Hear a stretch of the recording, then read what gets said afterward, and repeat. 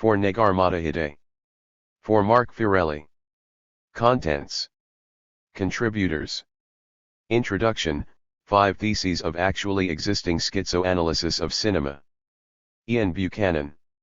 1 Schizoanalysis and the Phenomenology of Cinema. Joe Hughes. 2 Schizoanalysis and the Cinema of the Brain. Greg Lambert. 3 Losing Face. Gregory Flaxman and Elena Oxman. 4 Disorientation, Duration, and Tarkovsky. Mark Riley. 5 Suspended Gestures, Schizoanalysis, Affect and the Face in Cinema. Amy Herzog. 6 Schizoanalysis, Spectacle, and the Spaghetti Western. David Martin Jones. 7 Cinemas of Minor Frenchness. Bill Marshall.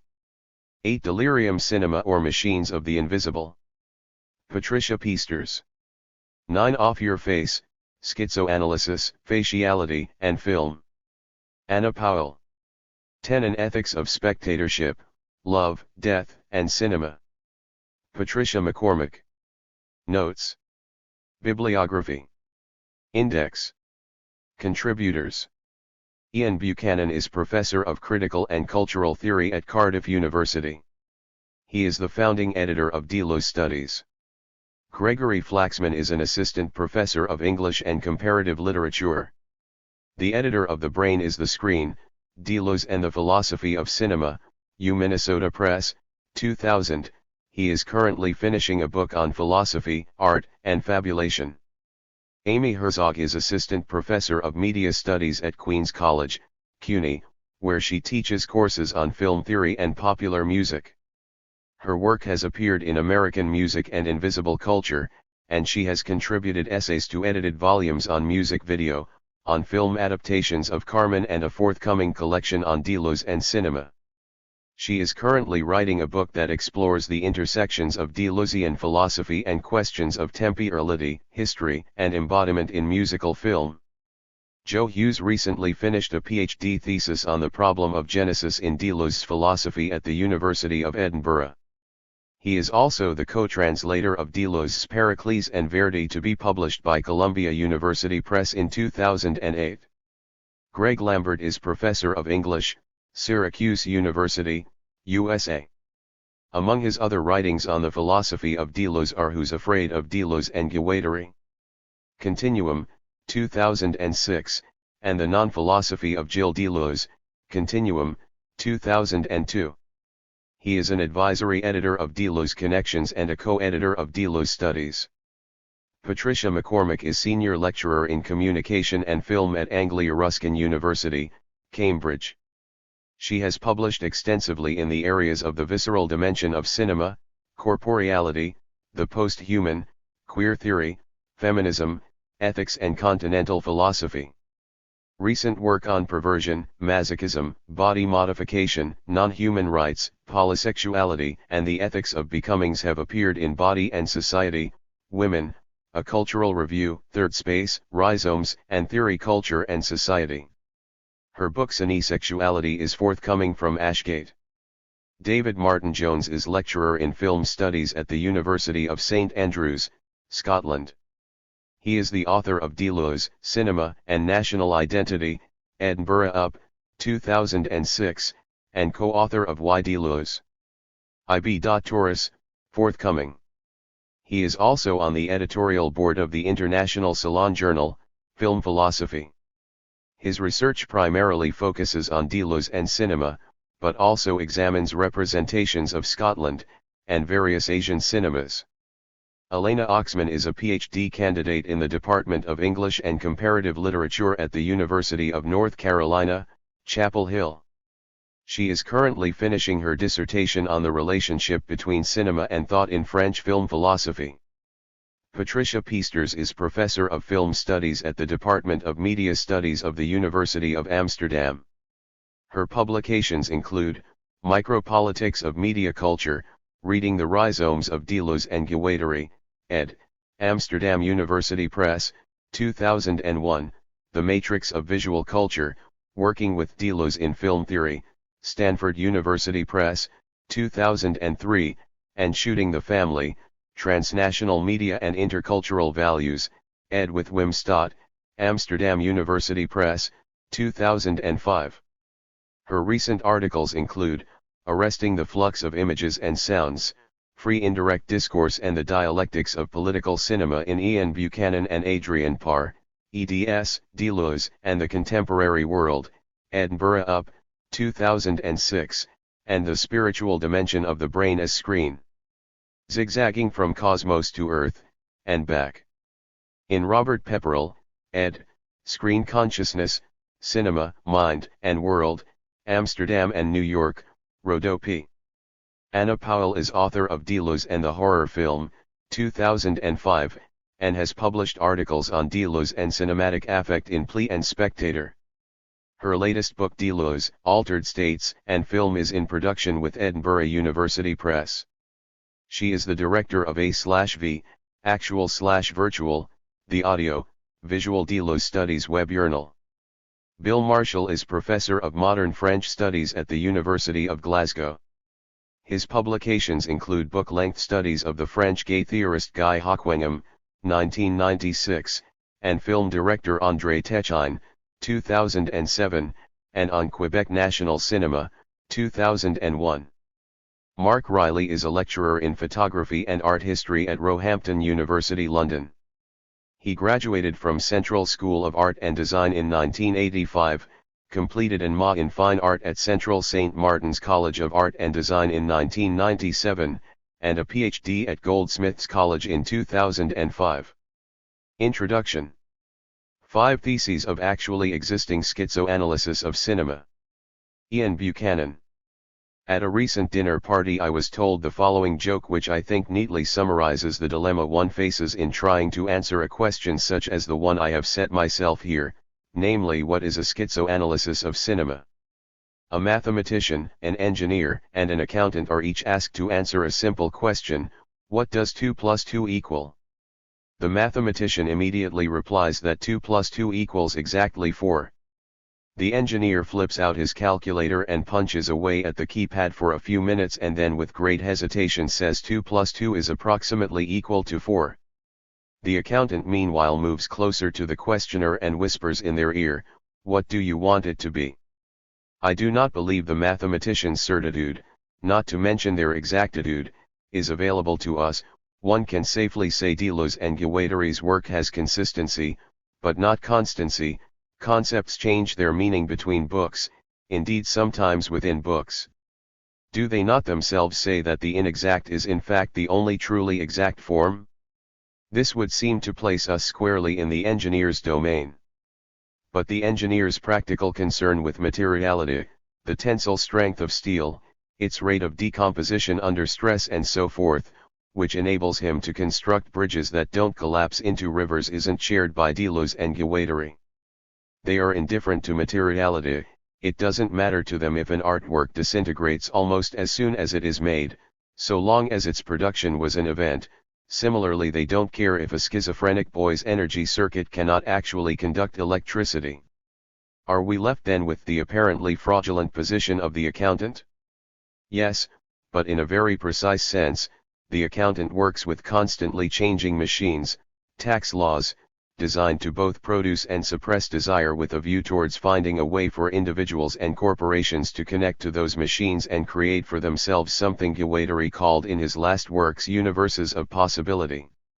The accountant is as precise as the mathematician and as practical as the engineer, but is creative as well, and this, it seems to me, is how we should approach Deleuze and Guattari's work. Point 1.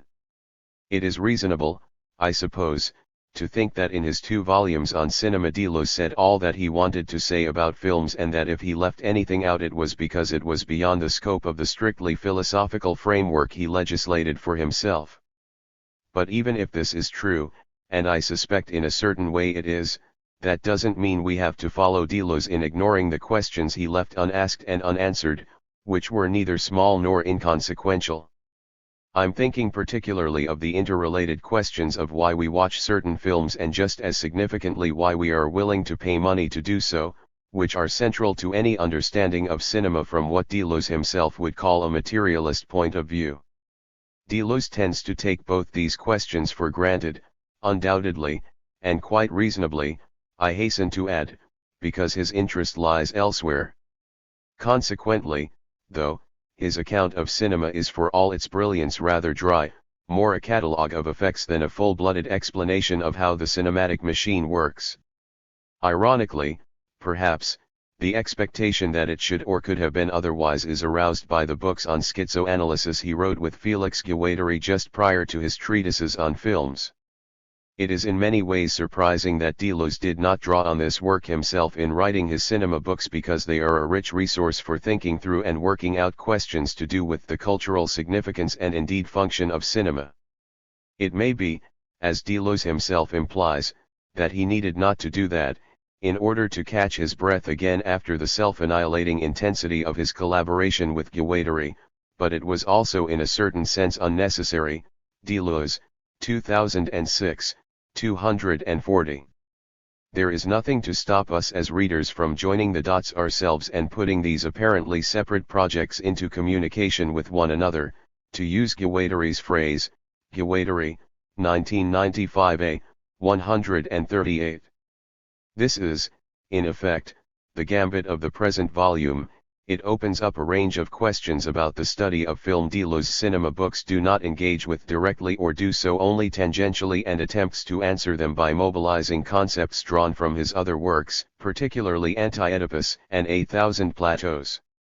The net result of this experiment is a provisional sketching out of a something that can be called a schizoanalysis of cinema.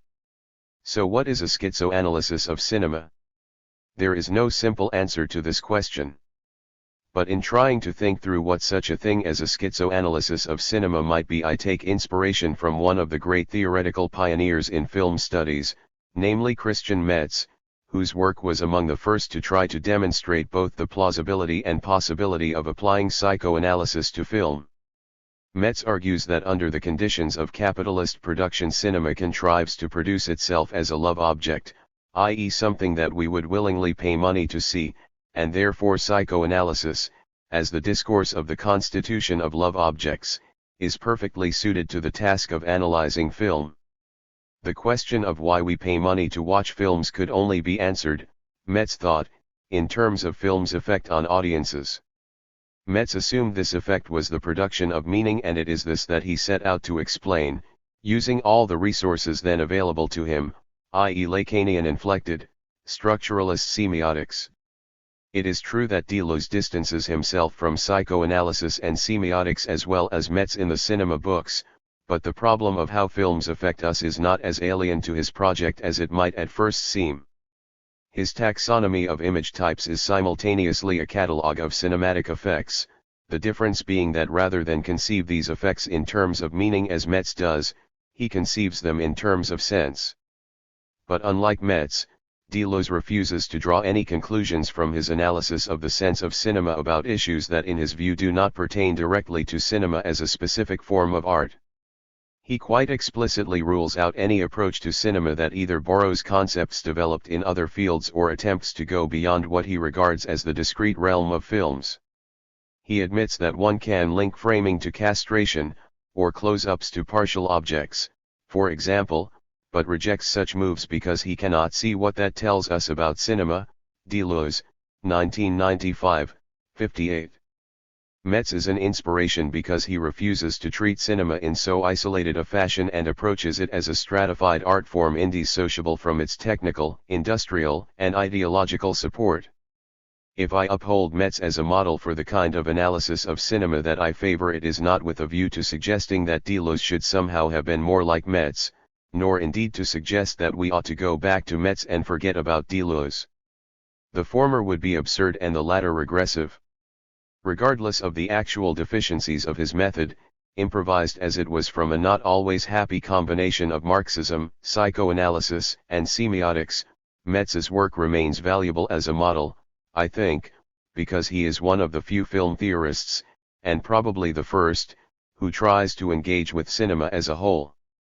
It is that ambition, to engage with cinema as a whole, which a schizoanalysis of cinema should, in my view, try to fulfill, even at the cost of doing violence to Deleuze's thought. As is well known, Deleuze's cinema project obeys the self-imposed dictum that the concepts philosophy introduces to deal with cinema must be specific, must relate specifically to cinema. Deleuze, 1995, 58. From this perspective, it might be thought that a schizoanalysis of cinema is possible only to the extent that Deleuze's own views on how cinema should be theorized are ignored. This is only partly true. Deleuze was never under any illusion as to the truly heterogeneous nature of cinema and was quite willing to concede that cinematic aesthetics cannot be divorced from what he regarded as complementary questions, e.g. the problem of the ongoing cretinization of cinema, particularly exemplified by rock videos in Deleuze's view. Deleuze, 1995, 60. If he rejected Metz, it wasn't because Metz concerned himself with such issues, but because his methods weren't sound in Deleuze's view. Deleuze clearly decided at the outset of his project that in order to come to grips with what is specifically filmic about film he had to bracket out such questions as being essentially peripheral to his principal concern. Yet, if Deleuze's own work is taken as a whole, it is difficult to see how such questions as why we desire to watch particular films and willingly pay money to do so are alien to his project. Thus, the first proposition I want to make concerning the schizoanalysis of cinema is that in order to engage with cinema as a whole we need to take Deleuze as a whole. The idea of taking Deleuze as a whole is of course consistent with his own way of doing philosophy, as his comments on how to read Foucault readily attest, but what this means in practice is by no means straightforward. Deleuze, 1995, 84-5. So, I want to make a second proposition. Deleuze's exclusion of questions to do with audience reception, technical development, industrial and commercial process, should be seen as enabling. It is the price he has to pay in order to be able to say something precise about how the filmic image functions. The only question is whether or not Deleuze pays too high a price for this precision. There is evidence to suggest Deleuze feared as much himself. Like so many returns of the repressed, issues to do with technical development, especially the advent of sound, but also the transition from black and white to color, the studio system, particularly with respect to Orson Welles, e.g. his loss of artistic control over the final cut of The Magnificent Ambersons, censorship, even money and politics, crop up periodically throughout the 2 volumes of the cinema books, making it clear Deleuze was both aware of the complexity of cinema as an industrial art and to a certain extent anxious about it as well. Despite his occasional unease, Deleuze never swerves from his determination to extract cinema's concepts and he never permits any of these complementary concerns to take center stage. The price he pays for this consistency, however, is that he is unable to explain why this movie and not that movie got made, why this actor and not that one got the lead, why this movie made money and that one didn't, and so on and so on. Sparing himself any such concern, he rules that these questions are irrelevant from the perspective of the filmic object as such.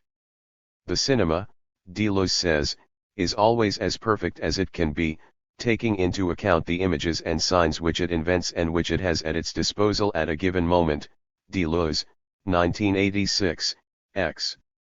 In one breath he effectively consigns to the dustbin all questions to do with advances in movie-making technology, such as the development of special effects, studio bureaucracy, film financing, the advent of new distribution systems such as the Internet and so on. He not only throws a blanket over the real politic of filmmaking, but also excludes from consideration the vast majority of films made, which in Deleuze's highly ascetic view are drowned in nullity. Deleuze, 1989, 164. Focused on the exceptions to this rule of a generalized nullity, Deleuze's Anatomy of Cinema confirms this judgment by making apparent the real degree to which this art form, above all others, perhaps, is reliant on what he disparagingly referred to in a previous book as bare repetition, a kind of mechanical repetition which does not yield difference but returns over and over again to an originating structure. Freud's notion of the pleasure principle is a typical example. Deleuze, 1994, 17. This is precisely his concern when he asks, worriedly, What becomes of Hitchcock's suspense, Eisenstein's shock, and Gant's sublimity when they are taken up by mediocre authors? Deleuze, 1989, 164, cf. 1995, 128-9. Although it is rarely emphasized, this dualism structures Deleuze's entire account of cinema. Everywhere he looks he sees bland or bare repetition interrupted by occasional flashes of genuine originality. Indeed, his entire aesthetics is similarly constructed. Point 2. His interpretation of the works of Francis Bacon is exemplary in this regard. The artist's primary task, Deleuze argues, is to make a space for art by creating the means of dealing with the manifold givens awaiting them in their heads and on the canvas itself. We are besieged by photographs that are illustrations, by newspapers that are narrations, by cinema images, by television images. There are psychic clichés just as there are physical clichés, ready-made perceptions, memories, phantasms. Deleuze, 2003, 87. This is why Bacon has to blank out significant portions of the images he paints. It's his way of dealing with the perennial problem of cliché. Deleuze, 2003, 94. Philosophy itself, according to Deleuze, is confronted with a comparable obstacle in the form of opinion, which it has to find the means of circumventing or else wind up similarly mired in the gelatinous morass of the given. Deleuze and Guattari, 1994, 206. Opinion, I would venture, is Deleuze's code word for commodification in Debord's sense of the word, in which its final form is that of the image itself. The philosophy of communication, Deleuze writes, by which he means the work of Habermas, but also people like Rawls and Rorty, is exhausted in the search for a universal liberal opinion as consensus, in which we find again the cynical perceptions and affections of the capitalist himself. Deleuze and Guattari, 1994, 146.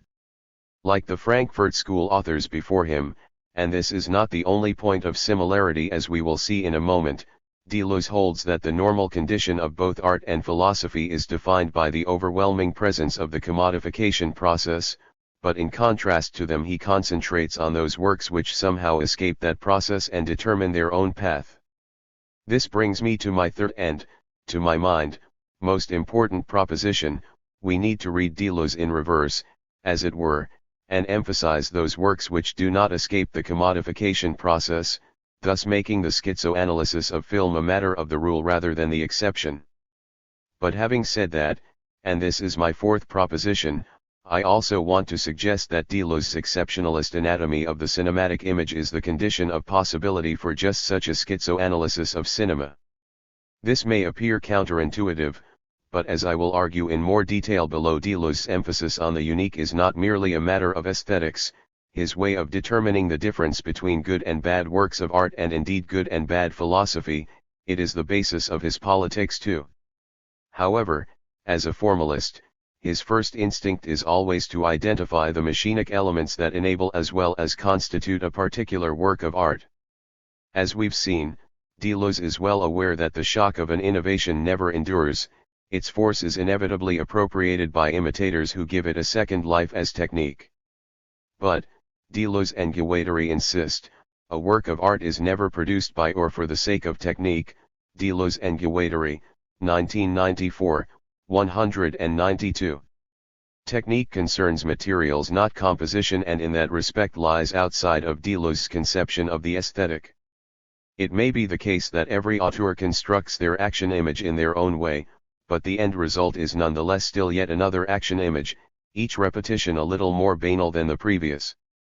Cinema, in this sense, is more often mechanical than it is machinic, inclined more towards reproduction than production, this being, as Walter Benjamin, 1968, argued, what distinguishes it as a 20th-century art form. Deleuze's inspired abstractions enable us to see this recurrence at the level of form by cutting through the clutter and clamour of the concrete differences between films. What he offers in effect is a kind of ethology of the image reduced to its minimum number of effects or operative elements. Point 3. But it is an ethology of a very restricted variety, since it does not take into consideration what might be termed the image's habitat, namely the practical reality of filmmaking, advances in technology, availability of finance, distribution networks. Yet having said that, it is an ethology focused on the effect of the image, and that is its strength. For Deleuze, cinema is mediocre in its output compared to its potential, as glimpsed in the all too infrequent flashes of brilliance found in the works of the great auteurs like Bergman, Hitchcock, Kurosawa, and Wells. This judgment is not primarily aesthetic, even if it manifests itself as such, but political. But that, he insists, is no reason to abandon this line of thinking. One cannot object by pointing to the vast proportion of rubbish in cinematographic production.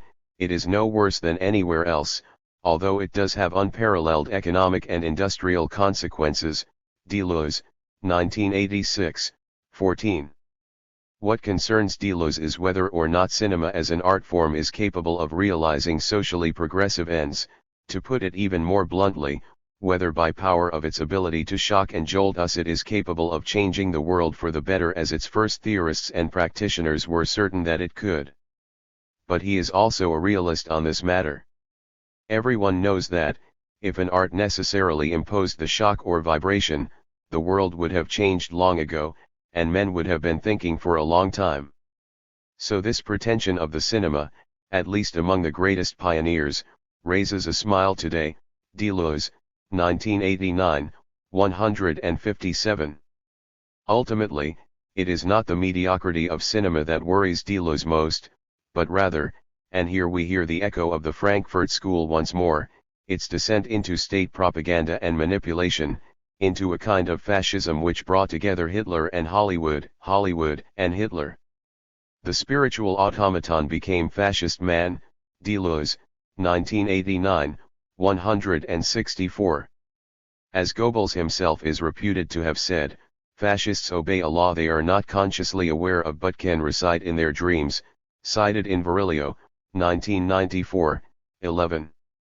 This development, more than any other, in Deleuze's view spelled the death knell of cinema's chiastic ambitions. The production in us of a spiritual automaton, which might be defined simply as an awareness of the power to think, provided it is understood that it is not us who thinks but an other at the back of our heads whose age is neither ours nor that of our childhood, but a little time in a pure state. Deleuze, 1989, 169, is one of cinema's special powers. Point 4. Therefore, its corruption, its seemingly helpless degeneration into fascism, is for Deleuze a problem of world historical proportions. But he nonetheless holds cinema to a higher standard and believes it is capable of better things. It is true that bad cinema, and sometimes good, limits itself to a dream state induced in the viewer, or, as has been the subject of frequent analysis, to an imaginary participation. But the essence of cinema, which is not the majority of films, has thought as its higher purpose, nothing but thought and its functioning. Deleuze, 1989, 168.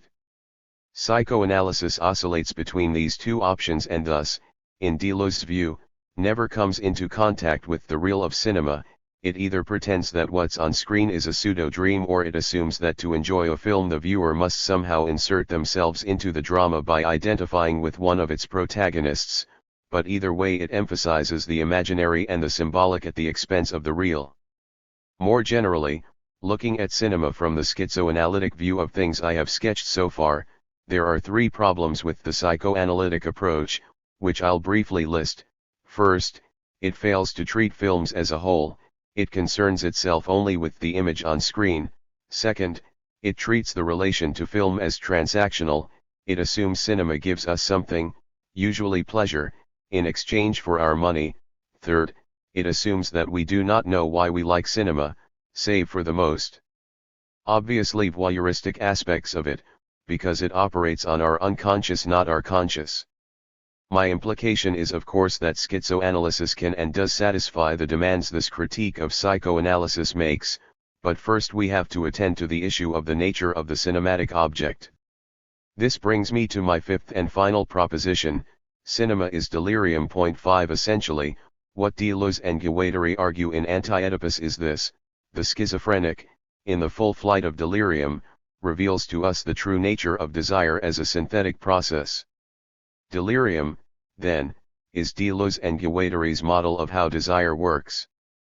Before being a mental state of the schizophrenic who has made himself into an artificial person through autism, schizophrenia is the process of the production of desire and desiring machines.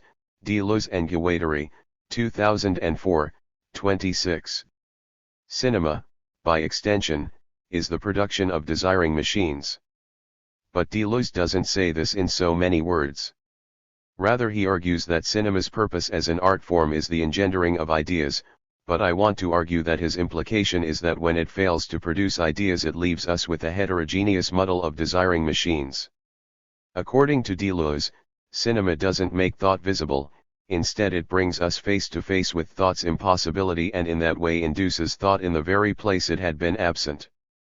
But it is only able to do this to the extent that it breaks with the structures of what Deleuze calls the movement image, which in this context might be defined as cinema's power of common sense, but it can also be regarded as its innate tendency towards fascism. 6 Deleuze's natural history of the cinema is divided into two distinct phases in which two very different image regimes hold sway. 7 The first phase, designated the movement image because cinema's distinctiveness as an art form derives from the fact that it is a self-moving image, takes us from the birth of cinema to the end of World War II, when in Deleuze's view it was aesthetically exhausted. The second phase, designated the time image because at this point cinema realized its true vocation, namely the production of segments of pure time, takes us from World War II until the present. In cinema's first phase, what was seen on screen was organized according to the dictates of what Deleuze calls the sensory-motor scheme, which orients the image around a perception-action couplet. Its primary effect is to contain the inherent delirium of the cinematic image, which Deleuze implies stems from the way the screen, as the frame of frames, gives a common standard of measurement to things which do not have one, long shots of countryside and close-ups of the face, an astronomical system and a single drop of water, parts which do not have the same denominator of distance, relief, or light. In all these senses the frame ensures a deterritorialization of the image. Deleuze, 1986, 14-15. 8 Outside of the darkened confines of the theater, only the seriously deranged could make the kinds of global comparisons routinely constructed by the cinematic image. By imbuing the image with a logical causality, it acts as a kind of shock defense, to use Benjamin's adaptation of Freud's term, against the deterritorializing power of the image, which is not derealizing as psychoanalysis suggests, but its opposite, the opening up of a space in which the impossible becomes the merely improbable. Benjamin, 1973, 114-17. The distinctiveness of the sensory-motor scheme as an image regime and indeed its limitations became apparent, in true Hegelian fashion, I might add, after the Owl of Minerva had taken flight, when its successor the time image first made its appearance in the work of the Italian neorealists, particularly De Sica and Rossellini. Now the full potential for the delirium of the image was exploited. The bombed-out landscapes of Rossellini's early films Open City, 1945, and Germany, Year Zero, 1947, presented a new kind of cinema in which setting was no longer directly invested by action, but instead imparted its own kind of affect. Moreover, Rossellini populated his films with strange characters with no bearing on the central drama, further weakening the hegemony of the sensory-motor scheme. In the old realism, or on the model of the action image, one of three main avatars of the movement image, objects and setting already had a reality of their own, but it was a functional reality, strictly determined by the demands of the situation, even if these demands were as much poetic as dramatic. But with neorealism, objects and settings milieu take on an autonomous, material reality which gives them an importance in themselves. Deleuze, 1989, 4. Now, for viewer and character alike, the setting is invested by the gaze, and the very notion of what constitutes a situation changes, it becomes purely optical and auditory. Perception no longer automatically connects to action, the glint of light off a knife's edge no longer means a stabbing is about to occur, but might have a more metaphorical or even lyrical purpose. This new type of situation is not induced by an action, nor can it be resolved with an action. Instead, it makes us grasp, it is supposed to make us grasp, something intolerable and unbearable.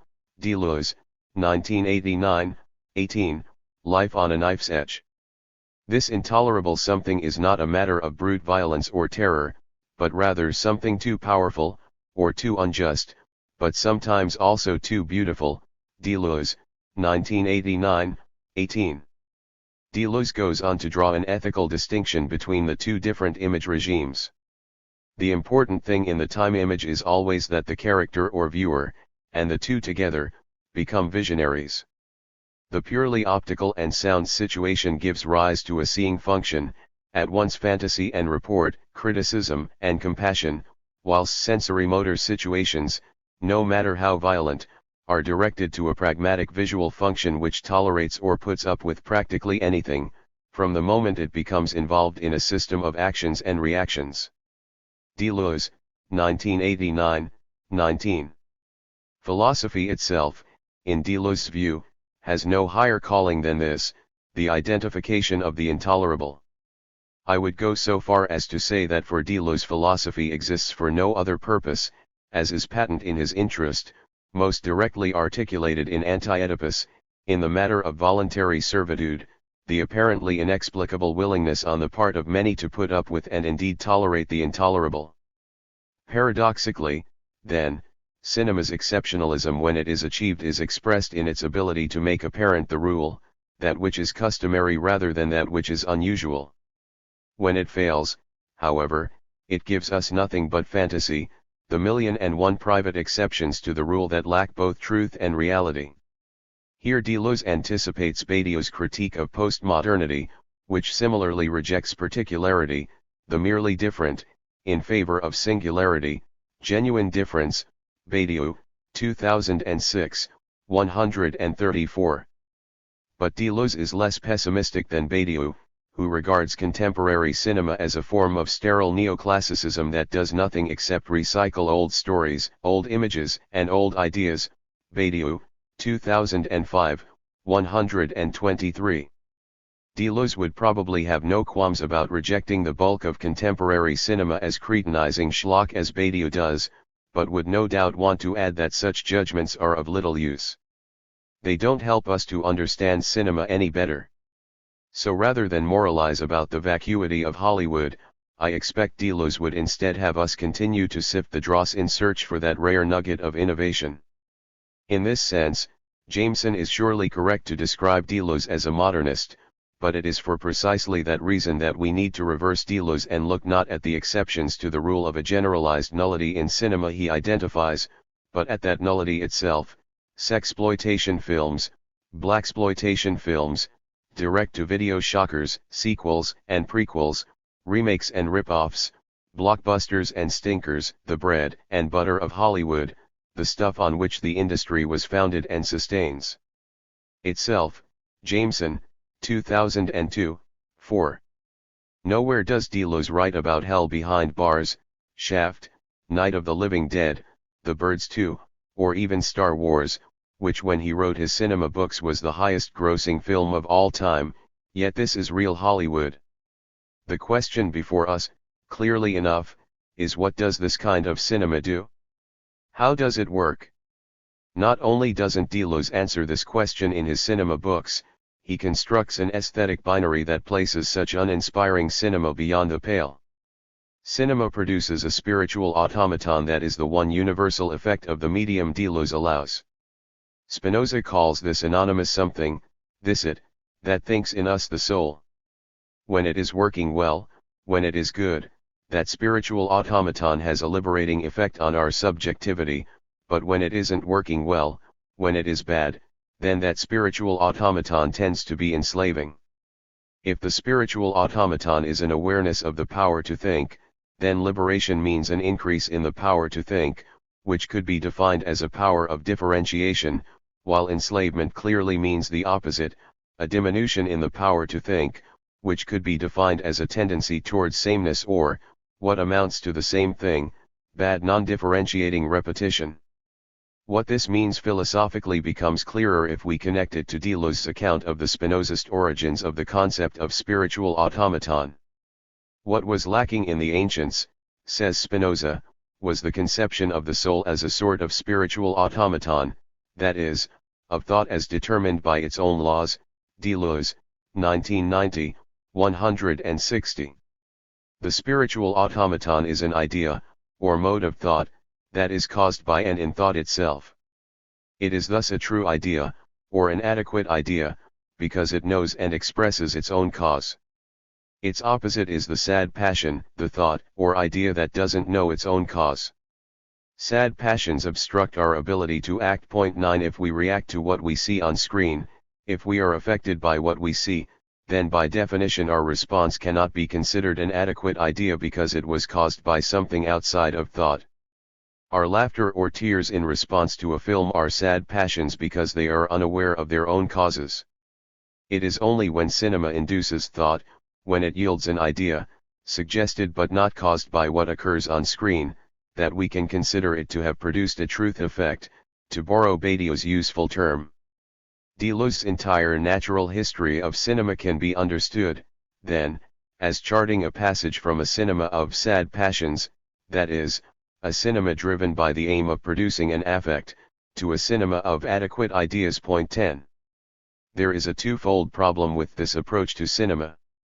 First, if as Deleuze readily admits the bulk of cinema doesn't realize the art form's true purpose of producing ideas, then an analysis that is only interested in ideas isn't going to tell us all that much about the majority of films made. Second, if we accept Deleuze's thesis that only rare films produce ideas of the spiritual automaton type, it doesn't necessarily follow that those films which fail in this endeavor are either cretinizing or worse fascicizing, yet these are effectively the only options Deleuze's cinema aesthetics leaves us with. Deleuze's decision to treat films philosophically means he treats it as an art form constructed in his own image.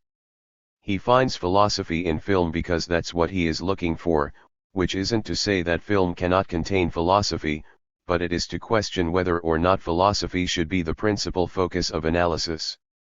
I am not suggesting we need to abandon the philosophical approach to cinema Deleuze advocates, but I am saying it needs to be supplemented by an analysis, a schizoanalysis, of the dimensions of cinema that do not pertain to the production of ideas, namely those that pertain to desire and to interest, and this, I want to argue, is the signal advantage of a schizoanalysis of cinema over existing forms of film analysis.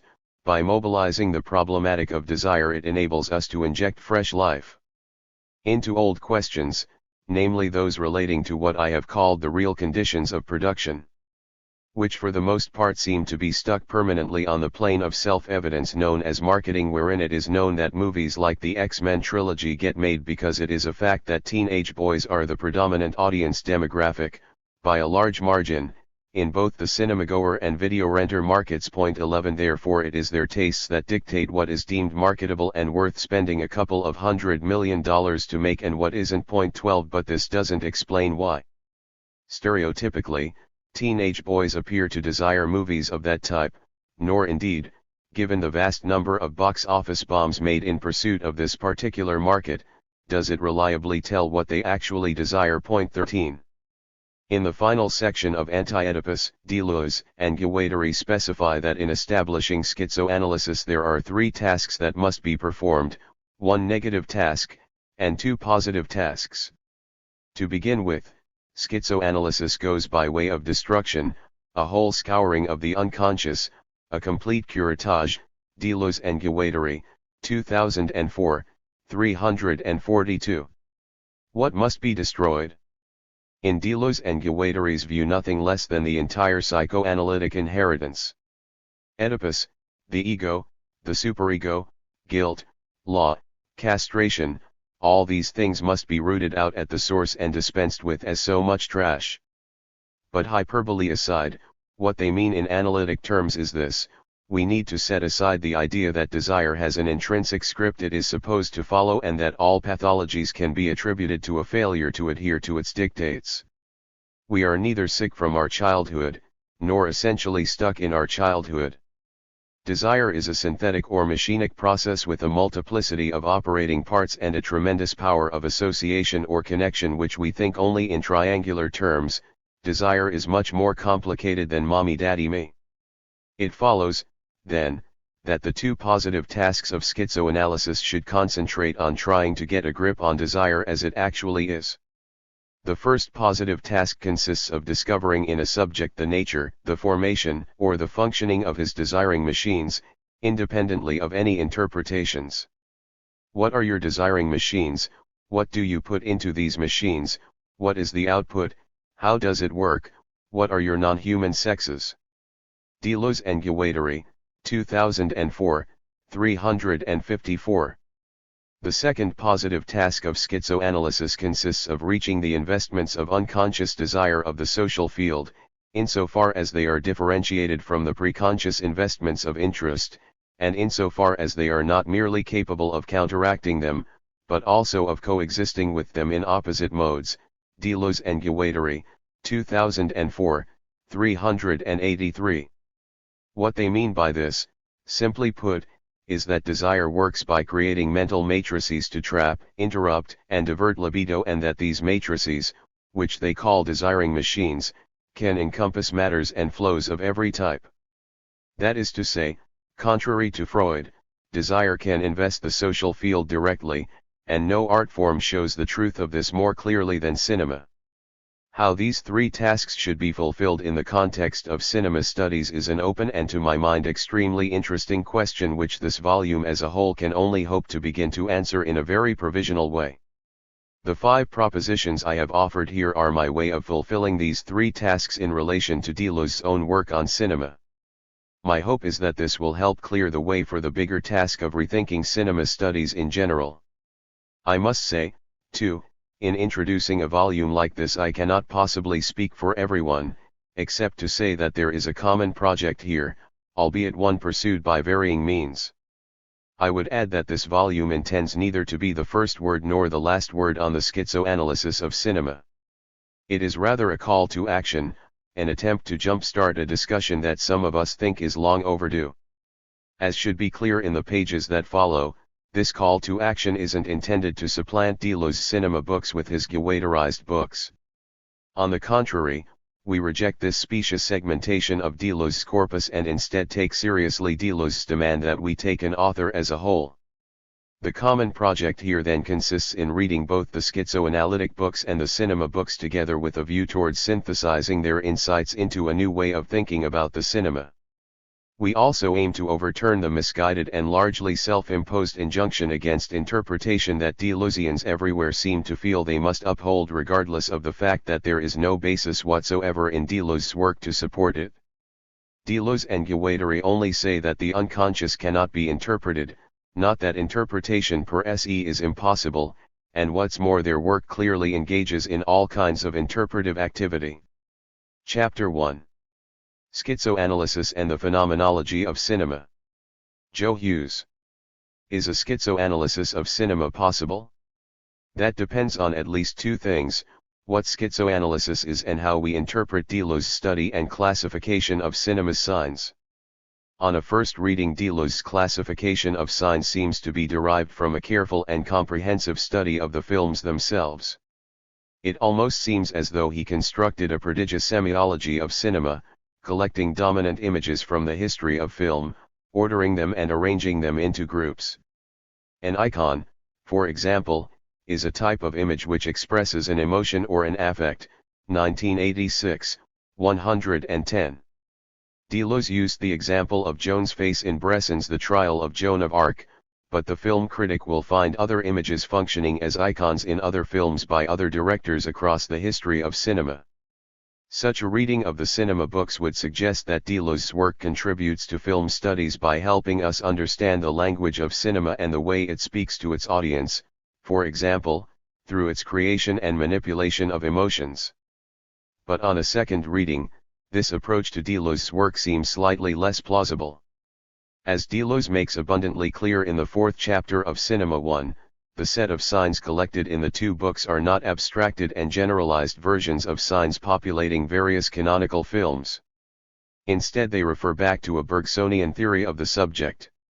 Deleuze deduces the structure of the subject from what he calls the plane of immanence, 1986, 58. The plane of immanence is the set of all movement images, images which are themselves indistinguishable from matter, in which each image acts on the others and reacts to others on all their facets at once and by all their elements, 1986, 58. Within this field of matter there is an interval, the brain, in which a material subjectivity is differentiated into three distinct moments of a sensory-motor schema: perception, affection, and action, 1986, 62. It is this general structure of material subjectivity which determines cinema's signs. When the material subject perceives the matter distributed across the plane of immanence, that matter is represented in one of three possible signs: a decisign, a rhéami, or a gram. When those perceptions are extended into affections, they become represented in the form of three more signs: icons, quilisigns, or dividuals. When they are further extended into actions, they define even more kinds of signs. In other words, the signs that Deleuze discovers in cinema are not abstracted from the collected images of different films. Instead, they mark out the different potential experiences of a material subject. When a movement image is taken up in perception, it yields a decisign. When it is felt, it yields an icon. From this point of view, the cinema books do not so much help us understand the language of cinema as they help us understand the structure of a material subjectivity.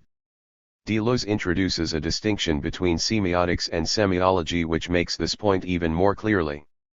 Semiology studies sign systems as linguistic systems, semiotics studies non-linguistic, and in this case, phenomenological sign systems, 1989, 28-34, 262. Deleuze clearly understands his study to represent a semiotics, not a semiology. What Deleuze is describing in these books is not the language of cinema, as Christian Metz attempted, but the structure and language of a non-linguistic subjectivity. In this essay I trace this theory of subjectivity, at a very formal level, back to two of Deleuze's earlier works, The Logic of Sense and, with Guattari, Anti-Oedipus. In doing so I hope to achieve two things. First, I want to begin examining this theory of subjectivity which underlies the cinema books. Second, I want to make the case that Deleuze's analysis of cinema is already a schizoanalysis. Anti-Oedipus. What is schizoanalysis? Deleuze and Guattari give several definitions throughout Anti-Oedipus, all of which seem to converge on one: schizoanalysis is at once a transcendental and a materialist analysis. It sets out to explore a transcendental unconscious, 1983, 109, cf 75. This is the broadest definition of schizoanalysis that they give.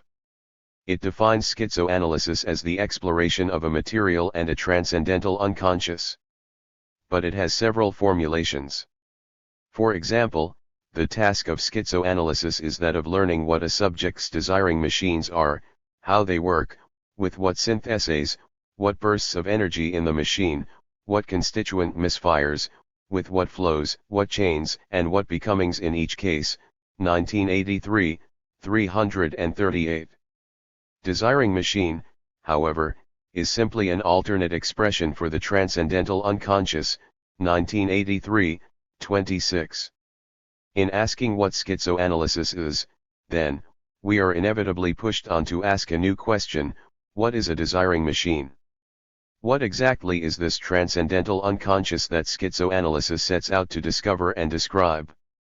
For Deleuze and Guattari, the transcendental unconscious is a process of production comprising three distinct moments: a connective synthesis, a disjunctive synthesis, and a conjunctive synthesis.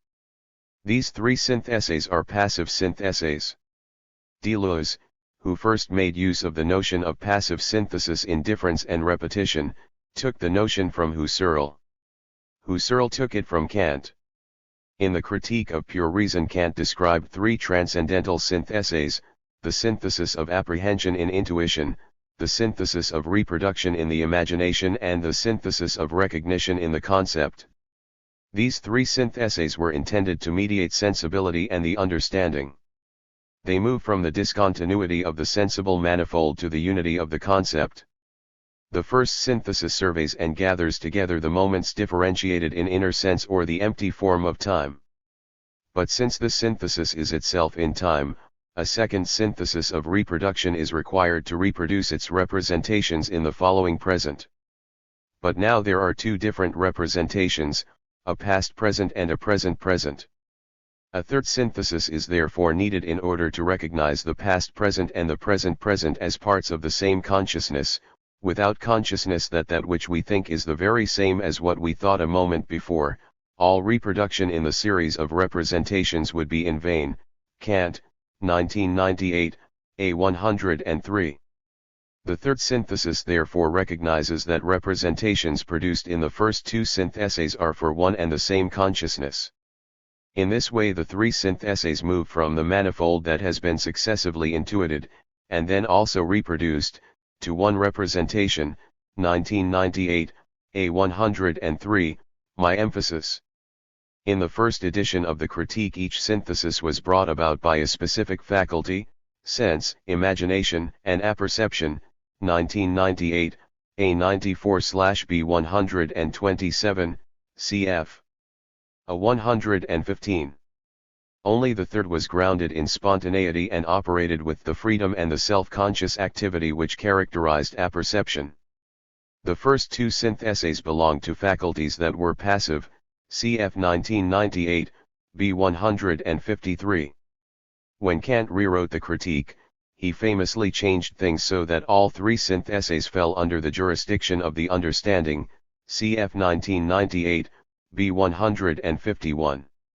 All three synth essays became what Husserl, and Deleuze following him, would call active syntheses. For Husserl this move obscured Kant's brilliant insight into a type of synthesis that operated passively. Husserl, 2001, 410. Anthony Steinbach summarizes these aspects of the notion of passive synthesis as follows. Husserl cites the A edition of the Critique because Kant speaks of a faculty, the power of imagination, that is independent of the understanding rather than being subordinate to and a function of the understanding. Whereas the understanding has the spontaneous character of active synth essays that hold together and connect the sensuous manifold according to rules, sensibility has the character of passivity, since the inner and outer sense merely receive sense data. In this case, of course, the expression, passive synthesis is oxymoronic from a Kantian perspective. Steinbach, 2001, XL. A passive synthesis is one which takes place without rules, without freedom or volition, and under the radar of any sort of unified consciousness. Deleuze manages to fit all of this into one succinct sentence in difference and repetition. A passive synthesis is a synthesis that is not carried out by the mind, but occurs in the mind. 1994, 71, original emphasis.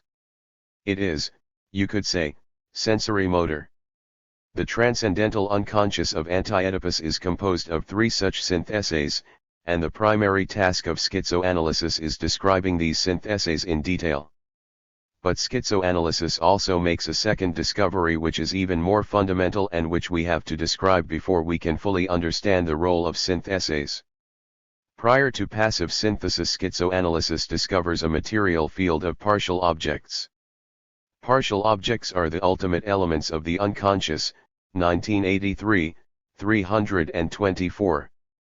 They represent its material beginnings. These partial objects have two general characteristics, both of which will become important below. First, they are small. They are the molecules themselves of a molecular unconscious. 1983, 309, 323. Second, they exist in a state of positive dispersion in a molecular multiplicity. 1983, 342. Positive dispersion means that the only relation between partial objects is the lack of relation. 1983, 314. The three synth essays of the transcendental unconscious will indeed create relations between partial objects, but considered as a molecular multiplicity there are not yet any relations between them. Partial objects exist independently of the transcendental unconscious which will be built on their foundation. The three passive syntheses synthesize these objects. They do not, like Kant's, synthesize the purely formal discontinuities of inner sense or of time. Rather, they synthesize material fragments which function as a sort of Heiltic data, 1983, 36. They synthesize the content of sensation rather than its form. The first synthesis of connection directly apprehends and gathers together partial objects. It creates initial connections or flows between them, 1983, 6. The second synthesis builds on the work of the first. It no longer synthesizes the material partial objects, but reproduces or records the objects apprehended in the first synthesis, thus turning partial objects into data for an unconscious ego. The data, the bits of information recorded, and their transmission form a grid of disjunctions of a type that differs from the previous connections, 1983, 38. The third synthesis of conjunction then runs through and gathers together the first synthesis and the second. It attempts a genuine reconciliation of the two, 1983, 17. It recognizes the compatibility of the first and the second synthesis, that they are both parts of the same ego. It measures the first against the second and expresses the difference between the two in the form of intensities, 1983, 19, cf 21. The transcendental unconscious which schizoanalysis unveils therefore has this general form, founded on a field of materiality. There are three passive syntheses: 1. A passive synthesis of apprehension, 2. A passive synthesis of reproduction, and 3. A passive synthesis of recognition or reconciliation. Schematically, we can organize it like this. 1. Material field. 2. First passive synthesis. 3. Second passive synthesis. 4. Third passive synthesis. The logic of sense. The general structure of this transcendental unconscious was already laid out in great detail by Deleuze in The Logic of Sense. Deleuze describes the logic of sense as a logical and psychological novel which tells the story of the genesis of representation, 1990, 14. Within the general story, there are two subplots, a dynamic genesis and a static genesis. The static genesis, with which we are not concerned, moves from an immaterial transcendental field, the virtual, to an empirical consciousness structured by the form of the proposition, 1990, 244. It is a process which usually goes by the name of actualization. But this genesis and the entire transcendental field on which it is founded presupposes a dynamic genesis. Contrary to the static genesis, the dynamic genesis begins in a material field of partial objects and produces the immaterial transcendental field through a series of passive syntheses. If we compare the formal structure of Anti-Oedipus's transcendental unconscious to the moments of this dynamic genesis, we will see that they have very much in common. First, in The Logic of Sense, the dynamic genesis begins with a material field of partial objects. Deleuze gives various names to this field: primary order, corporeal depth, schizophrenic mixture, the ID, and so on. But whatever the name, this field is a place in which material fragments or partial objects collide with one another, 1990, 187. In the primary order everything is body and corporeal. Everything is a mixture of bodies, and inside the body, interlocking and interpenetration, 1990, 87. Bodies burst and cause other bodies to burst in an universal cesspool, 1990, 187, original emphasis. Just as in Anti-Oedipus, an unconscious structured by three passive syntheses will indeed be produced on the foundation of this chaotic material field, but, in itself, this field and the partial objects which populate it, exist independently of that unconscious. In a formulation which clearly resonates with Cinema 1 through its allusion to matter and memory, Deleuze even goes so far as to say that in this field, a body penetrates another and coexists with it in all of its parts, like a drop of wine in the ocean, or fire in iron, 1990, 5-6, my emphasis. The primary order represents the communication of partial objects among themselves without any reference to a synthesizing unconscious. Within this mixture of bodies, there is something Deleuze calls the ego or the body without organs. The body without organs, at this point, is nothing other than a power of synthesis, a liquid principle, which brings about a first passive synthesis, 1990, 189. It begins to bind or weld the material fragments which whirl about and explode in the corporeal depths, 1990, 189, cf 1990, 87. Deleuze calls this binding the first synthesis of connection. Like the first synthesis of Anti-Oedipus, this synthesis directly apprehends the partial objects of the material field, and just as that synthesis produced data, this synthesis produces partial surfaces of the body which are nothing other than images of the contemplated partial objects, 1990, 197. This leads to a second synthesis of conjunction which gathers together the partial surfaces of the body into a full surface, 1990, 200. Here the logic of sense would seem to break with Anti-Oedipus. The second synthesis is now called conjunction rather than disjunction. We should not put too much emphasis on the words, however. In both books the second synthesis has the same function and works in the same way. Just as the second synthesis of Anti-Oedipus took up and recorded the information apprehended in the first synthesis, the second synthesis of the logic of sense takes up and binds together the partial surfaces produced in the first synthesis. Finally, there is a third synthesis of disjunction. Where the third synthesis of Anti-Oedipus tried to reconcile the first synthesis with the second, the third synthesis of the logic of sense tries to reconcile the first synthesis with the second. It is in this third synthesis that the similarities between Anti-Oedipus and the logic of sense really seem to stop. Before we go on to study the differences between the two accounts of the third synthesis, we can note that at the very formal level with which we are concerned here, Anti-Oedipus and the logic of sense are strikingly similar. Both describe the unconscious as a process of production or as a genesis. In both, this genesis begins in a material field populated by partial objects or material fragments. In both, a first synthesis begins binding these fragments. In both, a second synthesis takes over where the first synthesis left off, and in both, a third synthesis tries to reconcile the first two syntheses. We can therefore use our schematic representation of Anti-Oedipus as a formal description of the logic of sense. 1. Material field. 2. First passive synthesis. 3. Second passive synthesis.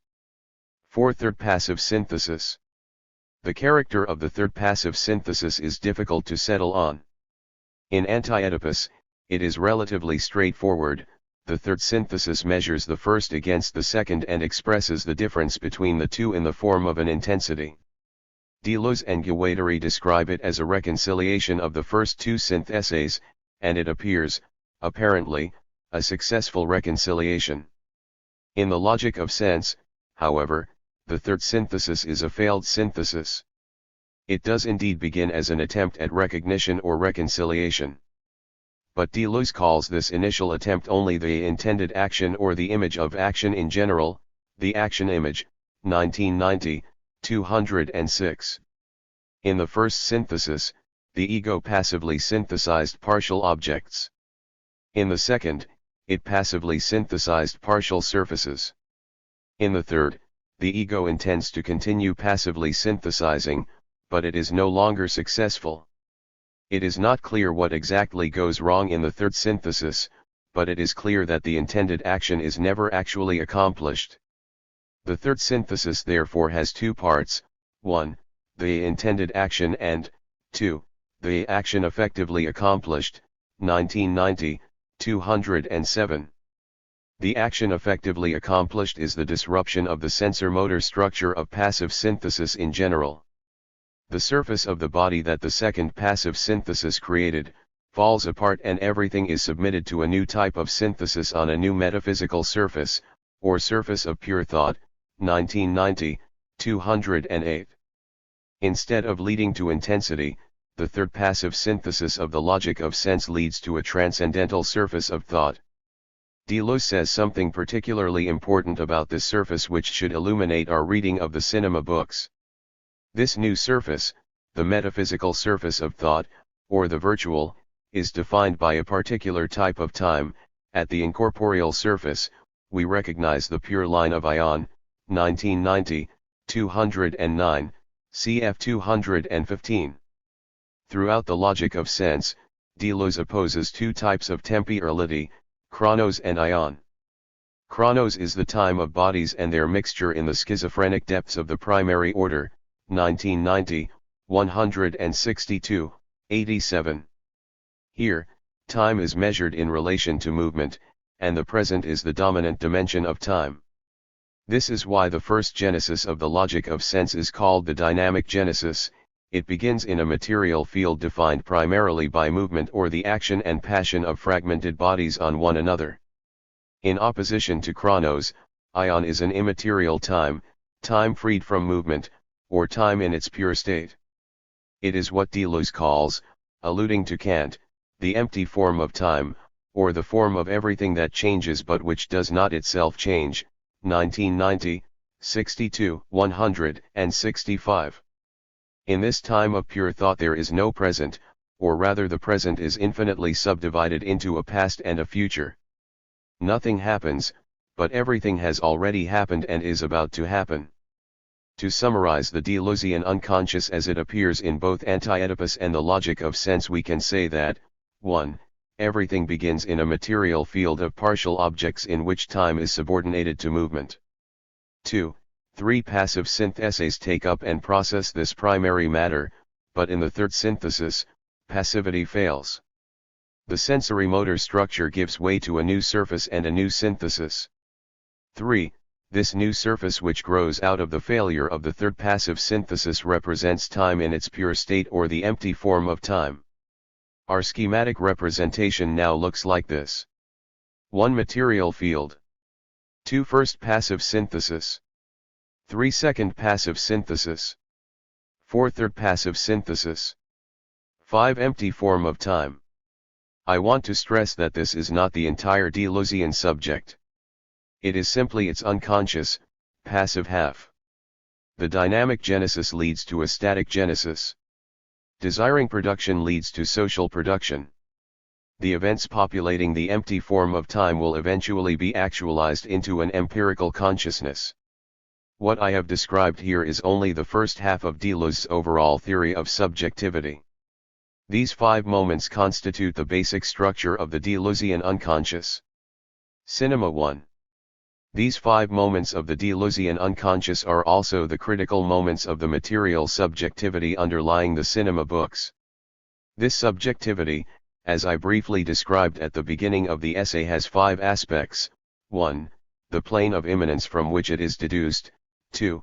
The perception image. 3. The affection image. 4. The action image, and 5. The time image.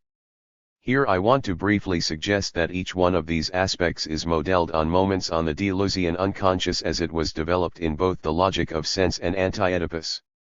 The plane of immanence is the field in which movement images act and react on one another in all their parts and on all their facets, 1986, 58-9. But the movement image is matter itself, 1989, 33. The plane of immanence, then, is a field of matter at the foundation of subjectivity in which the material images act and react on one another in all their parts.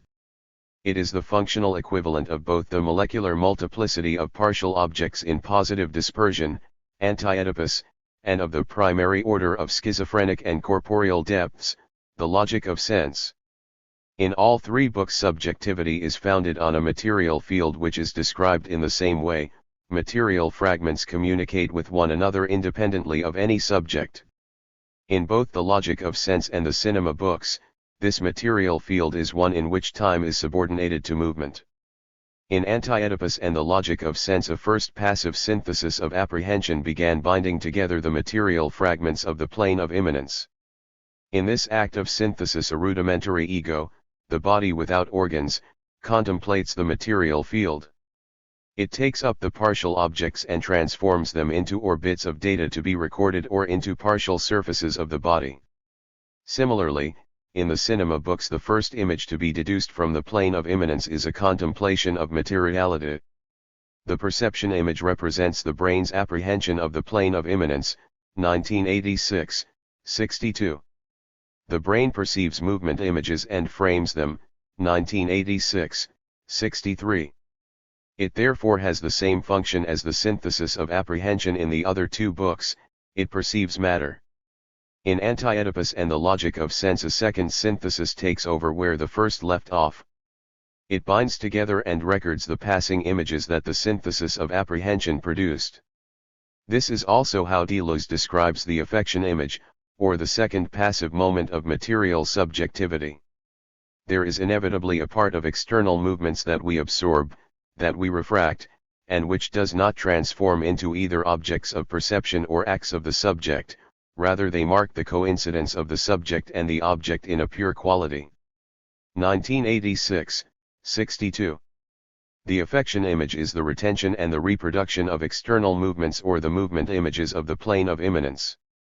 It absorbs movement rather than letting it pass.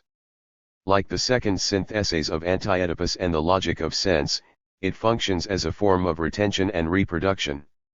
The third synthesis of the Logic of Sense had two moments, the intended action and the action effectively accomplished. The first defines the action image. Like the third synthesis of Anti-Oedipus, the action image is a reconciliation of the first two kinds of images. For Deleuze, action requires two things: first there must be a sensory contact with an object, perception; second, that object must, in a way, reawaken an affective memory, reactualize an emotion, affection, 1986, 158.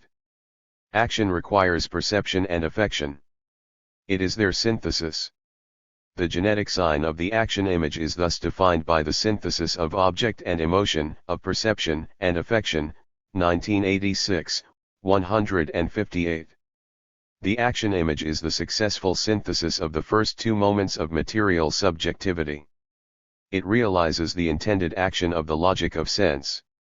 But at almost the same time cinema experiences a crisis of the action image and a failure of its synthesis. The intended action gives way to the action effectively accomplished.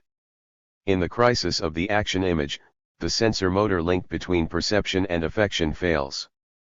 Either perception fails to excite memory, or memory has nothing to contribute to the situation the character is in outstrips his motor capacities on all sides, and makes him see and hear what is no longer subject to the rules of a response or an action, 1989, 3. These kinds of images, which are no longer subject to the rules of a response, constitute a new type of sign, op-signs and sunsinks, pure visual and auditory signs which are no longer sensory motor and which bring the emancipated senses into direct relation with time and thought, 1989, 17, my emphasis. They offer pure and direct images of time, 1989, 17. With these new signs we have clearly moved onto the immaterial, metaphysical surface which Deleuze described in the Logic of Sense. The time image represents for us a field of pure thought in which time is no longer subordinated to movement. There is becoming, change, passage. But the form of what changes does not itself change, does not pass on. This is time, time itself, a little time in its pure state, a direct time image, which gives what changes the unchanging form in which the change is produced. 1989, 17. Contrary to the time of the plane of immanence, there is no present moment here. Characters now live the pure form of a time which is torn between an already determined past and a dead-end future, 1989, 24, cf 271. The history of cinema on Deleuze's reading thus moves from matter to pure thought, from movement to time, but it does so by following the structure of a transcendental unconscious already laid out by Deleuze as early as 1969. The schematic representations we use to highlight the moments of a transcendental unconscious structuring both Anti-Oedipus and the Logic of Sense can therefore apply to the cinema books as well. A more elaborate version would look like this. 1. Material field. Plane of immanence. 2. First passive synthesis. Perception image. 3. Second passive synthesis. Affection image. 4. Third passive synthesis. Action image. 5. Failure of the third synthesis. Crisis of the action image. 6. Pure thought, empty time. Pure thought, empty time. The material subjectivity of Cinema 1 is a reformulation of the transcendental unconscious of Anti-Oedipus and of the dynamic genesis of the logic of sense. All three are accounts of the same Deleuzian unconscious. Conclusion. Although this reading is extremely general and necessarily reductive, I think it warrants two similarly broad conclusions, or at least the articulation of one problem and one conclusion. First, it seems that Deleuze's study of cinema is just as much a study of subjectivity. It would be tempting to say that what he is elaborating is a theory of the subject who enjoys cinema, or views cinema, or creates films. But what I suggested here is that at a very formal level the subject was already described in Deleuze's earlier work. The material subjectivity which experiences cinema's signs is not specifically cinematic. Are the cinema books then a theory of cinema, a theory of subjectivity, or both? I want to leave this question open here. The conclusion that we can draw is that Deleuze's analysis of cinema is clearly a schizoanalysis of cinema. Schizoanalysis was a transcendental analysis, the exploration of a transcendental unconscious. In this sense, the logic of sense was also an instance of schizoanalysis.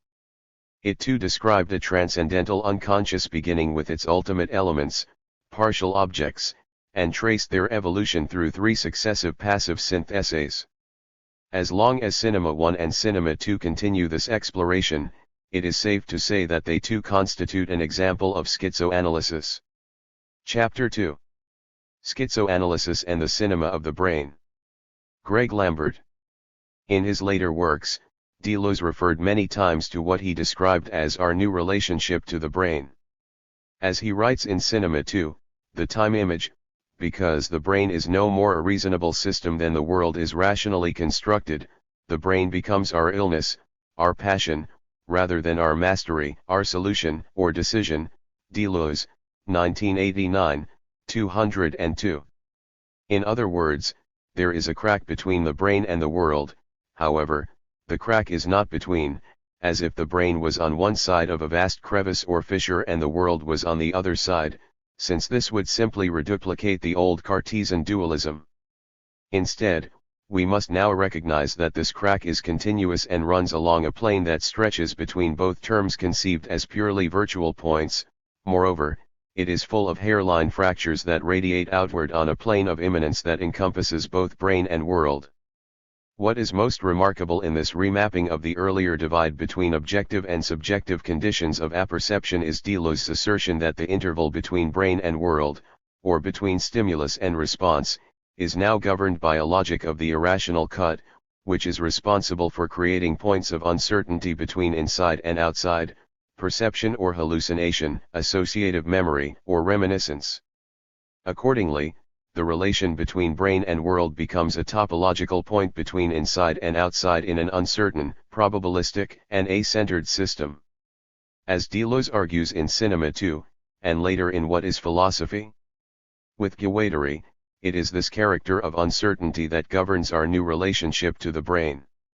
Psychoanalysis also proposed the idea of consciousness as an a-centered and uncertain system by asking the question whether it is I who thinks, perceives, wills, desires, or rather an other who thinks in my place. But as Deleuze argues, psychoanalysis is based on a rational cerebral model, that of a semiotic structure or language. Consequently, the relationship between brain and world still appears to be ordered according to certain laws or principles that can be mapped onto Euclidean space. It is a structuralist image of the brain that is deterministic and based on the idea of an absolute causality, even when this is assigned to an unconscious level of the psychic apparatus. Even in Lacan, the relationships between signifier and signified, although open to definite metonymic displacements, only appear irrational until they are interpreted by the law of the algorithm, that is, the bar that separates and unifies both series, and which allows for infinite substitutability in the signifying chain. Here, we might understand the algorithmic bar that separates signifier and signified as an image of the interval, a card, between inside and outside, which still functions according to a certain model whereby irrational significations can still make sense, thus, the image of the dream work. This is the importance of understanding that unconscious associations are merely latent semiotic acts that can be reconstructed by analysis and shown to belong to a structure, since the unconscious is structured like a language. In place of the linguistic model of the unconscious whose origins are found in Levi-Strauss, here, we must remember the famous statement that the unconscious is not reservoir for contents any more than the stomach has any relation to the food it digests, but is reduced to a purely symbolic function, or even the later conception of the unconscious in Lacan, which still operates according to the linguistic principles of metaphor, condensation, and metonymy, displacement. Following the work of Gilbert Simondon, Deleuze proposes a new schema that is both non-linguistic, i.e. non-structuralist, and a-centered, that of the relative distribution of organic internal and external environments, milieu, on a plane that represents an absolute interiority and exteriority, that is, a topological structure of the brain that cannot be adequately represented in a Euclidean way.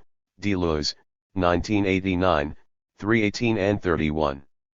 Instead, Deleuze refers to another cerebral model that is evolving in new studies of the brain by modern sciences, one that is no longer based on a semiotic model, or structural paradigm derived from an earlier metaphysical image of reason.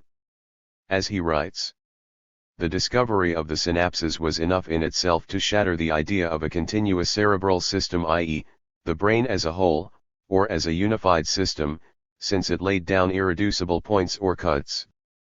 But in the case of chemical synapses, the point is irrational, the cut is important in itself and belongs to neither of the two sets it separates. Hence the greater importance of a factor of uncertainty, or half-uncertainty, in the neuronal transmission. Deleuze, 1989, 318 and 32. Here we see the image of a different algorithmic function than that of the bar separating the two signifying series, but in a certain sense belonging to both as their implicit relation. Instead, we have the image of an irrational cut that operates according to a principle of uncertainty, which implies an entirely different cerebral model, one no longer based on the idea of a deep structure. This partly explains Deleuze's later interest in modern cinema, which he argues opens to a different manner of depicting thought, or the cerebral interval, no longer based on the semiotic system of language, but rather operates according to the uncertainty principle that governs our relationship to conscious perception. Of course, cinema has always been conceived as a supplemental perception consciousness apparatus built on the scaffolding of the faculties of perception and the imagination, but how would we revise this secondary or supplemental function when viewed from the perspective of the brain itself? For Deleuze, this is the importance of Eisenstein, who constantly challenged the growing dominance of linguistic formalism for understanding the purely visual logic of cinema.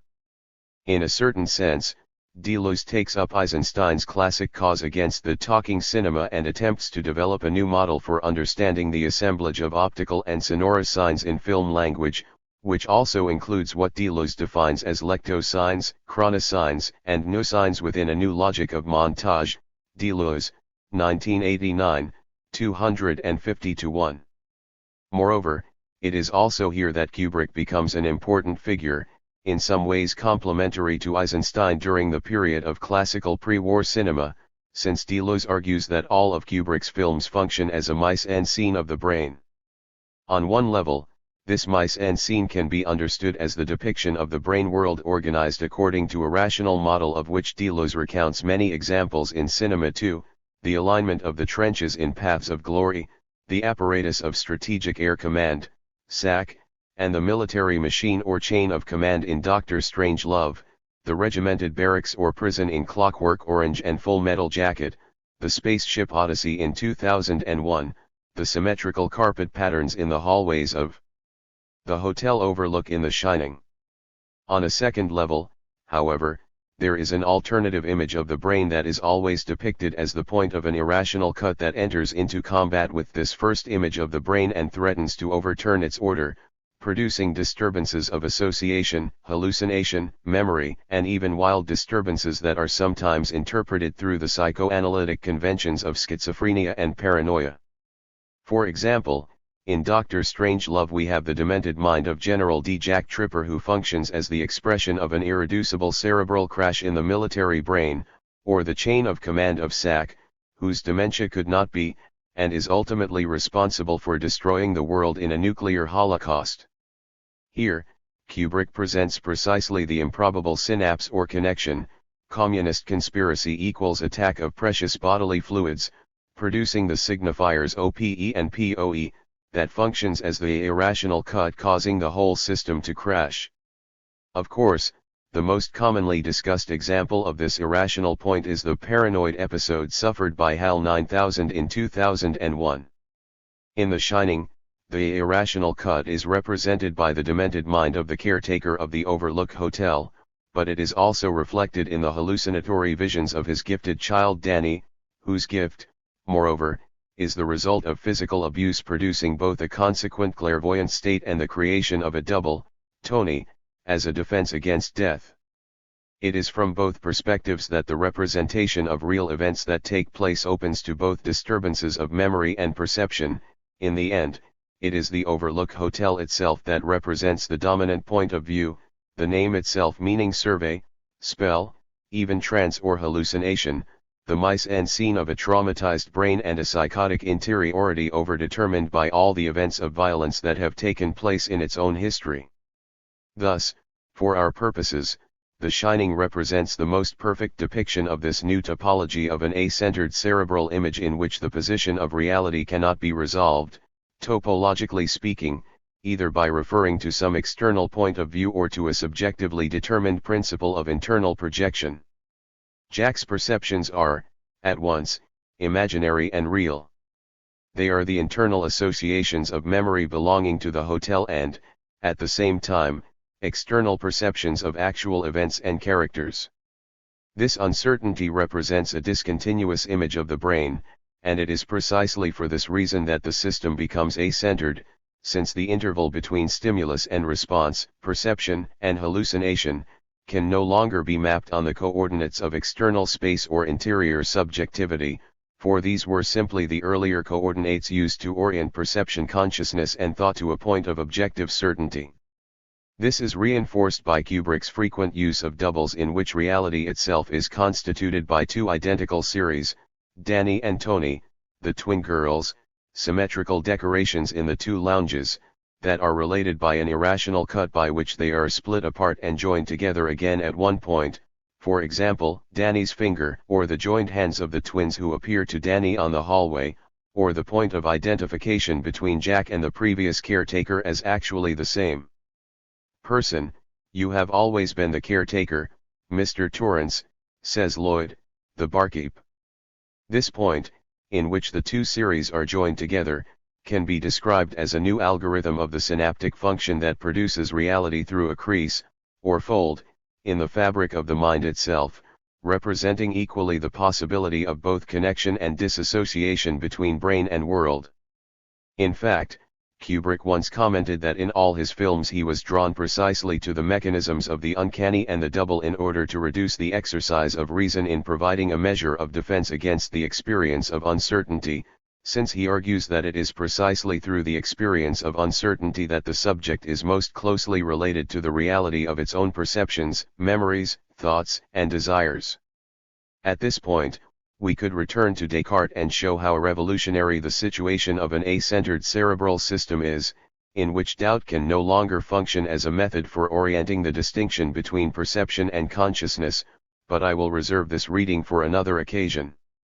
I wish to turn instead to demonstrate how the situation described above with regard to the character of uncertainty that governs our new relationship to the brain directly also corresponds to one of the conditions of schizoanalysis as Deleuze and Guattari define it, especially with regard to what they prescribe as the negative or critical task of schizoanalysis, the overturning of the psychoanalytic interpretation of desire, in which modern cinema will have a very special role to play. Thus, in the Introduction to Schizoanalysis, the final section of Anti-Oedipus, in response to the question how does delirium begin, they already give us a hint concerning the special relationship between schizoanalysis and cinema when they write, perhaps the cinema is able to capture the movement of madness, precisely because it is not analytical and regressive as in the case of psychoanalytic interpretation, but explores a global field of coexistence. Deleuze and Guattari, 2004, 302. But here we must ask, how is it that psychoanalytic interpretation is too analytic and regressive to capture the real movement of madness, and how is cinema able to explore a global field of coexistence to reveal the true conditions of delirium? Already implicit in Deleuze and Guattari's question is the presumption that what they call delirium will become the special province for schizoanalysis, but this is no less true for the psychoanalytic interpretation of unconscious desire, for as they write elsewhere, desire is delirium, or rather, delirium is the general matrix of every unconscious social investment. Deleuze and Guattari, 2004, 305. Let us take the classical Oedipal scenario.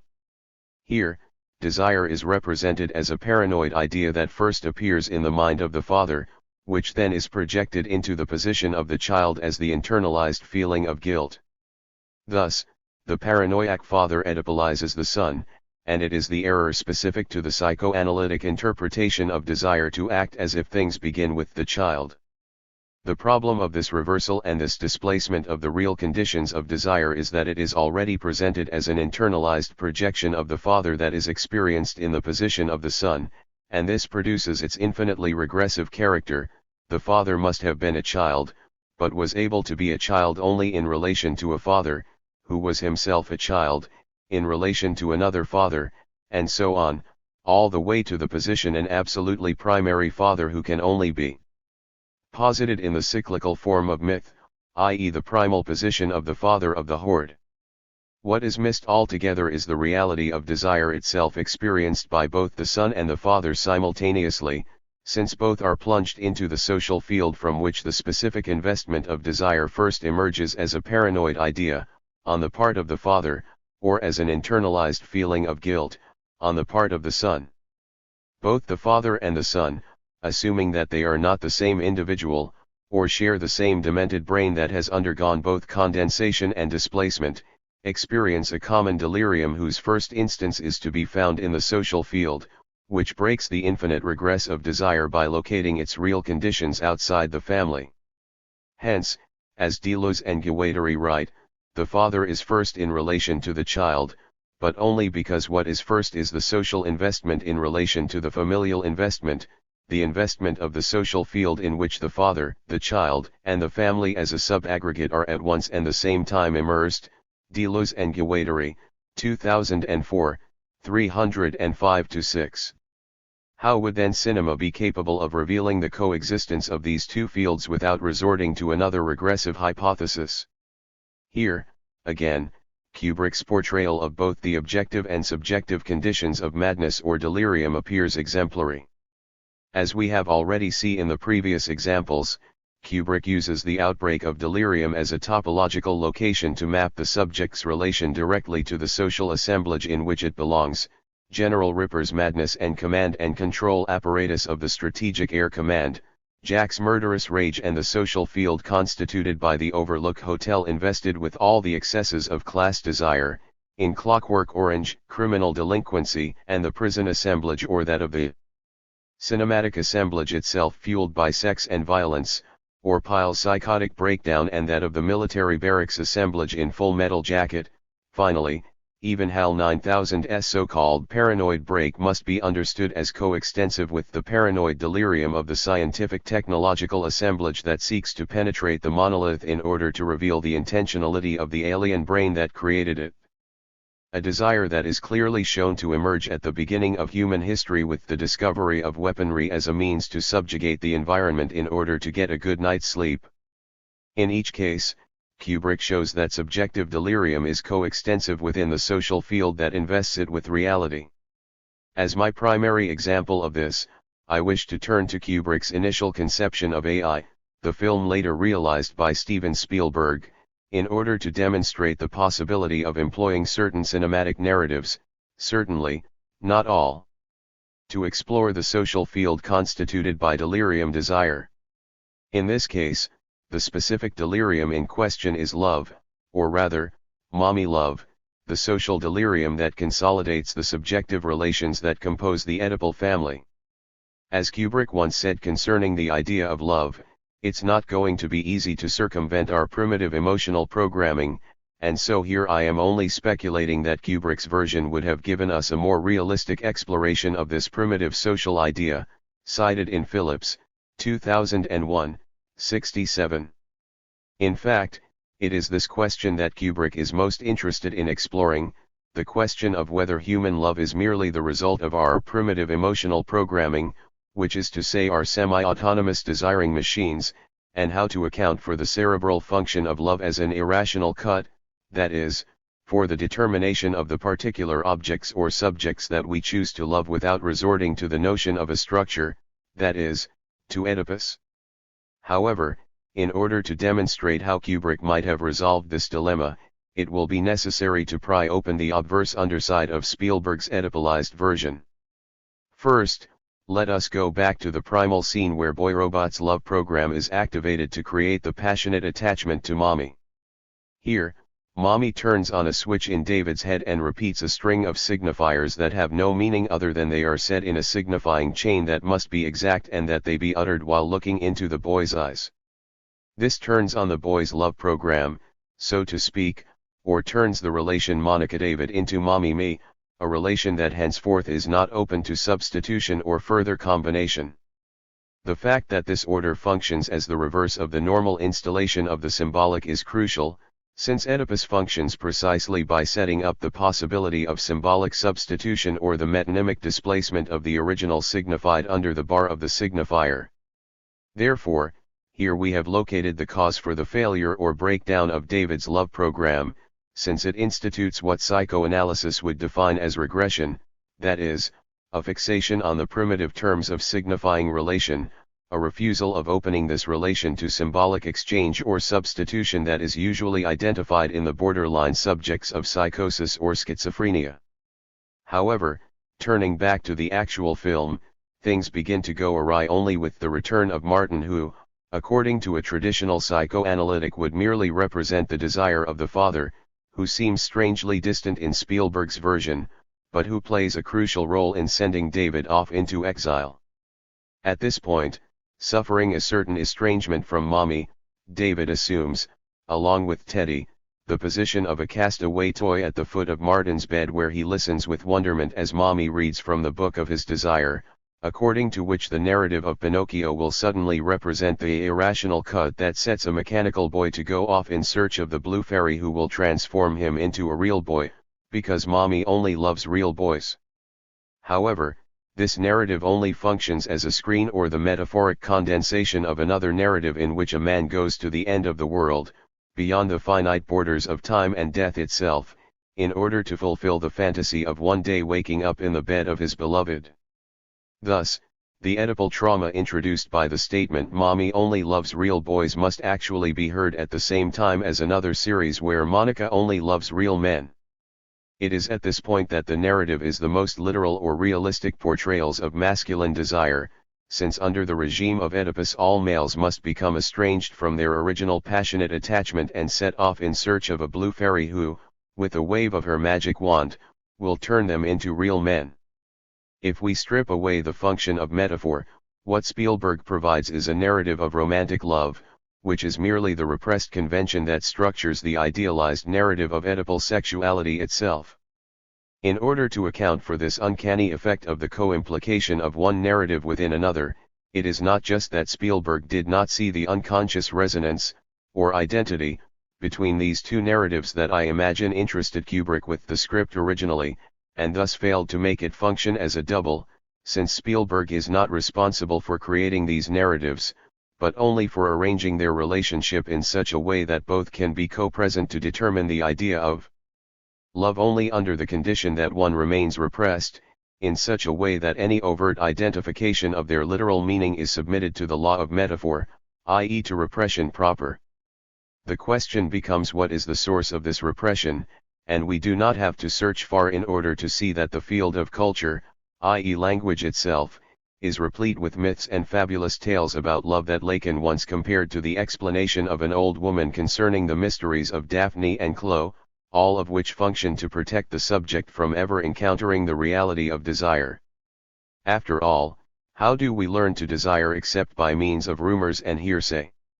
The fact that Spielberg chooses Pinocchio for his explanation only reveals that he is just as ignorant as the rest of us on this question, and it is by the special gift of his ignorance that he has become a great popular storyteller, since he chooses stories full of unconscious resonances that are allowed to be enjoyed precisely because they are repressed. It is precisely here that I see the special function of modern cinema for exploring unconscious investments in the social field. Film is a body since it sees, it feels, and it even speaks. The fact that cinematic feelings are no less constituted by conventions and clichés, the little habits of sensation, make it almost equivalent to the natural body constituted by habit and by instinct. For example, how is the feeling of love expressed? Here we have the tradition of a limited number of forms combined with little scenes and sound images, the sound of the ocean, the close-up of the face, soft music. It is not very different from the different combinations possible for the expression of love in so-called real life, and even constitutes a reflection on its completely artificial or traditional semiotics. Love is expressed by a series of clichés which the subject chooses to invest with singularity. However, singularity is only made possible because of the linguistic regime of the cliché, the fact that its finite expression is so overdetermined by repetition that it reaches a point of meaninglessness, and for this reason it is capable of expressing a pure intensity. The statement "I love you" can only make sense to one by the very fact that it is a universal statement. It is nonsense, but because it is nonsense, it is capable of expressing the real of the subject's "I feel." The statement makes sense as a linguistic unit because it excludes meaning on a linguistic level in order to include it as a pure affect of the statement itself. It is purely performative and, in this sense, it belongs to the same category as the statements "I understand" and "I see," both statements that refer to nothing beyond the performance of the state they signal. Because the statement refers to a pure intensity, however, or is itself representative of an intensive state, its meaning can only be measured on an asemiotic level of the utterance. Film deals with tradition as well, and there is a social significance that also determines its conventions for producing meaningful depictions of the subject's "I feel." What distinguishes the former is the social assemblage that restricts its possibility and makes it scarce, so to speak. For example, the statement "I love you" between mother and child should not combine the affect, "I feel." In romantic expression, this association is possible, but must be repressed as an overt or consciousness meaning. Social convention exists to repress such a performative sense in such an occasion. However, its possibility still exists as an attribute of the statement, which can be realized in certain special circumstances or perverse scenarios. Thus, we have the universal myth of Oedipus, of which only Freud perceived the supreme irony that, in fact, this is not a myth at all, but rather a literal truth: all children, all male children, must be exiled from the original familial unit only to return to it as a stranger and occupy the original position of the father, which is to say he must supplant to father's position in fucking his mother. This is literally the truth, which is to say it is structurally necessary for the perpetuation of the family as a social institution. It could not be otherwise. But it is here where we must locate the mythic structure, since mythos in the Greek names a certain technique of narrative which is open to substitution, allegory, and symbol. This is because myths are narratives of what remains beyond conscious life of the individuals, but tell of things that are either before or after the individual consciousness. Thus, in order to guarantee its perpetuation as a structure, for the family as a social institution to survive catastrophe, it must strategically build into its structural reproduction those occasions of substitution, mistaken identity, misrecognition, and unconsciousness as absolutely essential to its perpetuation. It is here precisely we find the concept of modern love as a convention stocked full of clichés, signs, and symbols. It is precisely at this point, according to the psychoanalytic myth of Oedipus, that the family as a social institution and language as a human institution are inextricably involved in a plot, a vast conspiracy, to trick the individual. The possibilities of metaphor, condensation, and displacement, metonymy, are provided to the family to serve its aim in reproducing its own identity. Thus, Oedipus returns to Thebes as a stranger and mistakenly murders his father and unknowingly sleeps with his mother. Or the child is a stranger who unconsciously replaces his father in assuming a role with a displaced representative of the mother. Here, the qualities of anonymity, strangeness, disguise, displacement and a certain arbitrary symbolism of terms in relation to their original representatives are the functions of the unconscious structure of desire. For Freud, Oedipus is true and not the anomaly that is presented by Sophocles. The only anomaly that Freud perceived was the expression of the structure itself, that given the family is only able to perpetuate itself through disguise and displacement of its elements, it is structurally possible the elements that belong to the same structure might be mistaken for their original terms and thus lead the entire structure into contradiction, threatening the structure itself with nonsense.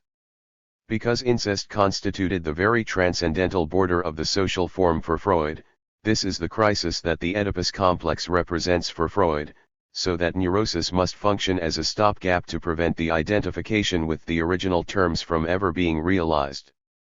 Sophocles' Oedipus, after all, is a social drama based on what happens to the family if this should ever occur, absolute destitution and the suicide of all its members.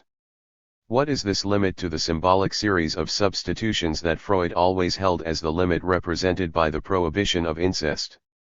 Is incest itself a limit in a transcendental sense, or is it simply the prohibited barrier of nonsense introduced by the structure which makes it both absolutely necessary for the structure to function, and for this reason unthinkable in its own terms? It is, as Lacan would say, precisely where we do not think to think.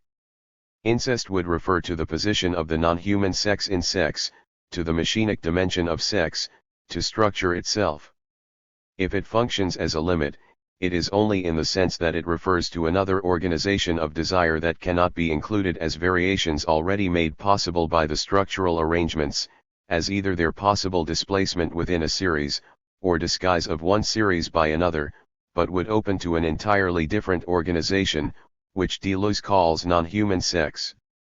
Concerning this non-human sex, Deleuze comments: in a difficult and beautiful text, Marx called for the necessity to think human sexuality not only as a relation between the human sexes, masculine and feminine, but as a relation between human sex and non-human sex. He was clearly not thinking of animals, but what is non-human in human sexuality, the machines of desire. Deleuze, 2004, 243. In this passage, it is crucial to observe that Deleuze derives this non-human sex not from Freud, but rather from Marx, where the non-human sex refers to the machine, to the machinery of production that determines the possibility of desire as a function that belongs to a social assemblage. What if the non-human sex in human sex is the structure of sexuality itself? In conclusion, therefore, I would propose that the possible schizoanalysis of love would treat what Deleuze called the non-human sex in human sexuality, where desire would not speak, would not have anything to say to us, not even in the deepest point of our dreams and our fantasies, where, under a psychoanalytic interpretation of the unconscious, desire never stops speaking of its own possibility, as well as of its prohibited possibilities as well, as already determined by the laws of the signifying regime laid down by a certain image of structure. The object of a schizoanalysis of love as a social form would be the underlying unconscious investments that belong to our collective fantasies, and if I have analyzed AI as a horror story, according to the conventions of an Oedipal economy, it is only to prove the point that Oedipus is still walking and shaking his chains through the hallways of our social existence. The goals of schizoanalysis are twofold: to critique the machinery by which the unconscious is produced today under the regime of Oedipal economy, which Deleuze and Guattari define as the negative or critical goal that must always accompany a positive affirmation of desire as innocent, in some sense, to the trappings of this economy. Although I have not highlighted this positive or affirmative dimension in my reading of Kubrick, I think at least I have laid out the direction that this affirmation would explore, depersonalize the unconscious and liberate fantasy from its structure. As Deleuze says, it is as if desire had nothing to say, but rather was the assemblage of tiny machines, desiring machines, always in a particular relation to big social machines and the technological machines. Deleuze, 2004, 243. Therefore, what are your particular desiring machines? This would be the first question of any schizoanalysis. It is here also, I believe, that there is a special province for cinema today, which itself is made up of the assemblage of signs and particular conventions, which are the machines for producing love, for giving love meaning today, in the sense of constantly reanimating a dead corpse in order that it can emulate again the spirit that governs our social lives. Deleuze's own battle cry was to liberate the brain from the dominance of a too-structured brain, which is to say from all ready-made linkages, myths, and clichés, in other words, to break out of the same compulsory structures and narrative linkages, the same dreary stories, the same desires and same horrors as only Oedipus can dream. It is here, in the positive task that Deleuze assigns to a future cinema, one that as of yet does not exist, or only exists virtually in films that are rarely realized, that the culminatory art of the narrative of images and sounds is directly connected to the positive creation of a new image of the brain. Chapter 3. Losing Face. Gregory Flaxman and Elena Oxman. Lose your face. Become capable of loving without remembering, without phantasm, and without interpretation, without taking stock. Let there just be fluxes, which sometimes dry up, freeze or overflow, which sometimes combine or diverge. Gilles Deleuze, Dialogues. About face. In his own writings, and especially in his writings with Félix Guattari, Gilles Deleuze makes the face one of the most integral concepts, recurrent figures, and fundamental problems of philosophy.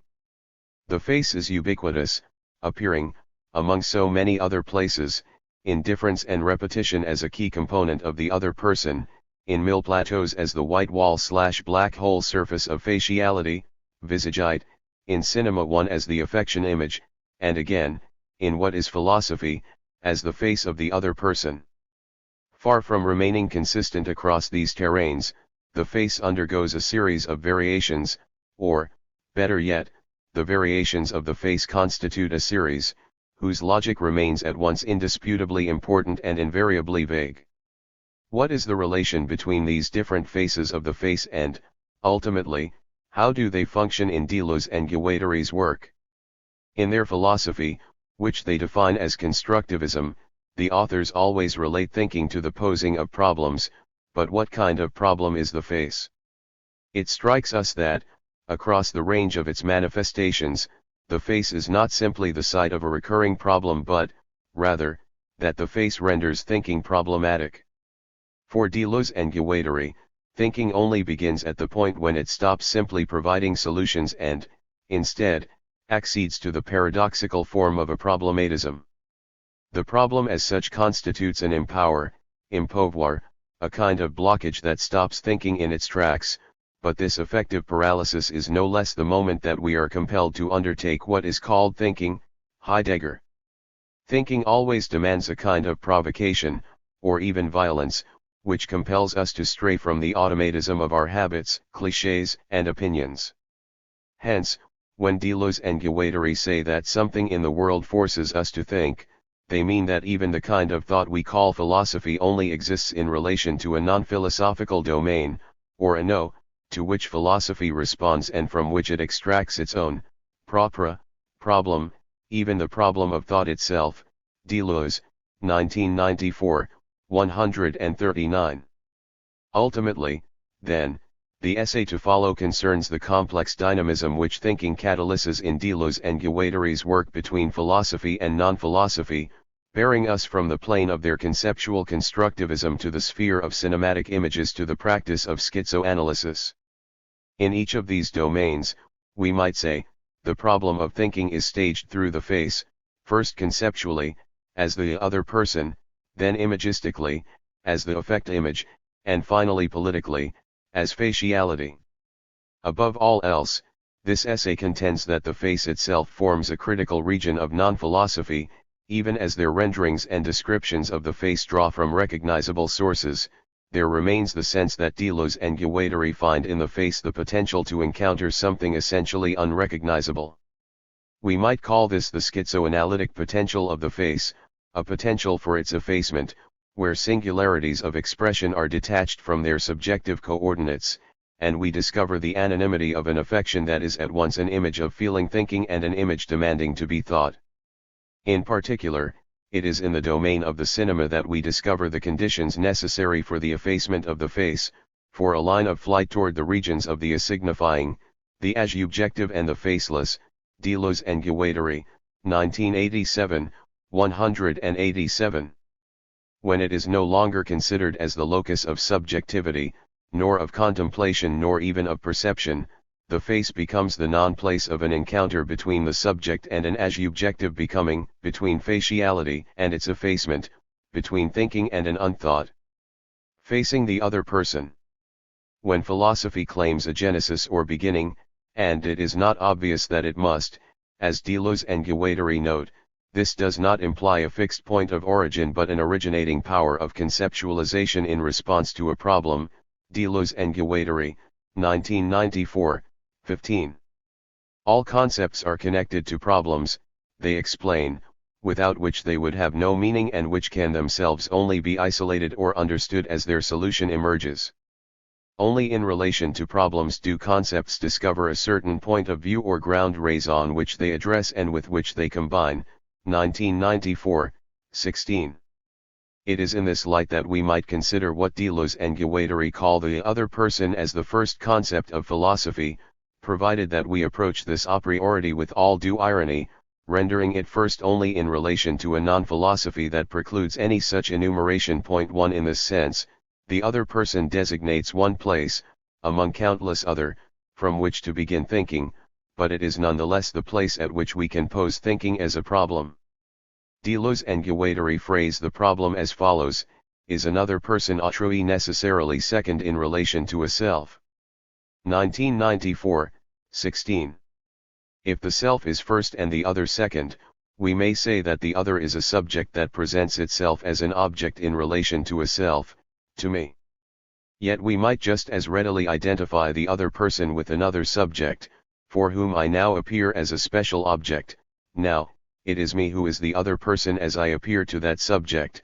Deleuze and Guattari, 1994, 16.2.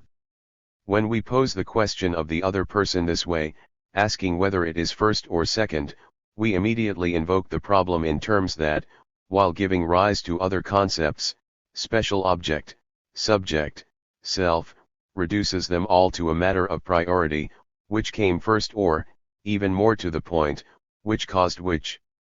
Are we dealing with an a priori other or an a priori self? This field of indeterminacy already suggests the contours of another problem, which emerges by recasting the first one.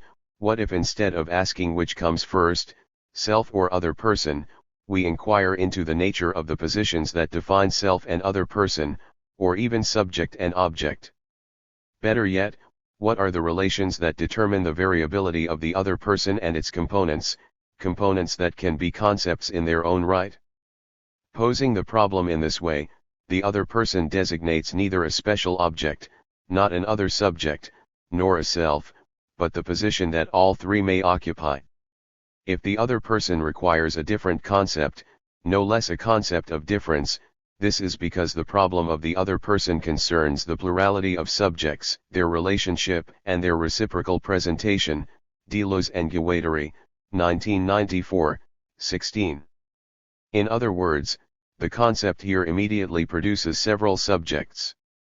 Therefore, when Deleuze and Guattari ask, on what conditions is a concept first, not absolutely but in relation to another, we should already intuit that the first here does not indicate an origin but the origination of a variability at the heart of conceptual creation.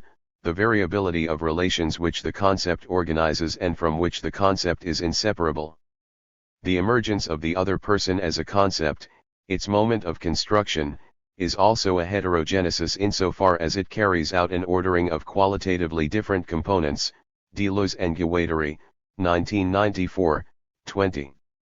Thus, when Deleuze and Guattari construct the other person, they incarnate an image of thought that, in turn, unleashes its distributing power across a conceptual landscape. There is at some moment a calm and restful world. Suddenly a frightened face looms up that looks at something out of the field. The other person appears here as neither subject nor object but as something that is very different, a possible world, the possibility of a frightening world. This possible world is not real, or not yet, but it exists nonetheless. It is an express that exists only in its expression, the face or an equivalent of the face. 1994, 17. What is the nature of this conceptual terrain, no less the image of thought which organizes it? First, we must note that we are no longer situated in the position of either subject or object, depending on the point of view. Rather, we are confronted with an indeterminate landscape, a there is, in the midst of which the anonymous face which suddenly appears is neither self nor other, it is not anyone, or literally a no one, or an indeterminate one which exists only as the possibility of a frightening world. Rather than subjects, objects, selves, and others, we begin with the face and the possible world, to which a third element may yet be added, the language or speech that gives reality to the possible when it is spoken about in a given field of experience. Deleuze and Guattari, 1994, 18. The other person is the point of condensation for these three inseparable components: possible world, existing face, and real language or speech. Deleuze and Guattari, 1994, 18. We are now in a position to understand why the other person serves as a kind of first concept for Deleuze and Guattari, not because it is first in an absolute sense but because it communicates the variable relations according to which philosophy begins. The other person does not concern the particularity of any subject because its concept, no less the concepts of the subject, the object and the self, takes shape according to an assemblage of relations, and as Deleuze and Guattari remind us, relations are never internal to their terms. In orienting the distribution of relations, the other person makes thinking an infinitely supple modulation of conditions in response to a perceptual field, no longer being either the subject of the field or the object in the field. The other person will become the condition under which not only subject and object are redistributed but also figure and ground, margins and center, moving object and reference point, transitive and subjective, length and depth. 1994, 18. In this respect, notably, the formulation of the other person can be understood as a remarkable revision of Kant's transcendental aesthetic. If the latter continues to depend upon the subject qua categories as the conditions of possible experience, Deleuze and Guattari make the other person the condition of not only the subject but also of perception, for ourselves and for others. 1994, 18. This is no easy distinction, relying as it does on the transformation of what Kant calls the subjective constitution of our mind, Kant, 1965, 68, into an organization or combination of components which are neither interior nor exterior but which, instead, distribute the series of intensity and extensity. In the Kantian and Neo-Kantian tradition, the conditions of possibility prototypically precede, determine, and delimit experience in advance of experience, effectively rendering the real in accordance with the legislation of what can be felt, perceived, or thought. But as Deleuze writes, it is strange that aesthetics, as the science of the sensible, could be founded on what can be represented in the sensible, for the regime of representation consigns philosophy to ignoring the reality of the real insofar as it is thought. Deleuze, 1994, 56. It is in this vein that Deleuze and Guattari evoke the other person in order to displace experience from the sphere of transcendental idealism, which determines its possibilities within already given parameters, into a transcendental, or superior, empiricism. As early as difference and repetition, Deleuze declares that we are surrounded by possibles, but our possibles are always others, 1994, 260. In other words, the real is not conditioned by virtue of prior possibles, rather, the real gives rise to possible worlds that surround us but have not been actualized. Rather than begin from the perspective of conditions of possible experience, then, we turn to the other person, or, rather, the other person turns to us, confronts us with its singular expression of fear and, thence, presents the face of a possible world as a condition of real experience, an intrinsic genesis, not an extrinsic conditioning. Deleuze, 1994, 154. We are not saying that experience is all there is, as if with the absence of idealism we lapse into chaotic flux of experience. Rather, experience itself forms the stipulations according to which the possible will be understood, and the possible is absolutely real even though it resembles nothing. The face does not resemble what terrifies it. We should say that the possible, rather than existing, insists, it is there, implicated and enveloped in the expression of the other person. Framing the face. Whence the special importance of the face, which functions as a component of the concept of the other person but to which we must turn as a concept and a problem in its own right. Consider once more the frightened face of the other person. Even though the source of its fear remains unseen, the face nevertheless expresses fear or, rather, produces that fear, no less the suspicion of its cause.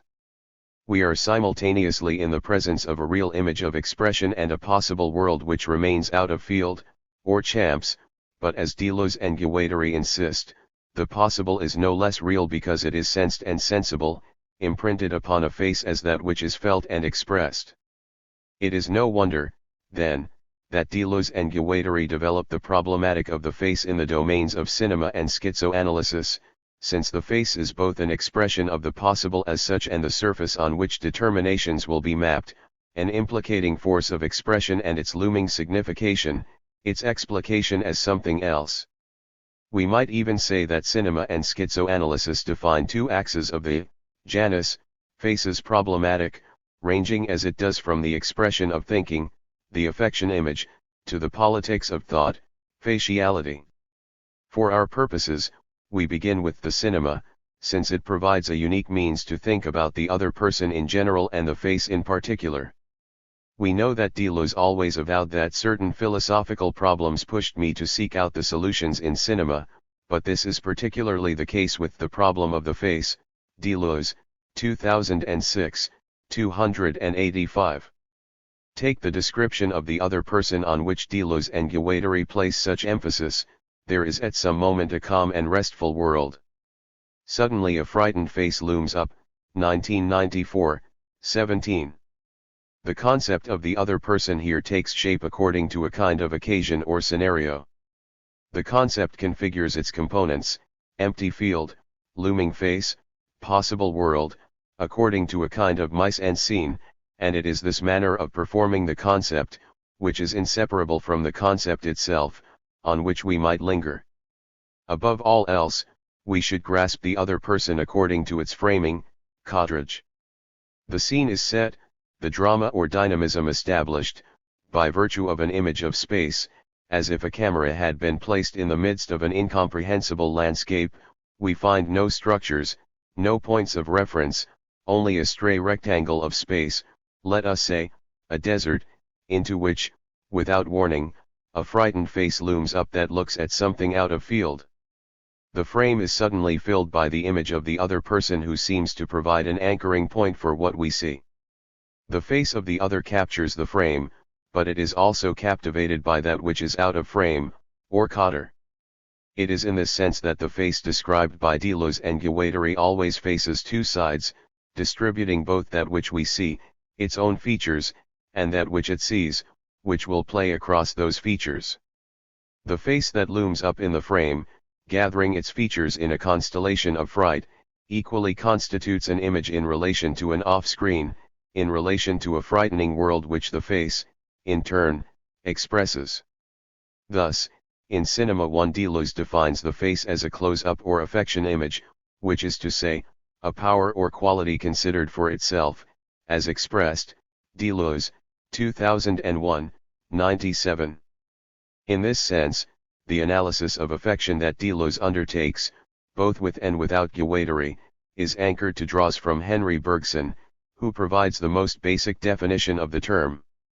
Affection is a motor tendency on a sensitive nerve, Deleuze, 2001, 87, but the face is the locus of affection and the image of its sensation, Deleuze, 1986, 5. The face is subject to emotions and intensities that, given what Deleuze calls its relative immobility and its receptive organs, it can do no better than wear on its face, Deleuze, 2001, 66. Because it is virtually powerless, the face claims the capacity to incarnate a virtual image of power, the power to be affected, to bring to light movements of expression while they remain frequently buried in the rest of the body, Deleuze, 2001, 66. A series of micro-movements, or vibrations, pass across the face, gawking eyes, a furrowed brow, perhaps the hint of a gasp, fear. The legibility of the face consists in the affections that, passing over this receptive surface, resolve themselves into expressions that just as quickly dissolve themselves into others.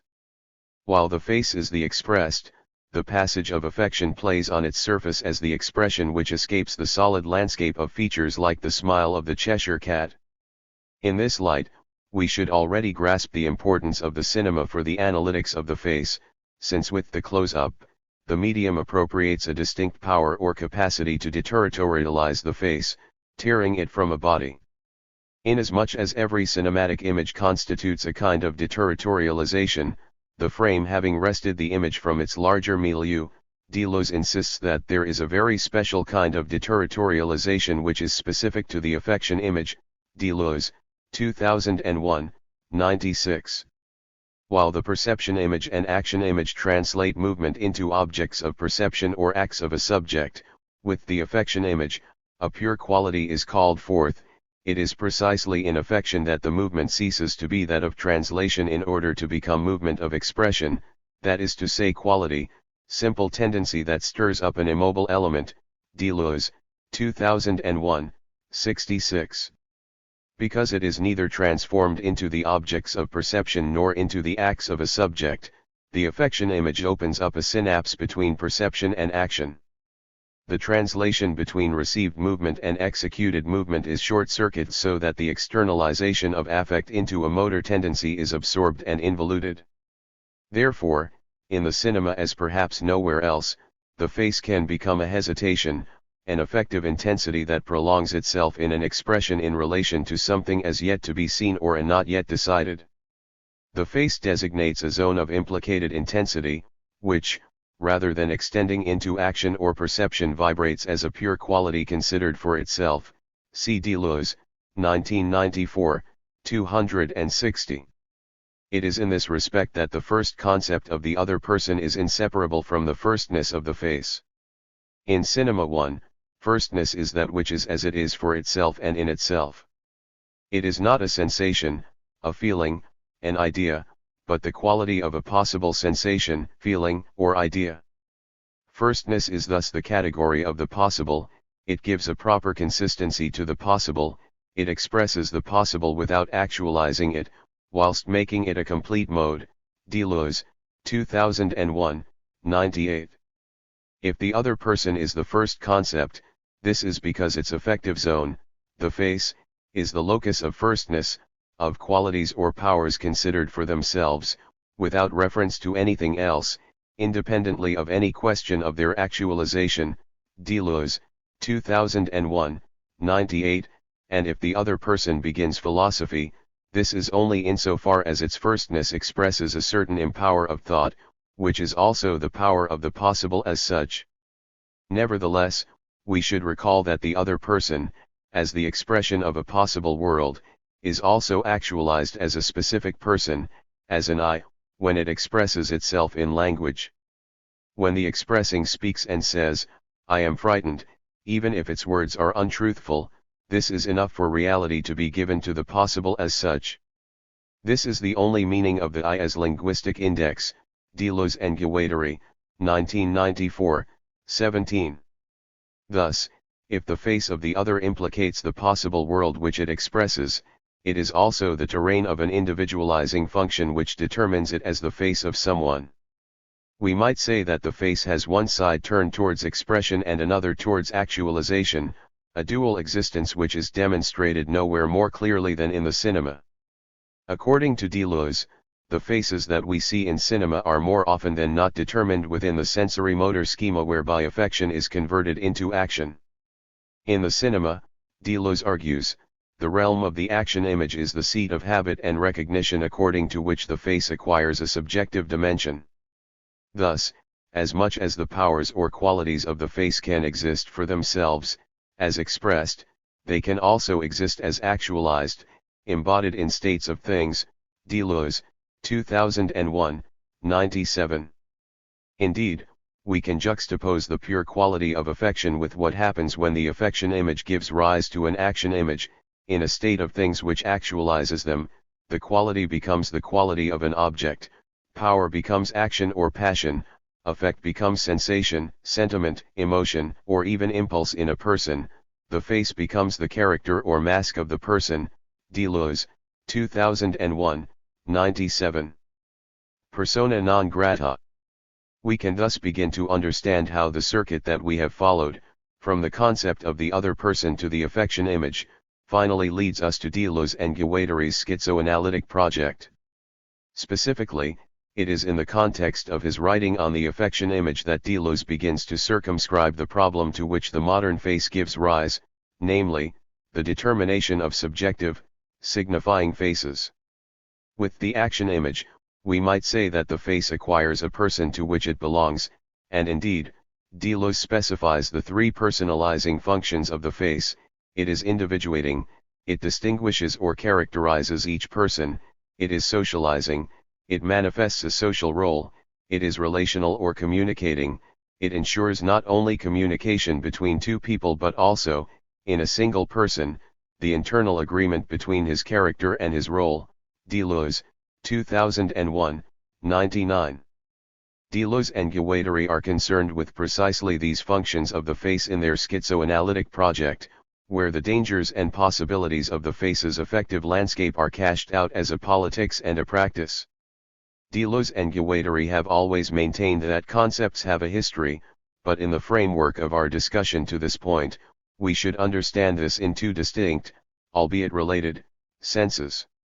In the first place, of course, we are in the midst of developing the history of their own concept of the face, which has taken us from philosophy to the cinema and, now, to schizoanalysis. But in the second place, it is in the very context of schizoanalysis that Deleuze and Guattari, having turned to the face as the locus of the other person, declare that the face itself has a history. If we consider primitive societies, they write, we see that there is very little that operates through the face. Their semiotic is non-signifying, non-subjective, essentially collective, polyvocal, and corporeal, playing on very diverse forms and substances. Deleuze and Guattari, 1987, 175. Indeed, we could say that the importance that contemporary Western culture attributes to the face would be impossible to imagine outside the emergence of subjectivity as the means of organizing and disciplining thinking itself. Deleuze and Guattari define this organization, or faciality, along the lines of an abstract machine which effectively produces the face, as we know it, in accordance with a particular assemblage of forces. It is precisely because the face depends on an abstract machine that it does not presume a pre-existent subject or signifier. Deleuze and Guattari, 1987, 180. Rather, the abstract machine of expression produces the face as a signifying subjectivity or a signifying biunivocalization and subjective binarization. Deleuze and Guattari, 1987, 179. Historically, or, better yet, epistemically, the face is engendered when the abstract machine carries out an absolute deterritorialization of the head from the stratum of the organism to the stratum of the mixed semiotic. Insofar as it is deterritorialized from the organism, Deleuze and Guattari explain, the face becomes a substance of expression which is reterritorialized onto the strata of signifiance and subjectification, 1987, 181. On the one hand, signifiance qua signification constitutes an elementary face in relation with another, it is a man or a woman, a rich person or a poor one, an adult or a child, a leader or a subject, an X or a Y. On the other hand, subjectification ensures that even exceptionality is incorporated into its grid, aha. It's not a man and it's not a woman, so it must be a transvestite, 1987, 177. For this reason, Deleuze and Guattari never cease to remind us that, even though faces are produced, we do not produce our own faces. You don't so much have a face as slide into one, 1987, 177. Far from being individual, faces define zones of frequency or probability for the encoding of redundancies, 1987, 168. Faces are subject to a perpetual recoding whereby they are determined within a field of legibility that we are in the process of analyzing. Indeed, understanding the face in these terms, not simply as happy or sad, peaceful or mad, but as the locus of power for these encodings, is no easy task, but we can best glean the reterritorialization of meaning onto this enigmatic surface, by turning once more to the cinema. While the cinema may not be the inaugural event of faciality, we have already marked the cinema as the paradigmatic moment and medium of this eventuality. For Deleuze and Guattari, the close-up is tantamount to the abstract machine of faciality, so much so that they will suggest that the face itself is a close-up avant le cinema, whereas the literal cinematic close-up, whatever its object, a clock, a knife, a hand, is always facialized. The face is by nature a close-up, with its inanimate white surfaces, its shining black holes, its emptiness and boredom, 1987, 171. Inasmuch as the face is implicated in a politics, Deleuze and Guattari seek to develop a politics of the face that would consist in its very dismantling. Needless to say, this politics should not be confused with some kind of humanist nostalgia for a time before faces. It is not a question of returning to pre-signifying and pre-subjective semiotics of primitive peoples, 1987, 188. As Deleuze and Guattari insist, there are only inhumanities, humans are made exclusively of inhumanities, but very different ones, of very different natures and speeds. Indeed, the face is the inhuman in human beings, so much so that if human beings have a destiny, it is to escape the face, to dismantle the face and facializations, to become imperceptible, to become clandestine, not by returning to animality nor even by returning to the head, but by quite spiritual and special becoming animal, by strange true becomings that get past the wall and get out of the black holes, that make faciality traits themselves finally elude the organization of the face, freckles dashing toward the horizon, hair carried off by the wind. Eyes you traverse instead of seeing yourself in or gazing into those glum face-to-face encounters between signifying subjectivities. 1987, 171.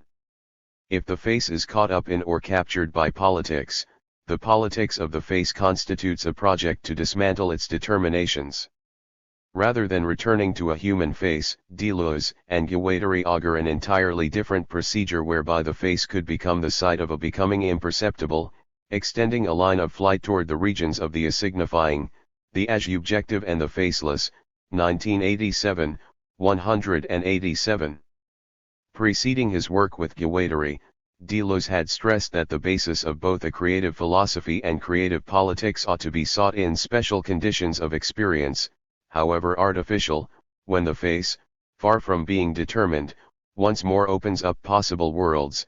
Deleuze, 1994, 260. In the context of schizoanalysis, however, these artificial conditions are in some sense spelled out, for as Deleuze and Guattari write, it requires all the resources of art to escape the face, 1987, 187. We have seen how the close-up can produce an abstract machine of facility such that the face becomes the character or mask of the person, Deleuze, 2001, 97, but now we have reached a point where we can grasp the medium's even more radical power. Inasmuch as the affection image enjoys a special relationship to the face, abstracting it from determinate milieus and expressing its affective singularities in unprecedented durations, it enjoys the occasional power to go through the face, to tear the face from its signification and subjectification and thus to elude its own abstract machine. The cinema, in short, offers us the means by which to lose face, to circumvent the process whereby the face is collapsed into an identity, such that instead, it vibrates as a pure quality. The cinema holds out the prospect of a kind of duration whereby affection ceases to be the precedent to movement, to action, to determination, and becomes irreducible to all realization, yet no less real. Deleuze, 2001, 106. The close-up does indeed suspend individuation, Deleuze writes in Cinema 1, but far from lamenting this eventuality, he and Guattari celebrate it as the basis of a practice and politics of the face. For by suspending individuation, or, more accurately, by liberating affect from the individual, we begin the process of annihilating the network of power relations with which the face has been determined, namely, signification and subjectification. At the end of the trajectory of the face that we have traced to this point, perhaps we can now say that the face is not only the locus of concepts, the other person complex, of affects, the close-up, and of politics, faciality, but that it enjoys its place in all of these domains, philosophy, cinema, schizoanalysis, because it is the locus of a problem to which each turns in turn. In each case, we could add, the face augurs not only a possible world but, also, the possibility of becoming imperceptible. Deleuze's ubiquitous question, in so many different respects and of so many different domains, asks how we can get rid of ourselves. If the face offers an answer, this is because it proffers the possibility of becoming anonymous.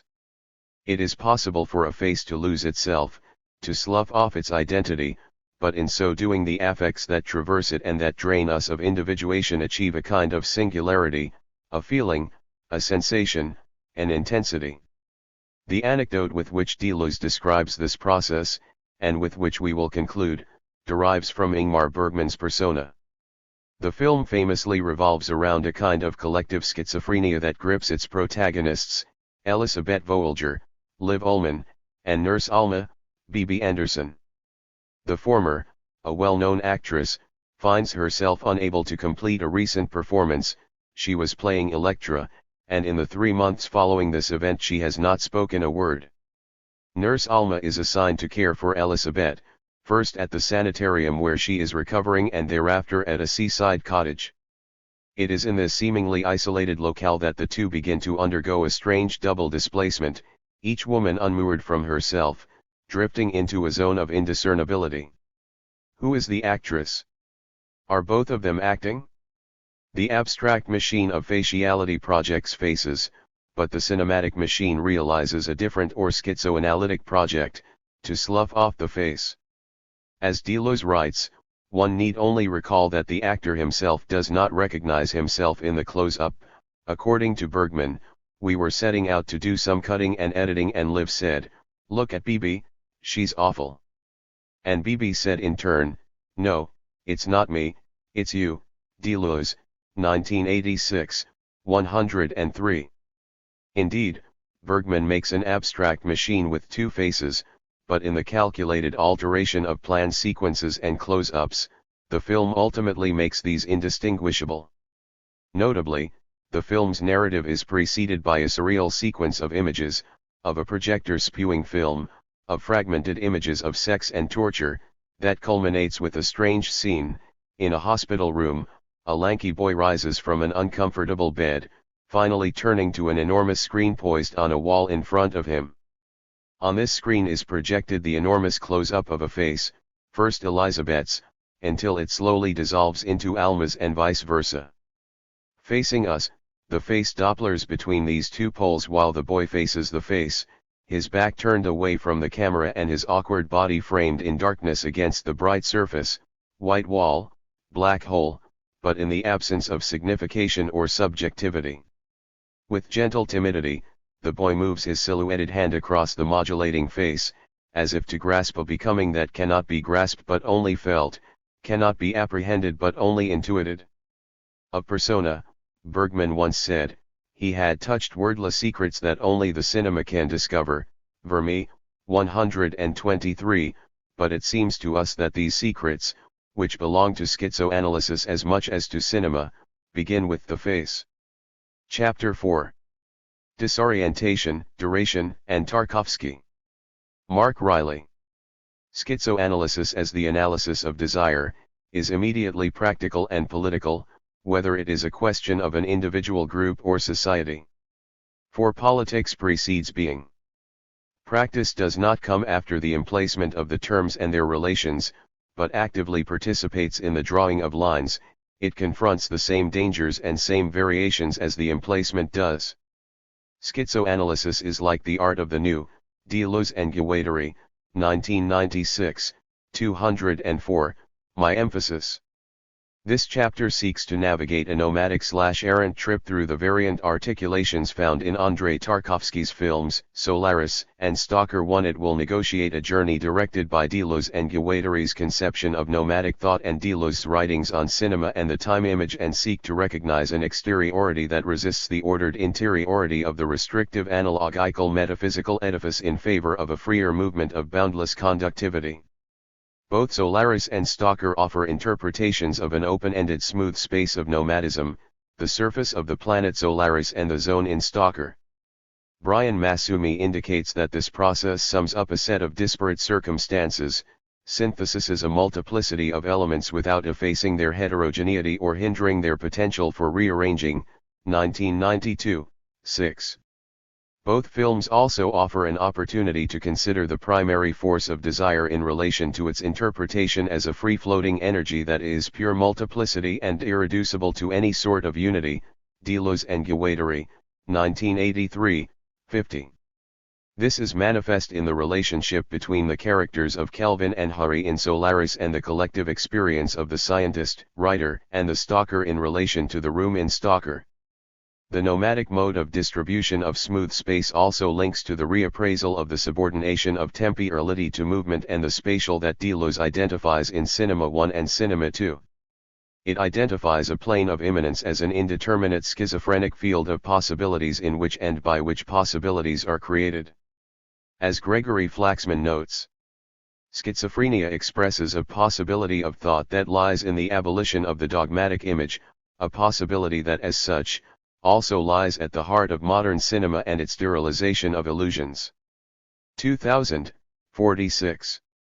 In Cinema 1 and Cinema 2, Deleuze attempts to transform film theory into a philosophy whose rigor is localized and reflects the emergence of rules that are immanent to each given zone of intermination. Such a system is essentially the affirmation of the schizophrenic, poised between order and chaos. It does not give order or stamp an authority on chaos, but delicately navigates the rift between. The schizoanalytic power of cinema is found in this operation. It is neither beginning nor end but a between of invention, creativity, and unpredictability. In exiling us from the familial conceptual terrain and leading us to the prospect of a becoming system, it indicates a certain kind of cinematic aesthetic or systemization, through temporal decoordination, a kind of disorientation. This is where the prospect of action, no longer merely re-action, of the futural is saturated by the past and raises the question, how might we orientate ourselves in this flow of deterritorialization? Temporal decoordination implies the interruptive distortion of aesthetic representation through plurality and divergence. It is the recognition of a superposition of perspectives and a tangle of viewpoints which, in a temporal sense, reveal a coexistence of moments. This labyrinthine view is arguably an interpretation of modern cinema. The conflagration of nonlinear relations, which Deleuze identifies in his interpretation of the crystal image in Cinema 1 and Cinema 2, are determined cinematically, for example, through the temporal bifurcation of flashback. Seebogue, 1989, 116. What we see in flashbacks are the residual traces of a branching time, the actual paths taken of a virtually forking labyrinth of coexisting paths. It is this bifurcating maze of time that gives the flashback their inner logic, their necessity, their reason. This operates outside the conventional chronology of a common sense through a figurative leap from the actuality of the present into the virtuality of the past. The fusion of the pastness of a recorded event with the presentness of its viewing is the indivisible unity of virtual image and actual image. This understands the virtual as subjective or in the past, a pure recollection that exists outside consciousness in time but somewhere in a temporal past, and which is still alive and ready to be recalled by the actual. What is important to an understanding of the crystal image is the fragmentariness implied by the crystalline point. 3. The past/presentness of the cinematic image functions as a kind of two-way mirror. It operates as a fluctuation between virtual and actual, splitting the screen into two heterogeneous directions, launching into the future and falling into the past. This arguably presents a schizophrenic confusion of mental and physical time. As Deleuze notes in Cinema 2. There is no present which is not haunted by a past and a future, by a past which is not reducible to a former present, by a future which does not consist of a present to come. 1989, 37. Deleuze introduces a concept of any spaces whatever, e spaces quelconque, that indicates a new cinematic pedagogy, a disruption of the unity of space by drawing attention to the disparate size zions that fragment it. Flaxman notes in the introduction to The Brain is the Screen that these any spaces whatever, irrational, disconnected, aberrant, schizophrenic spaces, no longer obey laws of traditional, commonsensical causality. At every turn, the hope for resolution is frustrated. 2005, My emphasis. The passage from virtual to actual is affected by what Deleuze terms an intensity, the essential activity of energizing individuation. Metastability and intensity are states of presense, in that they are essentially outside common sense and cognitive understanding. As such, they can only be experienced in the disjunctive use of the faculties and distortion of the senses in moments of disequilibrium and vertigo.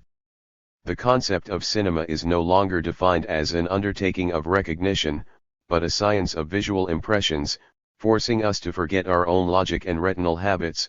Deleuze, 1989, 18-19. For Deleuze, thought begins with a contradictory experience, an encounter with a simulacrum. This encounter must take account of the simulacrum having no identity, it is the manifestation of difference in itself and can only appear in disguise as distinct categories of individuation, which mask pre-individual, metastable differences. Tarkovsky's cinematic adaptation of Stanislaw Lem's science fiction novel, Solaris, offers a specific cinematic vision of the simulacrum. In both film and book, the visitors are simulacra formed from the subconscious/memories of the surviving crew members of a space station orbiting the planet Solaris. Proximity to the planet and its ocean plays a significant part in the manifestation of these visitors, and links the specificity of individual memory to the realization of an influential pre-individual condition manifest in the planet itself. The visitors as simulacra could be understood as disguised distinct categories of individuation disguising/masking the pre-individual, metastable state of the planet Solaris and its ocean. Each film, we might say, is like an astronaut crew's exploration of a multifaceted, gem-like planet. The crew members orbit the planet, taking various shots of its surface.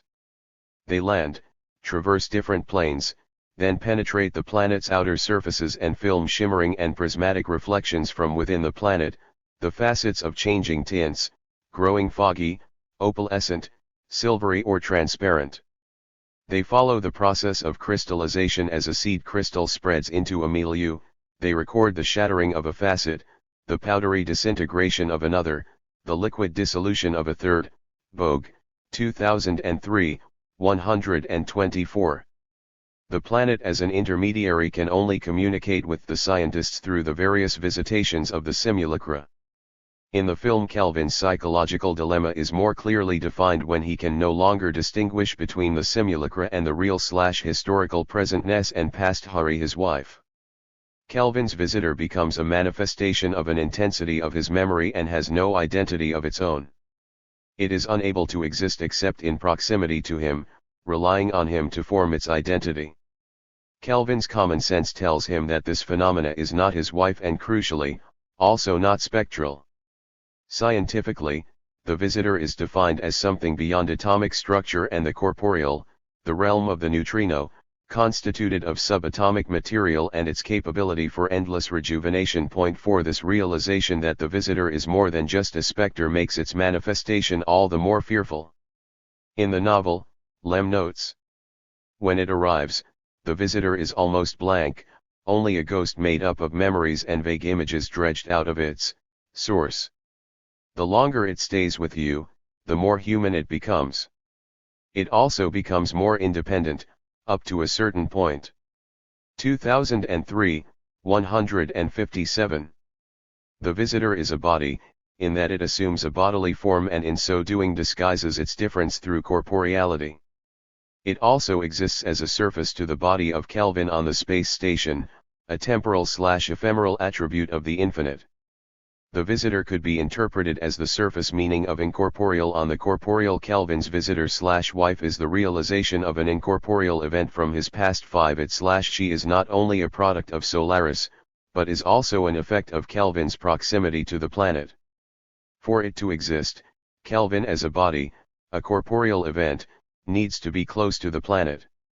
In this sense, Solaris could be construed as a transcendental presence that precedes the corporeal Kelvin and the incorporeal Hari. Kelvin attempts to instigate good sense as that which underlines truth through science, that truth being that Hari cannot exist as she has previously died. Her/its presence on the space station is not a corporeal present of finitude, but an incorporeal infinitude of how she is/was as recollected by Kelvin. The visitor is a simulacrum of the historical Hari projected by Solaris via the particularity and specificity of Kelvin's recollection, a fragmentary, proximal facsimile capable of a kind of evolution based in Kelvin's memory. The complication manifest in the realization of the visitor is in the recognition that the duality of interior/exterior is undermined. The visitor determines a differentiation that refuses to sustain any clear duality. Its manifestation is the interaction of a multiplicity and therefore can no longer be interpreted as the action of the subjective upon the objective. Kelvin's proximity to the planet determines his subjective priority in the relation, and the appearance of Hari as a specific historical manifestation substantiates such an interpretation.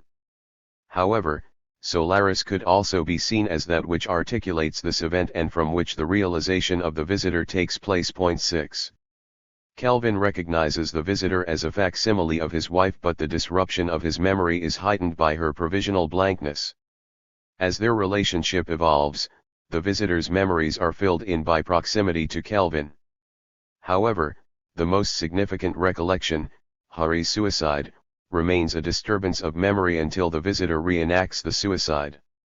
Each time it is rejuvenated, its memory/recollections of the real Hari expand so that although the seemingly infinite capacity of the visitor to regenerate itself indicates a kind of corporeal stasis, an eternal return of the body, the temporally linked aspect of memory is continually changing and in flux. This is most clearly identified when the visitor repeats the real Hari's attempt at suicide through the ingestion of liquid oxygen. This happens as the visitor accumulates more and more memory data through proximity to Kelvin, and therefore becomes familiar with the psychological trauma from Kelvin's past and which drove the real Hari to end her life. Recollection is indiscriminate in that the facsimile cannot choose which memories inform its development in Kelvin's presence, and equally the planet's involvement does not differentiate good memory from bad and poses the question, is the visitor a good or a bad copy, a phantasma? Kelvin does not act as merely the source of the simulacra but rather also as the point of view from which the simulacra might be viewed, the screen. Point 7. The effect of the simulacra as a spectral manifestation of memory would suggest that in a way Hari is already immanent as a problem within Kelvin in two aspects. First, as a transcendental ground of possible actualizations, and second, as a secondary effect or simulacrum. The visitor could be conceived as a point of immanence specified by the proximity of the corporeal Kelvin and, most importantly, his memory of his wife at the time of her death, to the pre-individuation manifest in Solaris as a kind of transcendental ground. The ability of the planet to continually replicate Hari illustrates and articulates the notion that at the heart of infinity is repetition. Each new Hari is physically the same as the previous one, a simulation of Kelvin's recollection of her at the time of her physical death, and clearly that sameness is based in Kelvin's memory as interpreted by Solaris. That sameness is inherently different from the source Hari. Solaris creates this particular visitor not from a first-hand or ideal person, but from the memory of another, Kelvin, whose recollective idiosyncrasies must inform the simulation. The implication here is that repetition is not grounded in similitude as a replication understood through sameness, but that it is contingent on an essential difference. 8 This paradox of meaning suggests a link between after effect and something that is always already there but which is also a transcendental condition of possible meanings and becomings. In linguistic terms, the ideal matter of words is essentially not lingual and the singular point of things is not essentially physical, but suggests centers of virtual difference before being explicated or actualized in specific forms. This indicates what we might term a transcendental field of both meaning and events, which suggests a metaphysical surface that is manifest in paradox and simulacra. The capacity for the planet to read and interpret memory does not include an ability to differentiate between what might be considered a good or a bad recollection for the one visited, increasing the possibility of a kind of undifferentiated repetition steeped in the potential trauma of the original relationship. In the novel, the character Snow interprets the process by which the planet manifests the phenomenon of the visitors as one that probed our brains and penetrated to some kind of psychic tumor. Lem, 2003, 77.9. In the same passage he states that it isolated psychic processes, enclosed, stifled, in seastead, foci smoldering under the ashes of memory. It deciphered them and made use of them, in the same way one uses a recipe or blueprint. Lem, 2003, 77. The amoral condition of an outside agency is explored again by Tarkovsky in Stalker. 10 The object of desire of the travelers, the room at the center of the zone, is not merely amoral, but outside the framework by which and for which morality can stake a claim. The stalker identifies the risk of the wish fulfillment aspect of the room, not through the consciousness of such wishing but through the unconscious desires of the travelers. What remains intolerable about the room is that it represents unbearable possibility. Interpreting the stalker as a schizophrenic visionary or farseer situates him outside the nihilistic conception of desire as lack, resonating with Deleuze and Guattari's interpretation of desire as pre-personal and pre-individual. The stalker is not caught up in the status of his role, and continually underplays his worthiness, yet it is he who is seemingly granted his unconscious wish as he is uncontaminated by a corrupted/conscious desire and adrift, unlike writer and particularly scientist, whose intent is to destroy the room with an explosive device so as to extinguish false hope in others. For Deleuze and Guattari, schizophrenics are adrift in a capitalist society centered on the psychoanalytic neurosis of the Oedipal family. Objects and things become a collection of dissociated body parts, dismembered, interpenetrating, a body without organs. Schizophrenics are both outside of social mechanisms and organized by their codes. They are beyond the bounds of sense. Incorporeal nonsense functions for Deleuze as the structuring force of the transcendental field of singular points and is a stable intrinsic meaning that can never be found in mere deferral. In Stalker, the character of the stalker is blessed with the idiocy of a kind of schizophrenia. He negotiates the zone by finding paths with a topological presence founded in the adaptability of his experience and intuition, and takes charge of the rational and scholastic, identified in his fellow travelers, writer and scientist. Mark L. E. Fanu suggests that Tarkovsky presents the stalker as a holy fool who expresses himself through gesture. For Tarkovsky, cinema has become a quasi-silent medium and the stalker's vulnerability resists being pinned down. In sum, he is opaque and ungraspable, an apparition. L. E. Fanu, 1990, 98, my emphasis. In cinema too, Deleuze also elucidates a new kind of ambiguous character that inhabits cinema. In 8,000 Plateaus, Deleuze and Guattari propose someone they refer to as a farcier.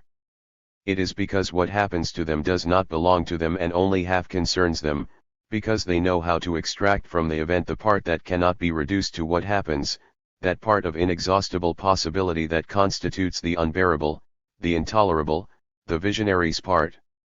Deleuze, 1989, 19-20, 11. L. E. Fanu argues that Tarkovsky's extended close-up of the stalker's face in The Zone resists the anticipation of a profound oration in favor of a study of vulnerability. Rather than resort to mere pathos, this emphasizes the opaqueness of the protagonist. In this sense, the anticipation of possible readings of the character mirrors the navigation of The Zone, a reading on the stalker's face of the uncertainty of the possible directions that might be taken, a view of the landscape. In 8,000 Plateaus, Deleuze and Guattari argue. The close-up in film treats the face as a landscape, that is the definition of film, black hole and white wall, screen and camera. Deleuze and Guattari, 1996, 172, 12. The face reflects the stratification of the landscape. Links can be made across strata, where newness and the untimely transgress established stratifications in shifts which open up new fault lines and possibilities through the continual event of mutation. The cinematic resonance of this conception of temporality and montage should not be lost, and the pertinence of complication as the overarching thematic at work is further articulated by the reconsideration of sense and event as the motivation of thought, rather than the historical imperatives of truth and proposition. In Cinema 1, Deleuze states, the cinematographic image is always dividual. This is because, in the final analysis, the screen, as the frame of frames, gives a common standard of measurement to things which do not have one, long shots of countryside and close-ups of the face, an astronomical system and a single drop of water, parts which do not have the same denominator of distance, relief, or light. In all these senses the frame ensures a deterritorialization of the image. Deleuze, 1997, 14-15. This is a geophilosophy that rethinks borders based on odd potentials, different circumstances and contingencies rather than origins, a deterritorialization as nowhere, not covered or compensated by an imagined community or utopian condition. What matters are the differences of orientation that suggest the image of thought operates as a kind of mapping. This is no longer a negation in the sense of something erroneous to be corrected or overcome, rather a stupidity to be exposed and attacked. Stupidity suggests any philosophical conflict not based in a propositional error of ideality, but in taking on the intractable, not as irrational but as involving the thinker in a relation with something arguably inhuman and intolerable. Deleuze argues that the navigation of space refuses any traditional concept of mapping and posits a condition of filling out. This refutes any determination towards unrestrained organization while also indicating the inseparability of space and movement. Modern cinema differs from classical cinema because it pulverizes chronology so that the temporal is no longer subordinate to the integrity of movement as mere physical actions, but remains fragmented like the parts of a broken crystal. This proposes the cinematic shot as essentially open and variable. Modern cinema proffers the discontinuity of the irrational as the means by which the smooth running of any variation on movement as essentially continuous and legible is undermined. The breakdown of what Deleuze calls the sensor-motor system happens when direct action and reaction are undermined by the discontinuity of temporal shifts and the appearance of vacant and disconnected spaces, any space whatever's, the planet Solaris or the zone, which disrupt continuity and push the characters into more passive roles. As already suggested, this pre-geometric spatiality is essentially transgressive and schizophrenic. It escapes striated division and topographic determination to exploit intensities beyond the limit of the lived body of phenomenological properties. The shift in cinema is, for Deleuze, a slackening of sensory-motor connections, replacing them with purely optical and sound situations. He argues, in the adult world, the child is affected by a certain motor helplessness, but one which makes him all the more capable of seeing and hearing. Deleuze, 1989, 3. In Stalker, the stalker's child illustrates a pre/post-sensory condition that is not only heightened by her motor helplessness, it is made explicit that she literally cannot walk, but also, as indicated at the end of the film, by the fact that she is telepathic, perhaps a gift/curse of the zone/room. There is an implication in both film and novel 13 that the stalker's forays into the zone, and resulting contamination, are responsible for the child's condition. The trip which takes place in Tarkovsky's cinematic adaptation indicates that an unconscious desire/wish is fulfilled by the room on the stalker's return, in that it appears that the child is now mobile. However, it is later revealed that she is in fact walking on her father's shoulders. 14. The possibilities inherent in this slippage recognize the between of any formal genres as integral to a new understanding of how a structure might be recognized. It identifies complication and interruption as the essential schematic of mutability. It opened up possibilities for recreating in a new way the true atmosphere of war, with its hypertense nervous concentration, invisible on the surface of events but making itself felt like a rumbling beneath the ground. Tarkovsky, 1986, 17. Deleuze suggests that Tarkovsky's interpretation of time and how it flows through the shot is essentially through tension and rarefaction, the pressure of time in the shot.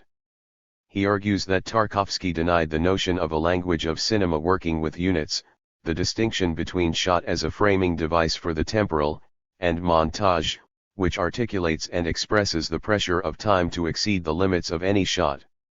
If matter were already image in the sense of a fundamental appearing, it becomes luminous in that all that could be perceived would be already inherent as the replete state of the image. Deleuze refers to this condition as the plane of immanence, and this is essentially virtual to the extent that the requirements of the corporeal, the body, demand that limits are put in place on what can actually be apprehended in matter. Matter and image are continuous with yet distinct from human perception on the understanding that the picturing of matter limits via its human/corporeal role and acts as a filter which relays specific information on specific wavelengths. This indicates two systems of images, one that is universal and immanent and the other that is bodily and filtered by the physiological limits and human requirements. The unevenness that constitutes the spatio-temporal relation in the zone suggests a composite which articulates a combination allowing the spatial to introduce its forms of what Deleuze would term extrinsic distinctions of sectional homogeneous discontinuity, while duration contributes a kind of internal succession that is both heterogeneous and continuous. In the logic of sense, Deleuze explores the idea that perpetual displacement and empty place combine through the experiential to transcend lived experience through a process of going beyond, which not only suggests an enlargement of that experience but proposes that such expansion is always and already a condition of that experience. The room at the center of the zone in Stalker and the oceans of Solaris permeate the consciousness of not only all who seek them or come into their proximity, but all who are aware of their mythologies, all who aspire to visit yet are fearful and uncertain of the risks involved in undertaking such a journey. The stalker's thread and the attempts at scientific exactitude by the occupants of the space station in Solaris are predisposed to navigation while continually questioning the transcription of what appears to be navigable or seemingly requiring navigation. They explore the expansiveness of unimagined ways and the becoming of smooth space through the divination of the future from the past, the crystal image. Disorientation presents the quandary in which the combination of compression and release in the crystal image are found. The continuous discontinuity of the labyrinthine, through a combination of disclosure and undisclosure marked by, and defining illumination and shadow, remains other to both. Orientation is always and already disoriented and interred in the rules of navigation as its secret arbiter. They are schizophrenic operations with which the aesthetic of the cinematic escapes the confinement of sequential spatiality through the temporal deterritorialization and discontinuity of fragmentation and as yet unknowable and unforeseen combinations. As Deleuze and Guattari note, the map is open and connectable in all its dimensions, it is detachable, reversible, susceptible to constant modification. It can be torn, reversed, adapted to any kind of mounting, reworked by any individual, group or social formation. It can be drawn on a wall, conceived as a work of art, constructed as a political action or as a meditation. 1996, 12. Chapter 5. Suspended Gestures, Schizoanalysis, Affect and the Face in Cinema. Amy Herzog. Our work begins with the human face. The possibility of drawing near to the face is the primary originality and the distinctive quality of the cinema. Point 1. Ingmar Bergman. Gilles Deleuze thus invokes Bergman in the first volume of his cinema books, in a chapter on affect and the face. Within these volumes, Deleuze borrows from Henry Bergson's theory of perception and time to craft a film philosophy that opposes linguistic or psychoanalytic approaches to cinema. It seems somewhat peculiar, then, that Deleuze's discussion of affect centers upon the role of the face, a role he further links to that of the close-up. This move is anomalous for several reasons. Though the cinema books chronicle a seemingly endless taxonomy of signs, e.g. perception images, recollection images, chronosigns, quilisigns, Deleuze is careful to avoid simple correlations between the theoretical concepts he discusses and concrete formal techniques. He further avoids readings of filmic content that might reduce the film event to a static text that could be decoded. The implied link between depictions of faces, the stylistic use of close-ups, and the generation of affective responses thus appears, on the surface, to be somewhat inconsistent with Deleuze's larger project. Moreover, the association of the face with affect treads close to cognitive and psychological models, which typically read the face as a register of interior states, a means of both communicating and eliciting emotional reactions. If facial expressions are signs, this seems to suggest the presence of a subject whose face speaks emotion, as well as a separate spectator subject who reads and emotionally responds to the messages conveyed.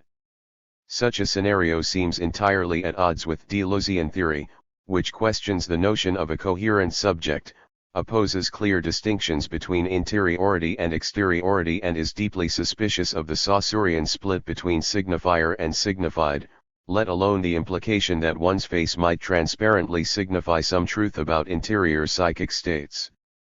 Deleuze's interest in the cinematic face is far more complex than it might initially appear. His references to faciality invoke a long history of fascination with the physiognomy of the close-up in film theory, in particular the writings of Jean Epstein and Bela Balázs. At the same time, Deleuze's approach here intersects with his work with Félix Guattari on faciality, representation, and structures of power in the Capitalism and Schizophrenia volumes. Given the centrality of the face to film theory, psychoanalysis, and Deleuze and Guattari's formulation of schizoanalysis, faciality seem a productive place to begin to imagine a schizoanalysis of cinema. If the face has traditionally been approached as a site for both the creation and expression of human subjectivity, schizoanalysis engages with faciality, particularly as it is deployed in the arts, to enact a provocative challenge to the systems that produce such subjects. Deleuze and Guattari write, reading a text is never a scholarly exercise in search of what is signified, still less a highly textual exercise in search of a signifier. Rather, it is a productive use of the literary machine, a montage of desiring machines, a schizoid exercise that extracts from the text its revolutionary force. 1983, 106. Although Deleuze and Guattari specifically reference literature here, they are explicit about the centrality of artistic practice in general to their schizoanalytic project. This project rejects the reign of an expert analyst, a figure versed in the cloistered code of an institutionalized discourse who performs a diagnosis of the art object cum analysis and, instead of a self-enclosed system of modelization, a system that presents a pre-formulated interpretative schema, schizoanalysis is an open metamodel that can serve as an instrument for deciphering systems of modelization in various other fields. Guattari, 1998, 433. Rather than interpreting pre-constituted subjects, schizoanalysis maps the nexus of forces that work to make subject formation possible. The goal is to expose the repressive operations of such systems, dismantling them and opening them to unforeseen connections with outside elements. The tools of schizoanalysis are inconsistent and continually evolving, arising, as they must, from their unique social and historical conditions. The key, for Guattari, is to seek out, within these social contexts, those assemblages of enunciation that are capable of fashioning new coordinates for reading and for bringing to life hitherto unknown representations and propositions. Guattari, 1998, 433. The arts are one of a constellation of social, technological, scientific, and aesthetic fields through which schizoanalysis can work, bringing to light the connections and flows that constitute the machine of a social regime. Yet the arts occupy a privileged position, for while they are necessarily embedded within dominant political and economic systems, they nevertheless have the potential to deterritorialize, bursting open and extending beyond the system to forge new alliances. These new connections are expressive and creative, providing the basis for the assemblages of enunciation that, for Deleuze and Guattari, offer a means of political transformation. Point 2. A schizoanalysis of cinema, then, would not approach a film as a representational object to be analyzed or decoded. Instead, schizoanalysis confronts the film event as a machinic force, exploring the means by which collective arrangements of filmic enunciation might function within, through, and against larger systems of social power. These systems, namely here the capitalist familial regime, strive to reterritorialize and repress, to code and contain subjects according to pre-existing laws. As a corollary of this civilized capitalist machine, the film industry invariably produces works that reinforce the dominant values of that system. Yet film, as an art, is also a desiring machine, one that produces effective expressions that are not always strictly coded, and which have the potential to deterritorialize. Deleuze and Guattari, 1983, 32. As Guattari writes, commercial cinema is undeniably familialist, Oedipian, and reactionary. But it is not intrinsically so, the way psychoanalysis is. It is so on top of everything else. Its mission is not to adapt people to outdated and archaic elitist Freudian models, but to those implied by mass production. While its analytic means are richer, more dangerous, because more fascinating than those of psychoanalysis, they are, in fact, more precarious and more full of promise. 1996, 165. Cinema is not only firmly embedded within the capitalist power structure, it typically functions as one of that system's most potent tools of subjectification. Yet for Guattari, the language of cinema, unlike that of psychoanalysis, is alive. It contains, in its machinic excesses, the potential to challenge repressive systems and to modify the arrangements of desire. 1996, 165. Schizoanalysis is thus engaged in a series of destructive and productive tasks. It must dismantle Oedipus, castration and other impediments to the flow of desire. At the same time, schizoanalysis entails two productive activities. The first involves discovering in a subject the nature, the formation, or the functioning of his desiring machines, independently of any interpretations. Deleuze and Guattari, 1983, 322. Point 3. This task requires viewing the partial objects that comprise the parts of the desire machines as they are dispersed, resisting the temptation to organize them under the rubric of a structural whole. The second task has to do with the revolutionary potential of a schizophrenic escape. 1983, 341. The goal here is not to leave the social context behind, for this would be impossible, but to couple escape with a social investment. This escape, which is more precisely a virtual potentiality, lies in the mapping of the machinic indices of libidinal investments in the social field. 1983, 350. Schizoanalysis here creates breaks, schizas that take up the flows of unconscious desire to resect them according to mobile and non-configurative points. 1983, 351. In relation to the face, then, A schizoanalytic approach first aims to dismantle the territorializing traits associated with the face as a representational and signifying entity.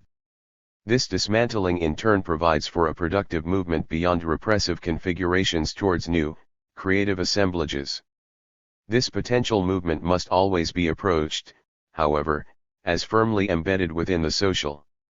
The line of flight is not an individual liberation, it is the schizophrenizing of a social regime. The sections that follow will attempt to map the visage of faciality as it surfaces in a number of Deleuze and Guattari's texts, where each figure the face according to different modalities and artistic media. I will then turn to a film that deploys the face in a manner that resonates with both the destructive and productive functions of schizoanalysis, Pedro Almodovar's Bad Education, 2004. Affect and faciality. The notion of affect, for Bergson, arises from an interval between perception and action. For both Deleuze and Bergson, this interval is a center of intermination, a delay brought about by the living being who subtracts from the chaotic swirl of images that comprise the world just those perceptions that are of interest, those things that the being can act upon, or which might act upon the being. Deleuze, 1986, 61. This delay or space marks the seat of lived existence, what Deleuze calls a coincidence of subject and object, a mixing of sensations from the outside and the experience of the being from the inside. 1986, 65.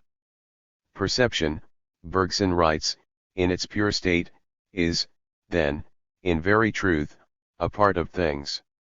As for affective sensation, it does not spring spontaneously from the depths of consciousness to extend itself, as it grows weaker, in space, it is one with the necessary modifications to which, in the midst of the surrounding images that influence it, the particular image that each one of us terms his body is subject.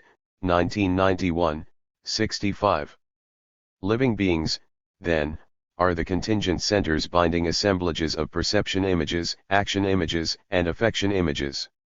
Though the most immediate goals of any being are geared towards action, there is nevertheless a residue, an after-image that arises from the act perception, namely, elements of images not filtered into action. These images, distilled from their immediate context, are thus framed. Deleuze describes them as isolated, part of closed systems or tableaus. 1986, 61.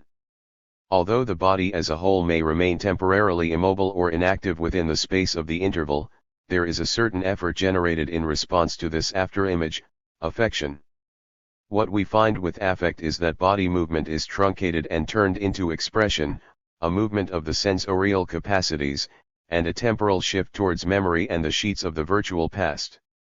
Affective sensation, for Bergson, is a physiological, sensory response to what might otherwise be transmuted into outward physical movements. Deleuze describes the phenomenon as a motor effort on an immobilized receptive plate, a gestural expression of affect. 1986, 66. He further suggests that this mode of expression is most clearly manifested on the face, leading to his rather curious assertion, the affection image is the close-up, and the close-up is the face. 1986, 87. The first point one should emphasize here is that Deleuze does not limit his discussion to the human face, and in fact stresses the manner in which all kinds of objects, landscapes and images are capable of being facialized in film. The question here is not one of resemblance, an object that looks like a face, or an anthropomorphic subjectivity, but rather to ask what it is that faces do. See Rushton, 2002. There are two poles associated with what faces do, for Deleuze, one a reflective, unified surface, the other a multiplicity of parts that move, shifting between states, independently.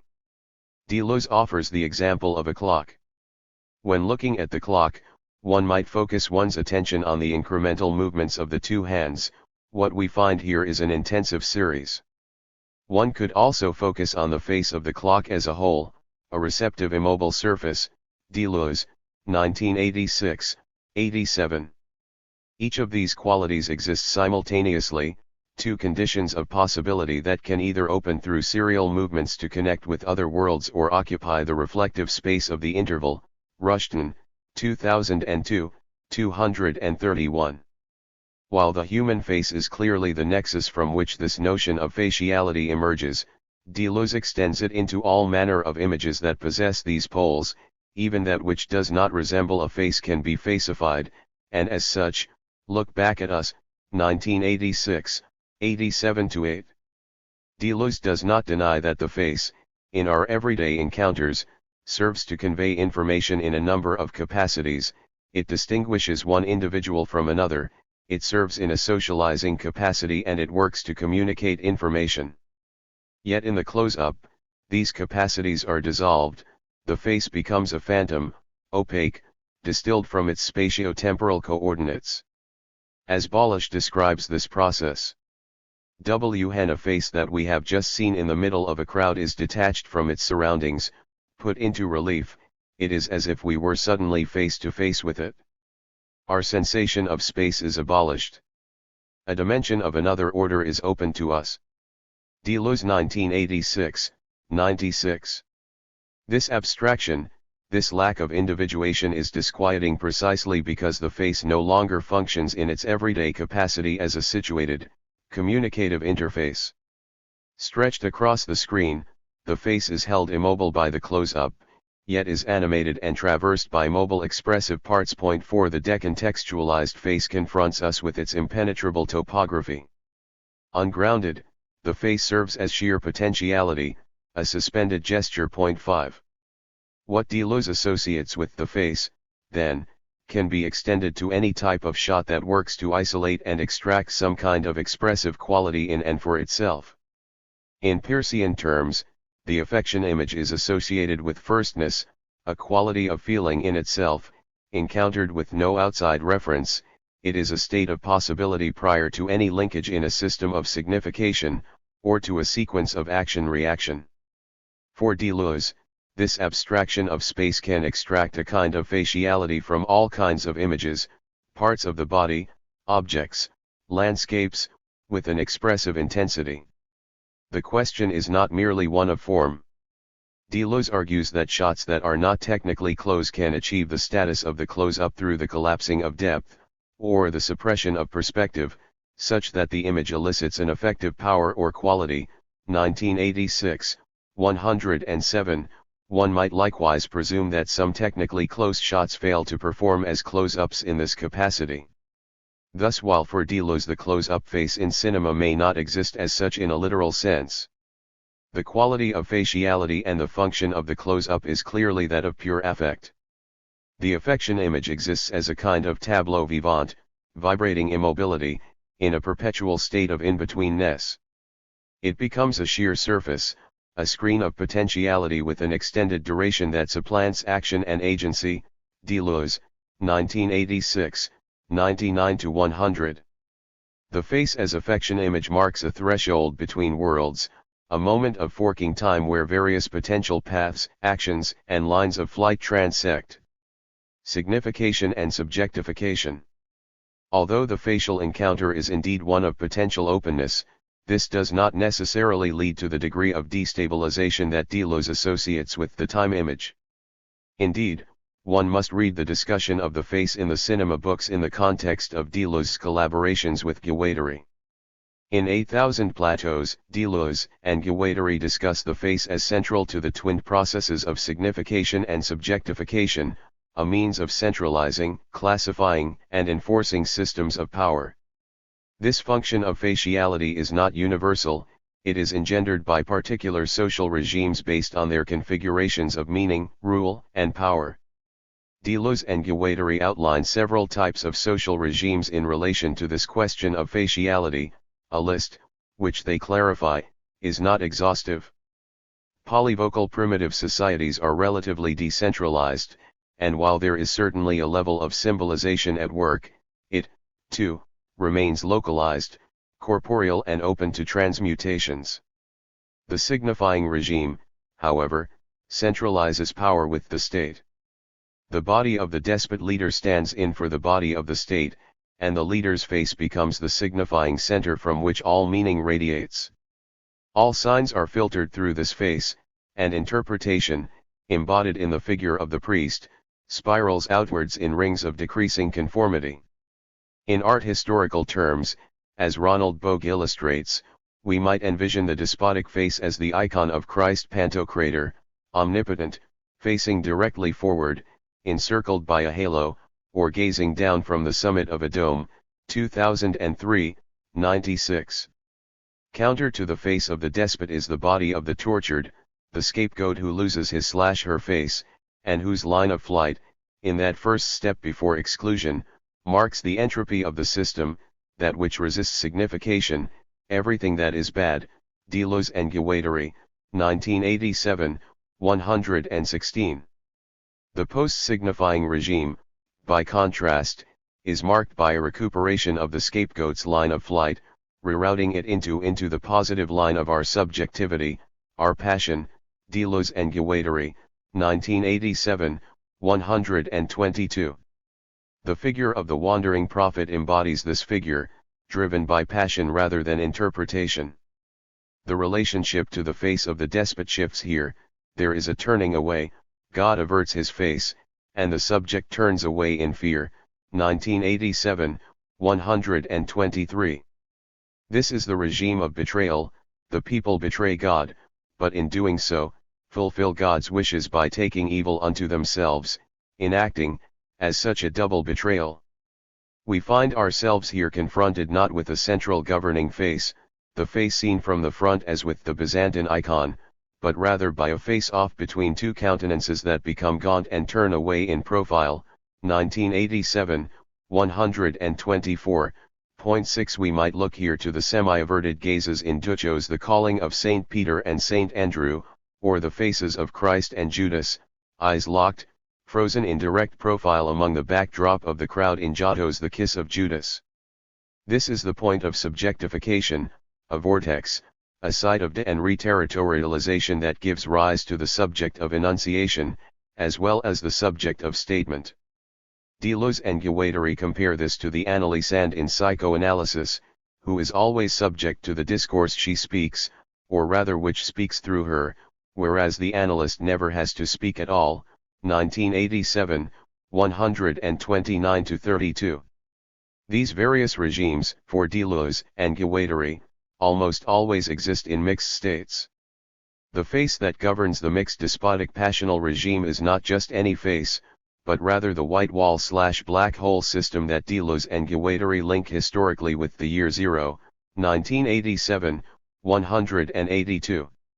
Rather than a concrete face, we find at the heart of the system an abstract machine that performs the integrated processes of signification and subjectification through the mask of the white man par excellence, as Deleuze and Guattari describe him, Jesus Christ Superstar, 1987, 176.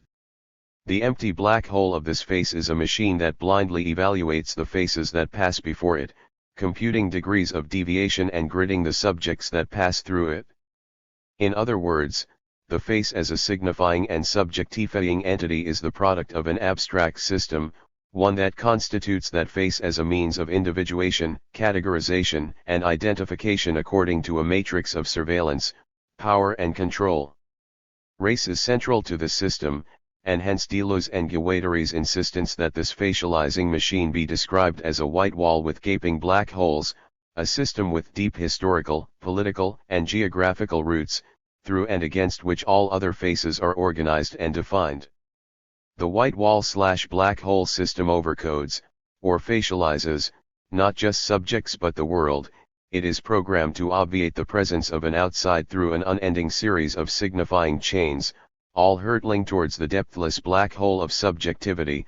1987, 179.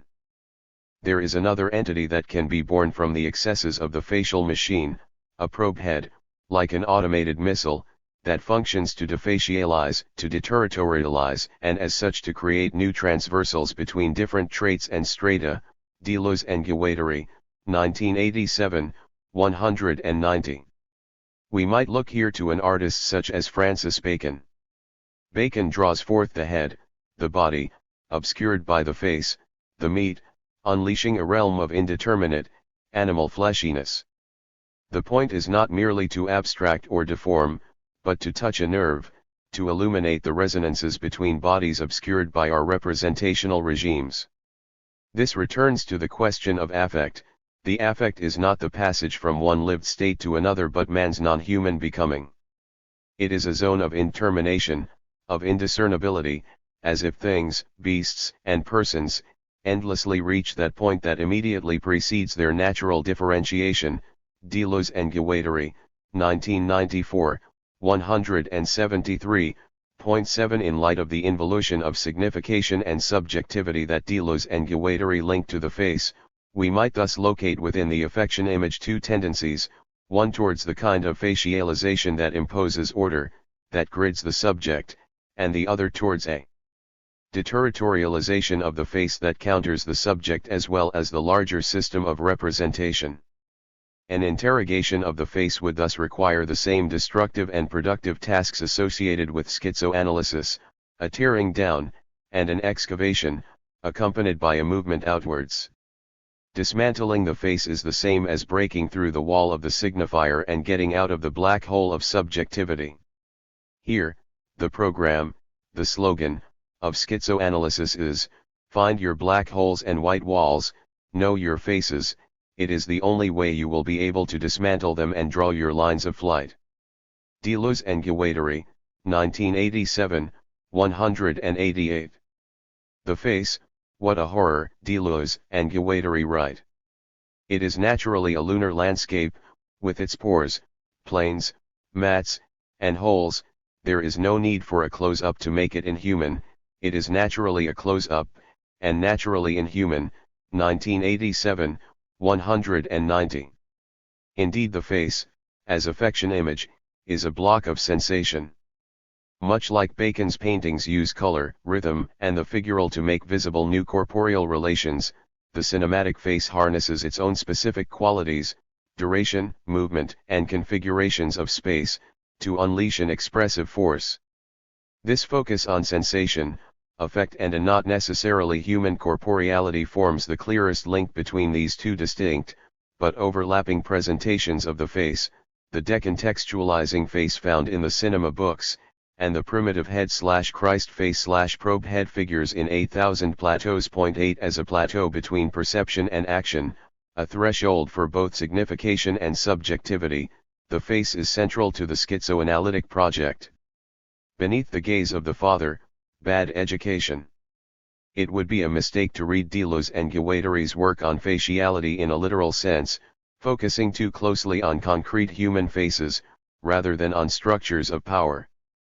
The reason they choose to describe this process as facialization, rather than a more abstract term, is because it is with the human face that we initially and most overtly engage in these processes. With this in mind, I would like to reflect on a film that explores precisely this dynamic, Pedro Almodóvar's Bad Education. There is a level on which the work reenacts the trauma of the despotic passional regime. There are clear visual parallels to the kinds of facial relationships Deleuze and Guattari describe, as well as thematic resonances. What is at stake here, beyond the concrete depictions of the face, its visual distortions, or the narrative content, is the deployment of sensations that excavate the forces and networks that define a particular moment. Almodóvar explores the relations between faces as a means of illuminating the physiognomy of the fascist Catholic regime, and excavating the pervasive, lingering microfascism still registered in the visage of post-Franco Spain. Bad Education is comprised of several versions of a narrative nested within one another, as Almodóvar describes them. Like Russian dolls. 9 The heart of the story involves two young boys, Ignacio and Enrique, who fall in love while students at a Catholic boarding school in 1964. Ignacio has become the obsession of his literature teacher, Father Manolo, who ceaselessly preys upon him. Manolo, unable to possess the object of his desire, is consumed with jealousy, and expels Enrique from the school, severing the boys' relationship. This story is presented to us in a highly mediated fashion. However, the present day of the film is 1980, where the adult Enrique, who is now a film director, is visited by an actor who claims to be Ignacio, who gives him a story, The Visit, based on their childhood experiences. The tale unfolds through a web of narrated visits and texts, written, filmic and verbal, each revealing enfolded layers of betrayal, impersonation and falsification. The polyphonic layers in the film are comprised of stylized tableaus, each fixated on the performance of the face. Faciality in this context is explicitly relational. We see the frontal face of the child as a love object, gazing at length directly into the camera. We see as well the averted face of betrayal and shame, the face of lust, and, like a true film noir, the exchange of recognition and affection between faces that will be undone by a darker unmasking, assisted, in one instance, by digital effects, as the faces of the boys metamorphose into what we assume to be their adult countenances. We see the face of the filmic icon, Sarah Montiel, in a coquettish 3/4 view, floating on a theater screen above the silhouettes of the young boys, who pleasure each other beneath her benevolent gaze. Montiel's face is revisited in the performances of her imitators, the aging drag queen and the impostor Ignacio, who remains still the visage of desire. Most pervasively, we see the confrontation in profile that marks each visit. Almodovar presents an endless profusion of such shots, where each character faces off the other in stark, perfectly centered direct profiles highly reminiscent of Jodi's Judas. We find here as well a faceification of surfaces, walls, posters, statues, text, sometimes nearly literal, unleashing a looking back that seems palpable even to the characters. The climax of this attention to the face occurs when Ignacio is violated by the priest, resulting in a fundamental split, as a stream of blood flows down his forehead, the image itself rends open, tearing his face in two. The face here, which is in fact a face constructed through the adult Ignacio's written story, proffered by the figure of Ignacio's brother and impostor, visualized through the adult Enrique's film version, becomes a surface, a wall on which the story is written and a vortex into which subjectivity spins. It is a marker of time as well, its torn surface echoing the ripped layers of the movie posters that form the strata of history in the film. The encounter with the face is always a performance, a fact that Almodovar emphasizes not only through the framed narrative, but also through the proscenium of the screen itself, whose aspect ratio slides open and closed like curtains around the image throughout the course of the film. There is another type of face that emerges within this context. Beyond the human face, the only other image that sustains such close attention within the film is that of the written word. As Ignacio's tale unfolds through its many written iterations, the characters and the camera repeatedly fall into the face of the typewritten page. The text itself becomes another kind of white wall/black hole system, shot in a manner that echoes the exchanges between faces, rendered with a sensuous tactility. The written page is often the force that sets the stage for a visit, and is treated by the camera in much the same way as the human face, in consuming frontal close-ups, and in paired encounters, in profile. Signification and subjectification occur here, but in the same manner in which the relations between faces are dissected by the image, the text here, too, falls into fabulation far more often than it reveals the truth. Thus while the face, in all its incarnations in bad education, might not go so far as to dismantle the power relations that govern the despotic passional regime, it brings to light the perversion that lies at the heart of the machine. The machine that is interrogated here is a very specific one, rooted in its cultural context. The narrative does not make its political grounding fully explicit, yet the carefully plotted temporal settings, the childhood trauma in 1964, Ignacio's story set in 1977 and the present-day film production set in 1980, mark key moments in Spanish history. Almodovar's project is far more political than it is religious. From behind the Christ face, the visage that governs the system is clearly that of Franco. It seems key to note, as well, the regime of cinema that maintains a spectral presence throughout the film, registered within the mercurial ambitions of Ignacio's actor brother, the schizoid pleasures of the queer queen mother Sarah Montiel, as well as in Enrique's, and Almodovar's, position as author. Clearly such systems, like the narrative, are folded into one another. If the passional regime centers upon the point of subjectification, within Almodovar's passion play that point is subverted and multiplied. Deterritorialization is not complete. We remain grounded in the character of Enrique, the singular real identity, the recipient of the final, albeit incomplete, textual communication from his lover and the partial, if unreliable double for the writer/director Almodovar himself. What is significant, however, is the painstaking manner in which these positions and relationships are exhumed, and the role which affect plays in suspending, bifurcating and redirecting the trajectory of action. The complex interactions between signification, adoration, subject formation, and systems of control are unraveled through assemblages of faces and their myriad affects. In exploring this multifaceted potential of faciality, a genealogical exploration of history, paired with a force propelling towards change and futurity, bad education deploys the face in ways that undermine restrictive presentations of subjectivity and identity, interior and exterior. Simultaneously, through its various performative iterations, falsifications, and resonations with its environment, the face is rent open to new transsubjective alliances. The film achieves this not by asserting a universal sensation, a common denominator emotion, but by exposing the repressive system through which subjects' faces and sensations are coded. This is not a flight into pure abstraction but a slow, painful process of excavation. We find a reiteration of the narrative of subjectification, but one that is continually exposed as false. This is not an encounter with the other so much as it is the realization that the creation of subjects, in and of itself, is oppressive, painful and perverse. The affection image, when it is mobilized towards its most radical potential, provokes us to both feel and think this fact. Chapter 6. Schizoanalysis, Spectacle, and the Spaghetti Western. David Martin Jones.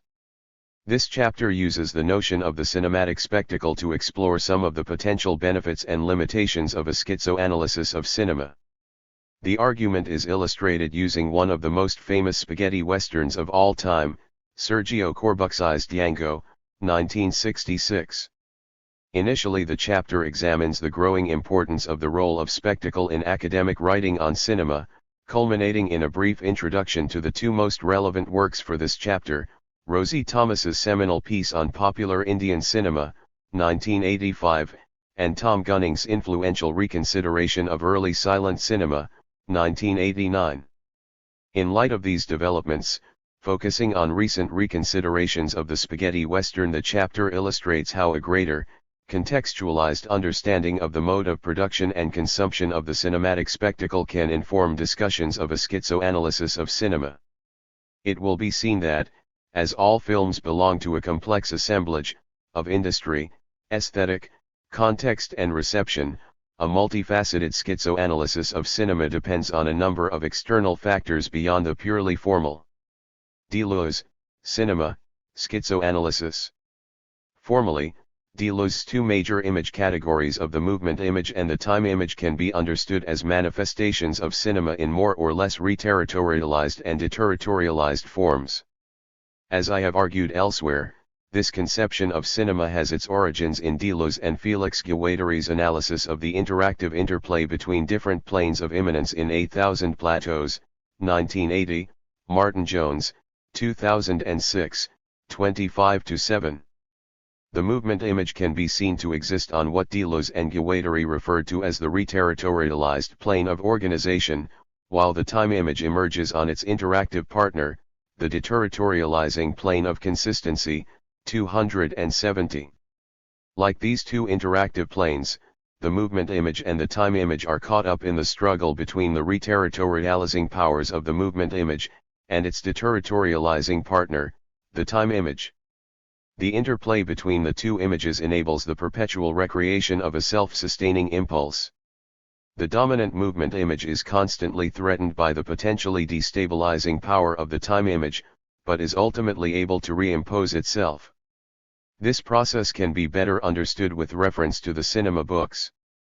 In cinema too, referring to the difference between movement and time image cinemas, and the role of montage in constructing these respectively indirect and direct images of time, Deleuze notes that it took the modern cinema to reread the whole of cinema as already made up of aberrant movements and false continuity shots. The direct time image is the phantom which has always haunted the cinema, but it took modern cinema to give a body to this phantom. This image is virtual, in opposition to the actuality of the movement image. 1989, 41. Modern cinema sees the emergence of the deterritorializing phantom of the time image, the virtual correlative of the reterritorialized, actual movement image. Thus, the time image unlocked the sensory-motor continuity of the movement image, that foreground organic link, often represented through the logical progression of character action, which served to spatialize the passing of time in classical cinema. As opposed to the goal-oriented doers of the movement image, Deleuze considered the protagonist of modern cinema an aimlessly wandering seer. Accordingly, rather than the development of the narrative through the protagonist's action, from situation, through action, to changed situation, SAS, Deleuze observed in the time image a temporal hiatus emerging between perception and action. In contrast to the movement image, the time image is marked by aberrant movements and false continuity shots. In the time image, the movement of world constructed by montage drives the narrative virtually through time rather than character movement actualizing space-time, as it does in the movement image. It is the dynamic and reterritorializing interaction of the movement image and the time image that provides the conditions for a schizoanalysis of cinema. Yet in his two cinema books, Deleuze did not explicitly demonstrate the interconnectedness of the two images in any detail, describing them as image types that seemingly developed independently of each other. However, following the model of interactive planes of 8,000 plateaus, if we conceive of them as interconnected, as extremes or poles between which individual films flux, then it becomes apparent that a schizoanalysis of cinema, rather than simply categorizing films as either movement or time images, can reveal the inherent potential for de- and reterritorializations of cinema into various different image types. This approach places Deleuze's work on cinema within the larger project of schizoanalysis. Summarizing Deleuze and Guattari's conception of schizoanalysis in Anti-Oedipus, 1972, Eugene W. Holland notes that the positive task of schizoanalysis is to locate desiring machines beneath or behind the systems of representation that capture and crush them, and to restore them to their proper molecular functioning. The aim, in short, is to release molecular desire from the constraints of molar representation. 1999, 99. Correspondingly, the time image is the product or expression of a desiring machine with the potential to destabilize the molar, Oedipal reterritorializations of dominant movement image cinemas like the action image. Deleuze's twin cinema texts, then, can be seen to function as a schizoanalysis of cinema that champions the time image for its deterritorializing potential. Approaching Deleuze's work in this way helps explain the otherwise unusual convergence of these two image types in much contemporary cinema. Peasters, 2003, Martin Jones, 2006, as evidence of the continued play of de- and reterritorializations of capitalism in its perpetual struggle between molar forms and molecular desire. In Deleuze and Guattari, 1989, Ronald Bogue describes the functioning of capitalism, stating, "Capitalism, in its deterritorializing guise, then, sets adrift schizophrenic fluxes of bits and scraps of things, peoples, words, customs, and beliefs, which it then reterritorializes in the neurotic Oedipal triangle of Papa Mummy Me, 1989, 88-9. Similarly, in cinema, the aberrant narrative time of the time image deterritorializes the otherwise linear narrative time of the movement image, setting its wandering seer protagonists adrift in a temporal no man's land to explore the schizophrenic fluxes opened up by discontinuous temporality, which the movement image otherwise reterritorializes through continuity editing. Thus, as with the functioning of capitalism, despite the dominance of the reterritorialized form, the movement image, cinema always retains the deterritorializing potential of the time image. In contemporary films with aspects of both images, the fluxing of different films between these two poles becomes much clearer. For a schizoanalysis of cinema to develop, then, it needs to free itself of certain aspects of Deleuze's cinema books. Deleuze's rather static conceptualization of cinema into two image categories is based on an opposition that structures his thinking. In spite of the appearance of several European movement image cinemas, by the close of cinema 1 the dominant form of the movement image, the action image, is equated with classical Hollywood cinema. Then, in cinema 2 the time image is directly linked to post-war European art cinema, that of the various new waves. Aside from prematurely fixing the two images into static poses, the difficulty that Deleuze's approach creates is that any number of European popular genres, not to mention numerous national cinemas from Asia and elsewhere, fall into the cracks between these two poles. In his distinction between movement and time image, Deleuze demonstrates a rather elitist, Eurocentric position, similar to predecessors like Theodore W. Adorno and Max Horkheimer of the Frankfurt School, that posits Hollywood as the negative counterfoil to a supposedly more critical or advanced European art cinema. Yet, beyond the purely formal conceptualization of cinema offered by Deleuze, films are products of specific industrial conditions, aesthetic traditions, historical contexts, and interact differently with national and international audiences. Accordingly, films which may appear deterritorializing in intent when viewed formally, or in relation to a perceived aesthetic norm like Hollywood, may seem reterritorialized when these contextual factors are considered. Thus, we should not only consider Deleuze's image categories to exist in a complex, fluid interaction, but also acknowledge that the interplay between narrative and spectacle that causes a film to flux between the two extreme poles of the movement and the time image is also a product of a specific historical context. In addition to the formal reconsideration of Deleuze's position in the cinema texts that is offered by a schizoanalysis of cinema, then, historically contextualizing cinema necessitates a rethinking of Deleuze's position, here in relation to popular Indian film, early silent cinema and the spaghetti western. Narrative, spectacle, schizoanalysis. Of most relevance to this discussion of the cinematic spectacle are two pieces that emerged in the 1980s, almost contemporaneous with Deleuze's cinema books. In Indian Cinema, Pleasures and Popularity, 1985, Rosie Thomas emphasized that popular Indian cinema, sometimes referred to as Bollywood cinema, was not simply a bad copy of the classical Hollywood form. Such negative assumptions are a product of the unconscious criteria that structure much European and Anglo-American appreciation of cinema. Rather, the narrative of popular Indian cinema is derived from non-Aristotelian aesthetic traditions specific to India, including the epic religious texts the Ramayana and the Mahabharata, and indigenous theatrical forms drawn from classical, folk and Parsi traditions. The distinctive narrative of popular Indian cinema, with its periodic interruptions for song and dance routines, fight scenes, comedic routines, and so on, is a ridiculous pretext for spectacle and emotion. Thomas, 1985, 123. In popular Indian cinema, spectacle is not an interruption of the narrative's linear development. Rather, it is of primary importance in the construction of a constantly shifting narrative of spectacles. Thomas emphasized that understanding the manner of production and consumption of different cinemas enabled a greater appreciation of film form. In the case of popular Indian cinema, the mode of production is extremely different to that of either the Hollywood studio system or the state-supported national cinemas of Europe. The Indian film industry relies on independent venture capital to produce inexpensive films aimed at mass audiences.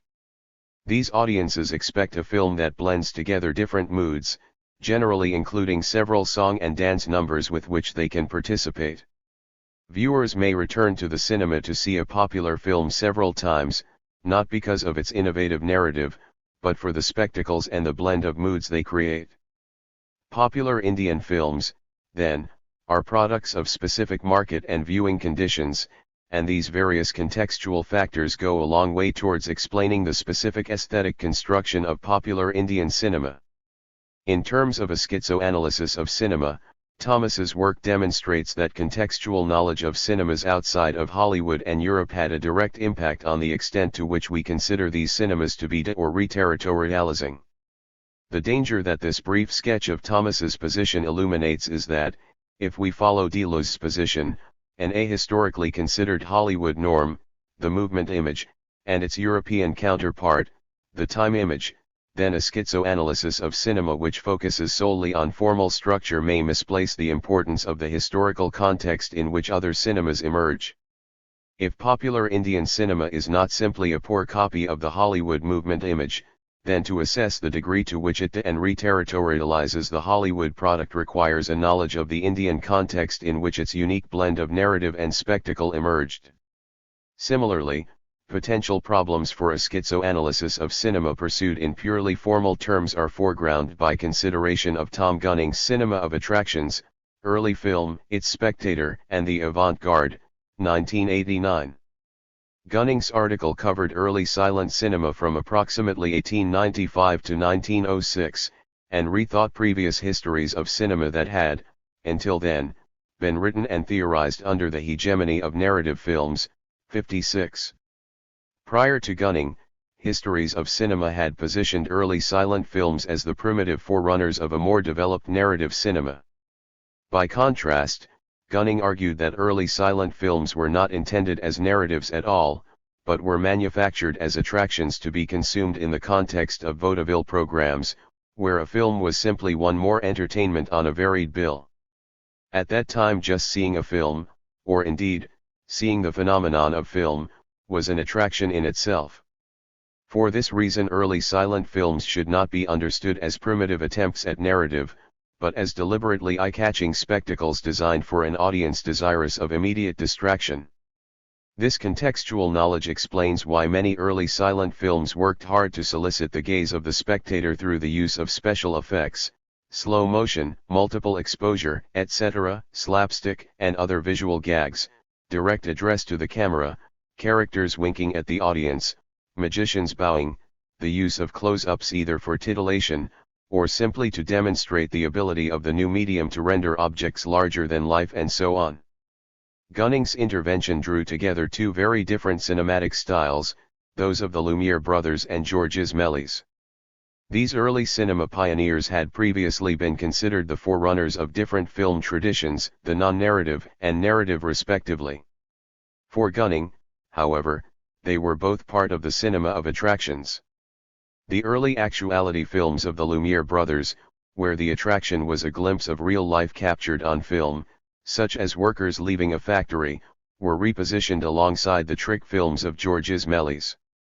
For Gunning, in neither instance was there any attempt to create a coherent narrative, as would later emerge in the cinema of directors like D.W. Griffith. Rather, alongside the mundane events captured by the Lumieres, any narrative that emerged in the works of Méliès was reconsidered by Gunning as an excuse for a string of otherwise disconnected spectacles. Thus, rather like popular Indian cinema, in early silent cinema, narrative, if there is one at all, is of less importance than the spectacles it enables.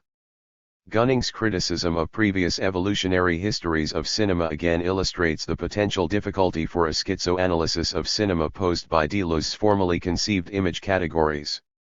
To quote Gunning in full, "The history of early cinema, like the history of cinema generally, has been written and theorized under the hegemony of narrative films. Early filmmakers, like Smith, Méliès, and Porter, have been studied primarily from the viewpoint of their contribution to film as a storytelling medium, particularly the evolution of narrative editing." 56.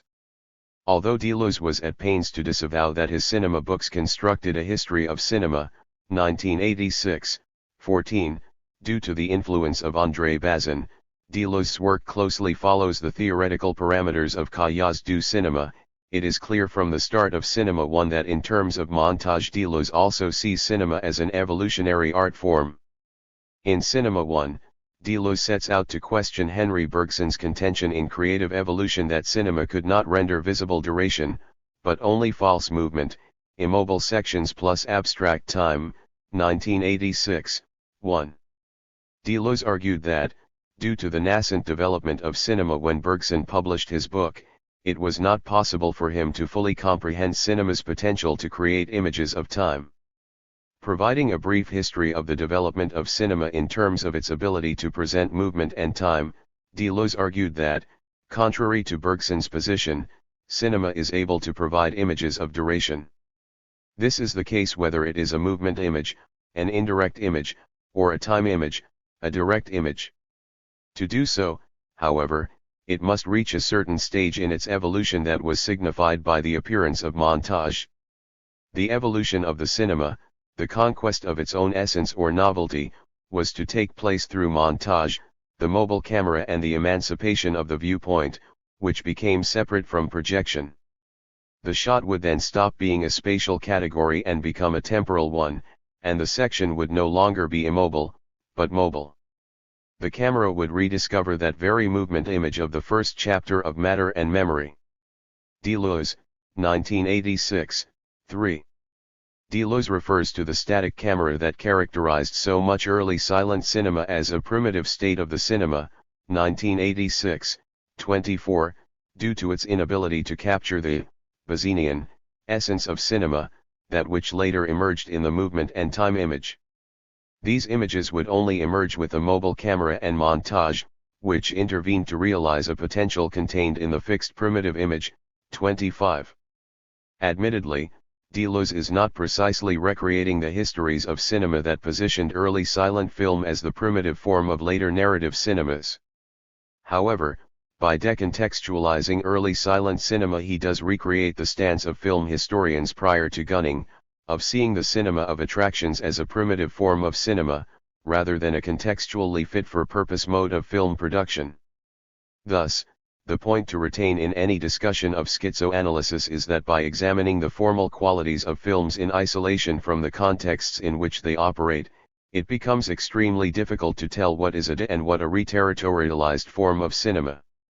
Instead, we too easily fall into the same trap as Deleuze, of seeing films as belonging to fixed image categories. As the above examples demonstrate, it would be a mistake to consider the purposefully designed standalone spectacles of the early silent cinema of attractions as primitive reterritorializations of cinema in relation to the different forms of movement images that followed the introductions of a mobile camera and montage. Such an approach provides little room for a multidimensional schizoanalysis of cinema. Nowadays, film history is no longer considered to be straightforwardly evolutionary as Deleuze's analysis suggests.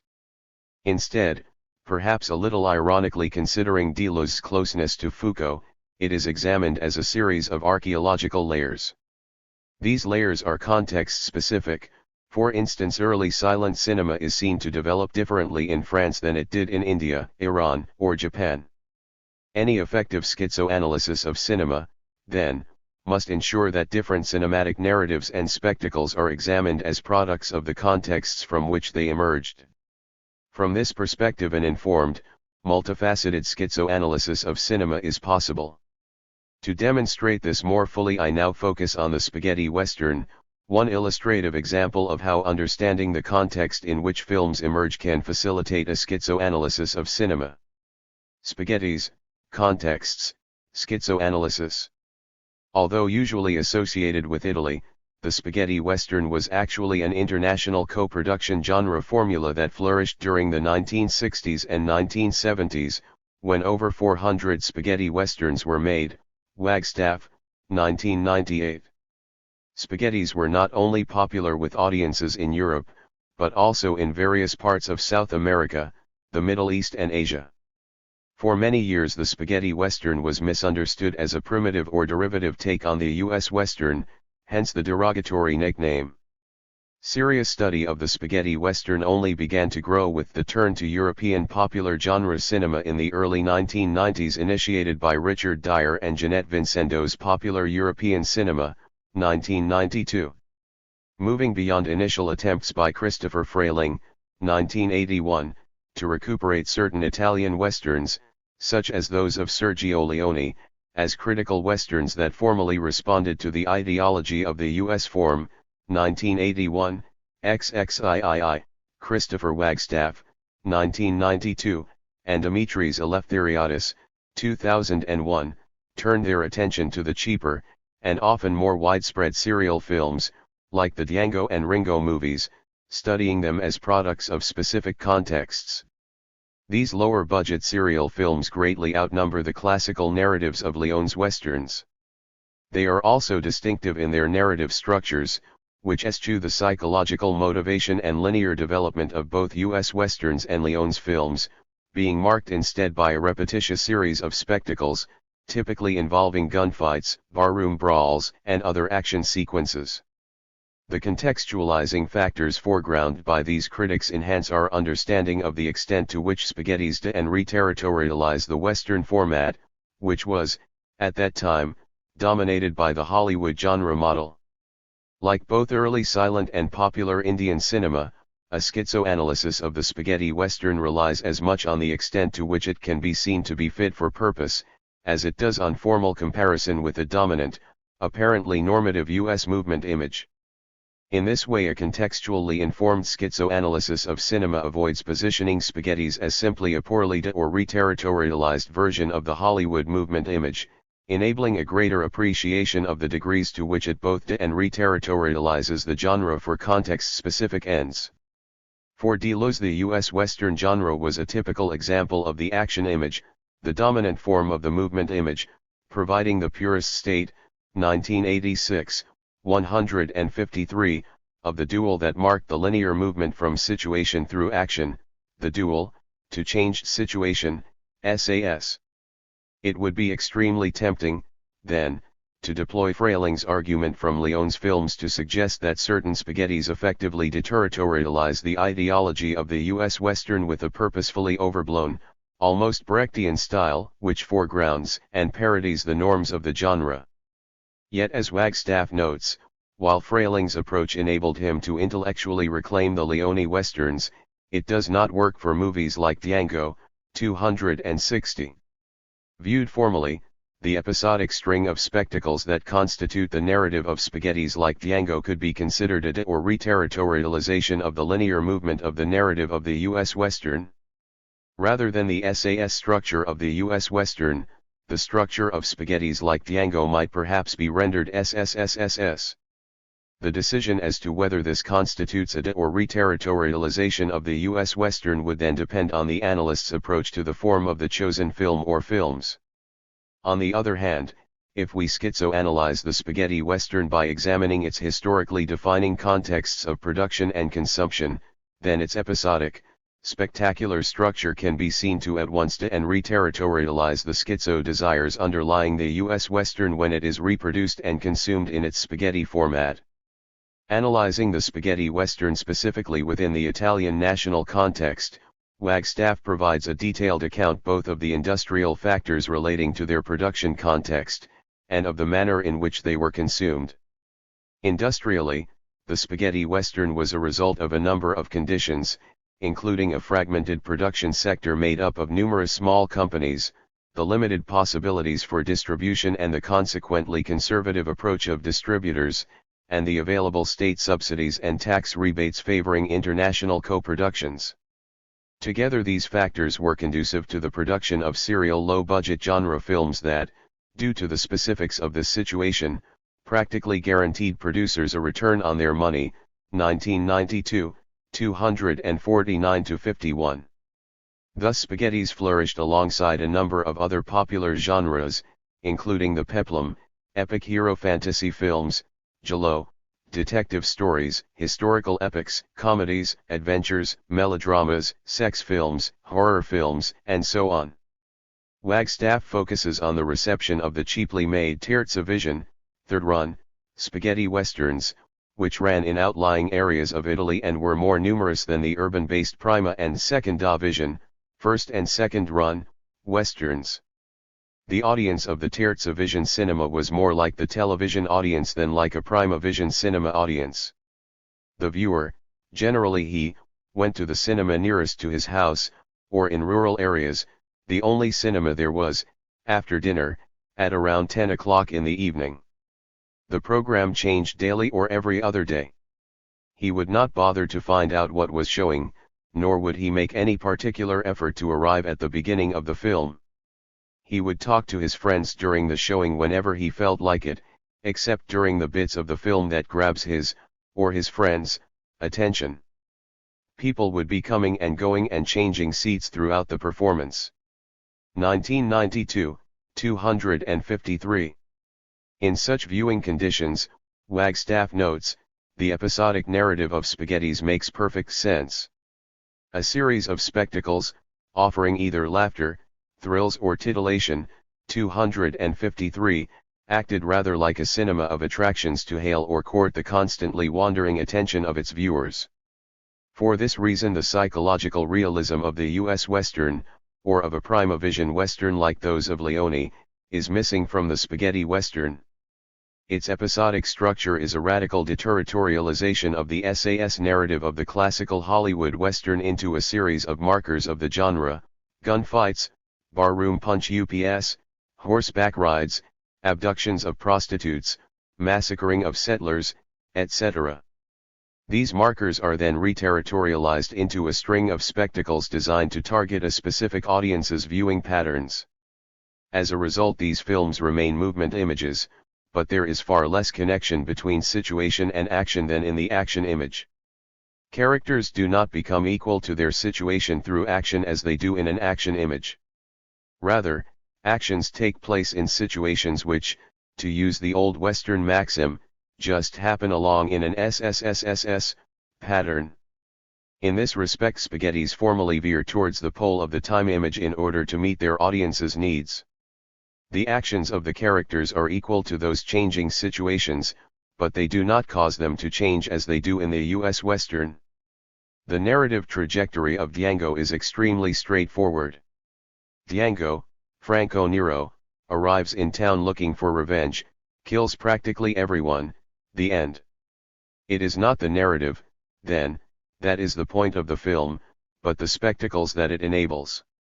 Django is involved in, or witness to, a number of scenes which serve no narrative purpose. These include, the prolonged whipping of a whore, the shooting of several of General Hugo's, Jose Bodalo, bandits, Django killing several of Major Jackson's, Eduardo Fajardo, men, Major Jackson and his henchman Ringo sadistically shooting Mexican peasant farmers as they run for their lives, Django shooting more of Major Jackson's men in a bar, Django shooting yet more of Major Jackson's men with a big machine gun, 3 whores mud wrestling, Hugo and his bandits cutting off the ear of a corrupt priest and feeding it to him, a machine gun ambush of a military fort, the robbery of the fort's gold, a horse chase that ends at the border, a barroom fist fight, a striptease, the machine gunning of Hugo's men, the crippling of Django's hands by rifle butt and horse's hooves, an ambush in which Major Jackson's men kill General Hugo and his men, and a final shootout in a cemetery in which Django kills Major Jackson. Through these various spectacles Django walks, dragging behind him the coffin containing his machine gun. His actions in these situations do not change them for the better. Rather, the spaghetti's narrative facilitates a series of spectacles or attractions, focusing on Django's superhuman ability to act, and especially to shoot.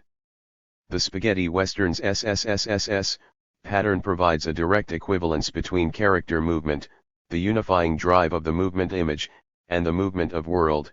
Deleuze, 1989, 61, we find in the discontinuous editing of the time image. It is as though in the series of spectacles of the spaghetti Western the movement image and the time image run parallel to each other. Character action is equal to each new situation, as in the movement image, but action cannot drive the narrative alone, and a discontinuous movement of montage from situation to situation also takes place, as in the time image. With Wagstaff's position in mind, then, it would seem appropriate for a schizoanalysis of the spaghetti Western to consider this genre both a de and a reterritorialization of the U.S. Western. The classical narrative drive of the U.S. genre is deterritorialized. Its exploration of character motivation, and the interaction between character and milieu of the SAS format are refigured, reconstituted as disconnected spectacles. On the other hand, it is reterritorialized into a format that suits the context-specific ends to which these films were designed, the distribution context and the audience viewing conditions of the Terza Vision cinemas of Italy in the 1960s and 1970s. Thus Wagstaff's nationally contextualizing position on spaghettis illustrates that their reterritorializing aspect is much stronger than a purely formal comparison which the U.S. Western might suggest.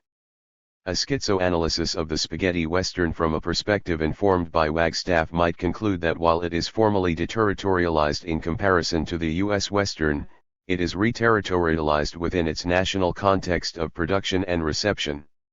Even so, Wagstaff's position is not the only available context from which to draw a schizoanalysis of the spaghetti Western.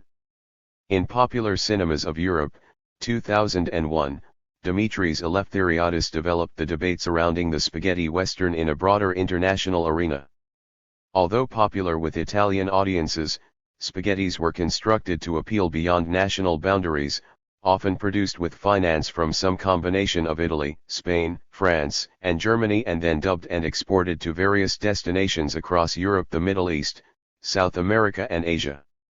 From this broader contextual position, Eleftheriadis argued that spaghetti westerns should be understood as providing viewers in the 1960s and 1970s Europe, South America, the Middle East and Asia with a form of fantasy tourism or paupers traveling, 128, in which they journeyed into a fantastic version of the Old West, and took part in a series of spectacles recognizable from U.S. Westerns. In a context of increased U.S. global dominance, the spaghetti Western provided audiences worldwide with a chance to reciprocate the movements of the various flows of people and money, from tourism to commerce to military intervention, emanating from the United States. This complex process of transculturation, a term which Eleftheriadis borrows from Mary-Louise Pratt's work on travel writing, ensures that spaghettis remain westerns, but are simultaneously transformed into a spaghetti guise. As he argues, the American genre functions as raw material, which after its transformation in the process of production, is delivered to national and international markets, usually, but not always, disguised as American, 103. When viewed in this light, the spaghetti Western again appears to be both a deterritorialization of the U.S. Western, and simultaneously a reterritorialization of the genre into a new form. This time, however, it is seen to transform for rather different reasons, the enabling of virtual tourism for global audiences, which explain the genre's popularity in many parts of the world. Again, the role of spectacle is integral to this process. Eleftheriadis comments at length on how Django's individualism detaches him from the contexts in which he acts, contexts which are reduced to mere backgrounds to his actions. He notes in addition the purely spectacular functioning of the absurd sight of Django slowly lugging his coffin everywhere on foot, the red Ku Klux Klan-style hoods of Major Jackson's men that stand out against the drab and muddy town, and so on, 123-4.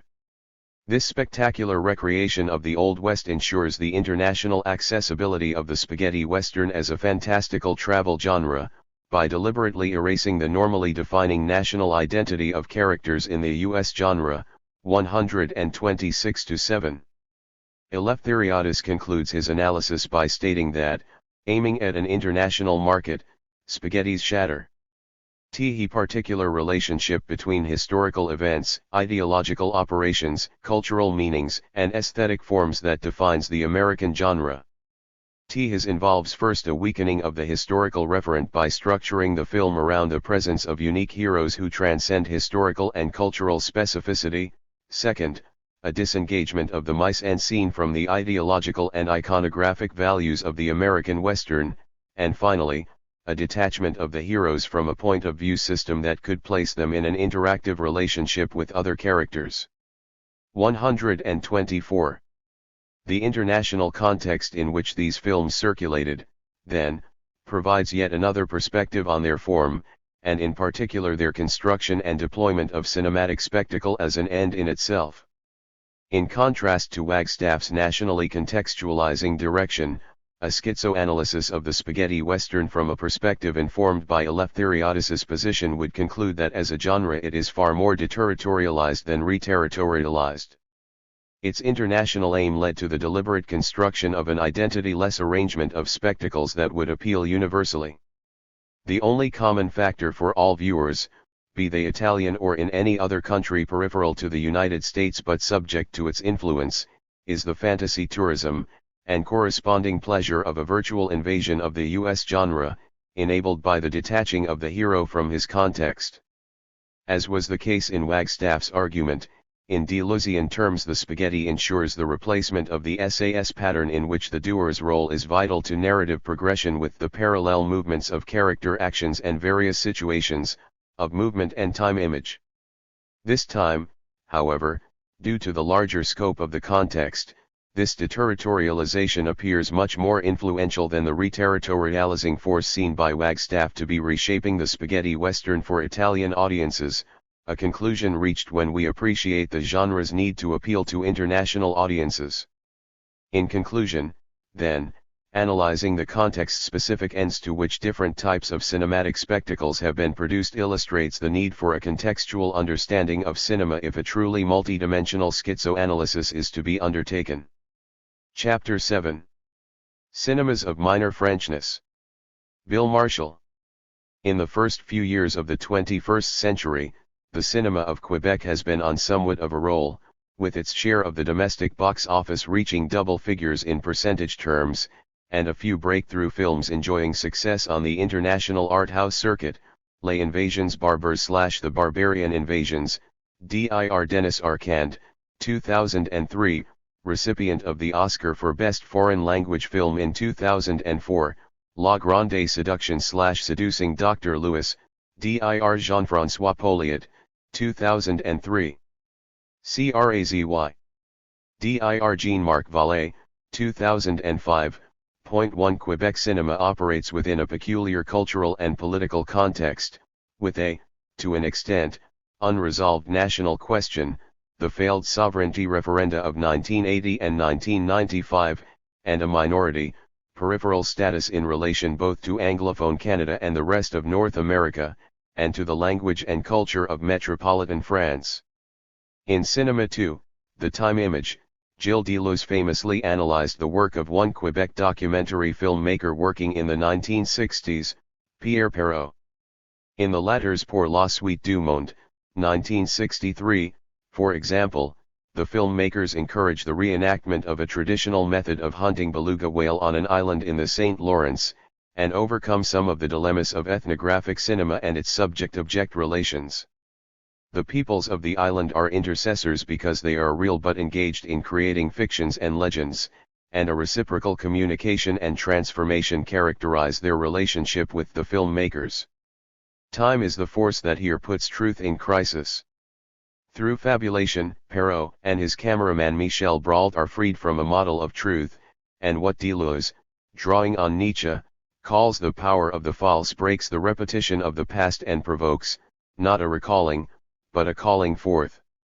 As with the other, third world filmmakers he examines, such as Ousmane Sembène and Glauber Rocha, Deleuze sees Pour la Suite du Monde as an example of minor cinema in which the people are perceived as lacking rather than offering a full identity or presence. What cinema must grasp is not the identity of a character, whether real or fictional, through his objective and subjective aspects. It is the becoming of the real character when he himself starts to make fiction, when he enters into the flagrant offense of making up legends and so contributes to the invention of his people. The character is inseparable from a before and an after, but he reunites these in the passage from one state to the other. He himself becomes another, when he begins to tell stories without ever being fictional. And the filmmaker for his part becomes another when there are interposed, in this way, real characters who wholly replace his own fictions by his own storytelling. Deleuze, 1989, 150. However, the potential for Deleuzian thought to address the situation of Quebec does not end here in the pages of the time image. Explicitly in the postulates on linguistics section of 8,000 Plateaus, and implicitly in their work on Kafka and even the anti-Oedipal positions elaborated elsewhere in their collaboration, Deleuze and Guattari begin to suggest what a minor Frenchness might be. In their ontology of becoming rather than being, of movement, process and multiplicity rather than fixity and identity, and in their sidestepping of the binaries of self/other and subject/object, Deleuze and Guattari emphasize the fact that the proper name, the instantaneous apprehension of a multiplicity, Deleuze and Guattari, 1987, 37, as in Québécois, is always already pluralized, its bits, components, particles, molecules, arranged and organized according to bigger, molar structures, but at the same time potentially taking off in new directions. Signs are not signs of a thing, they are signs of deterritorialization and reterritorialization, they mark a certain threshold crossed in the course of these movements. Deleuze and Guattari, 1987, 67. The Quebec National Project is riven with the tension between territorialization and deterritorialization because of the competing discourses of Quebecite and Americanite, continental and Atlantic identities, the migrant flows of globalized capital into which it is unevenly inserted, the different relationships lived with Canada, and above all the shifting categories of majority and minority. Deleuze and Guattari conceive the minor not in terms of numbers, but in terms of the relationship between becoming and the territorialization/deterritorialization process. The writings of Kafka, or of African Americans, or of the Irish, all possess an ambiguous relationship to the major language in which they write, which they affect with a high coefficient of deterritorialization. Deleuze and Guattari, 1986, 16. Kafka, for example, wrote German as a Jew excluded from the German-speaking minority in a peripheral city of an empire in which German was a commercial lingua franca but was not at home. Quebec artists of the 1960s, to take another example, were conscious that their language was minor in relation not only to the vast North American and Canadian Anglophone majority, but was peripheral and relatively deterritorialized faced with the major language that is Standard Metropolitan French. This implies, as when Frederick Jameson, 1986, drawing on Deleuze and Guattari's work, writes of national allegory, that any individual utterance is always already in this context magnified to embrace politically the whole collectivity. Indeed, for Deleuze and Guattari, there is no individual enunciation, since enunciation always implies collective assemblages and we all speak in indirect discourse. Deleuze and Guattari, 1987, 79-80. The point is not to talk about Quebec French as a particular dialect, but to realize that minor and major attitudes can be adopted towards this language and culture. One is either to fall back onto a new territorialization. The Canadian singer can also bring about the most reactionary, the most Oedipal of reterritorializations, "Oh mama, oh my native land, my cabin, ole, ole." Deleuze and Guattari, 1987, 24. Or the other is to follow the logic of the minor status, its capacity for proliferation and innovation, becoming, its antithesis therefore to the rank of master, and its undermining of the major culture's pretensions to the natural, normal, and universal. It is a question not of reterritorializing oneself on a dialect or patois but of deterritorializing the major language. Deleuze and Guattari, 1987, 104. Minorities both have their own territorialities but must also be considered as seeds, crystals of becoming whose value is to trigger uncontrollable movements and deterritorializations of the mean or majority. Deleuze and Guattari, 1987, 134. The minor languages and cultures that emerge may be completely innovative. In this context, the national allegory is best described as a national allegorical tension between these centripetal and centrifugal forces. Marshall, 2001. Deleuze's canon of films, articulated in his cinema books, is open to some question. For example, he tended to select one film director from a third world country, usually the one taken up by Cahiers du Cinéma, hence his choice of Perrault. He might instead have alighted upon a Tout Prendre, a little-known gem of world cinema, shot in 1961-3 and released in 1964, which revels in the minor, but, paradoxically, a minor mode constructed from within the urban bourgeoisie, and whose main protagonist speaks impeccable metropolitan French. This quasi-autobiographical piece, produced in the private sector, portrays the affair between filmmaker Claude Jutra, and a black model, Johanna Harrell, who is still living with her, estranged and unseen, husband. The vicissitudes of the relationship, first encounter, obsession, other dalliances, Johanna's pregnancy, subsequent rejection by Claude, and miscarriage, are less important than the way the film combines the formal experimentation of its cinematic language with a sustained problematization of identity itself. A tout prendre joyously undercuts the self on which the film would seem narcissistically to center. From the opening scene in which Claude gets ready for the party, the spectator is confronted with the fragility of the self. The realism of body details in the shower, such as washing feet, combines with a montage of shots of Claude in various guises in front of the mirror, ending with him firing a gun so that it shatters and fragments. The self-proclaimed quest of the film is to get rid of my youth and of the character's personages inside me. The film proceeds to address this longing, but ultimately Claude discovers that there is no unified identity for him to step into. Claude and Johanna circle each other in the photography scene not in some closed repetition but in a relationship of mutual dependency and attraction. They consist of bits, fragments, atoms, rather than complete and finished persons or identities, although Johanna ultimately turns out to be trapped within the desire for wholeness predicated on heterosexual romance. In fact, Jes d'un autre, I is another, the quotation from Rimbaud's Lettre du Voyant of 1871 which Deleuze uses to describe the non-identical in time and the non-identity of image and concept, and which he sees manifesting itself in Jean Rouch's practice in Moi, un noir. The way forward is through fabulation. Crucially, and this is where it leaves far behind the world of Pour la suite du monde, a tout prendre is also about sex and its relation to identity, or non-identity. The gaze of Claude upon Johanna is not to be characterized as the standard male heterosexual gaze of mainstream Hollywood and even art cinema, fixing the threatening female body as an object of voyeurism or fetishism. Claude's position is continuously undermined by what we might term the apprenticeship of difference that Johanna forces him to experience.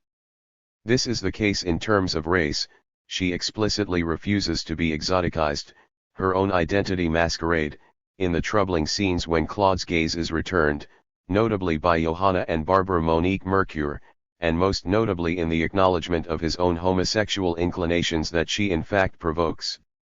Claude's identity, or rather plurality of identities, is thus predicated on a dialogue with otherness, a becoming other. The lessons for Quebec are that any national struggle must be predicated on provisional and not full or unified notions of identity. The fact that a tout prendre can be co-opted only with considerable difficulty for a political project extends also to identity politics. The refreshing, and astonishing for 1963, treatment of homosexuality is far from constituting an identity. Johanna's phrase, "Do you like boys?" is based on acts.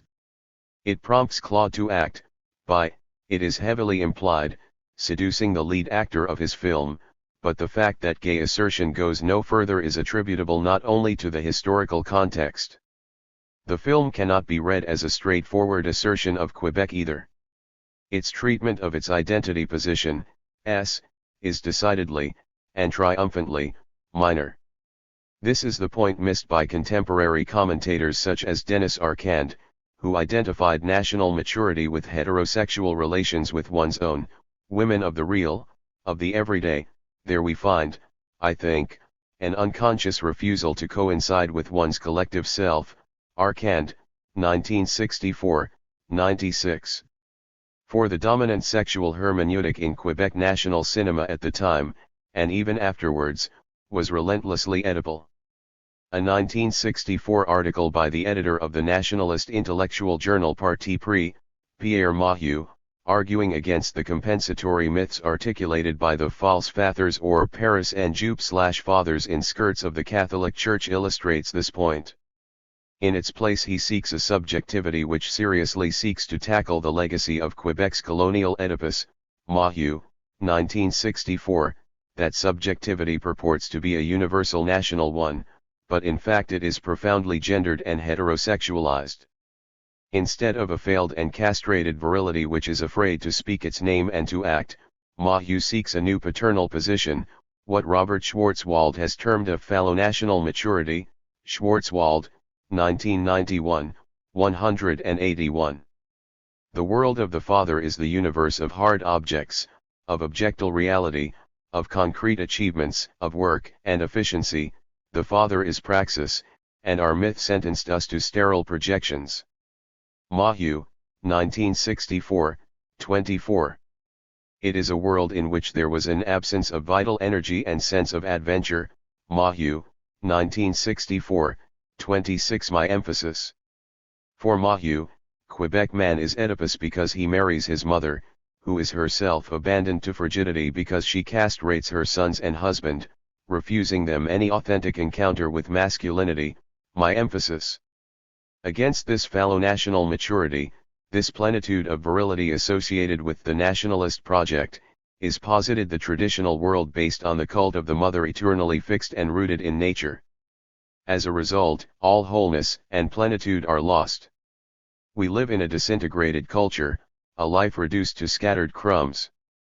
We lack the social structures essential for integrating the individual and show him a role to play, diversified, efficient, paternal institutions. Depersonalization is that social mush that threatens to swallow us up in the shifting sands of the mother. Mahu, 1964, 27. Mahu is astute enough to seek to include women in his national project, but it is he believes by resurrecting and transforming the idea of la terre mère / mother soil that the nation as totality can be embraced once again. The article is in this sense very much an artifact of its times. In the name of a liberation yet to come, it mistakes its own highly gendered position for a universal one, and suggests sexual emancipations for both men and women which are highly one-sided. Make woman into lover and wife and free us from the mother by bursting from her breast once more, armed and ready for a new battle. No longer the colonial Oedipus but very Oedipalized in its proposed solution of the Oedipus complex, in the sense of retaining fixed assignments of gendered subjectivity and male power in the family romance or in genital heterosexuality. The whole scenario is in fact a disavowal of that lack, that tension, at the heart of national or any other identity.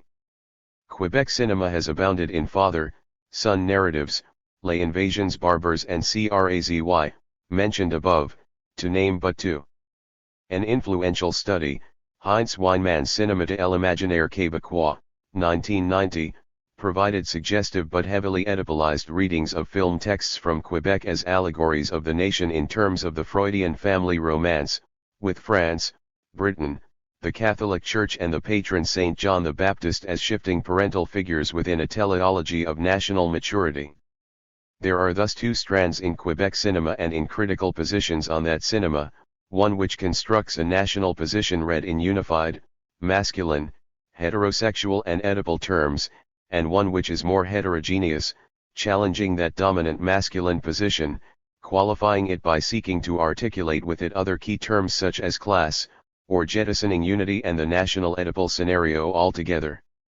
Women's cinema in Quebec has on occasions constituted the terrain of the latter interrogations, as in the work of Anne-Claire Poirier, and of Mireille Dancero, whose La Vie Rêvée, 1972, resembles a tout prendre in its witty feminization of that film's ludic fragmenting of the self.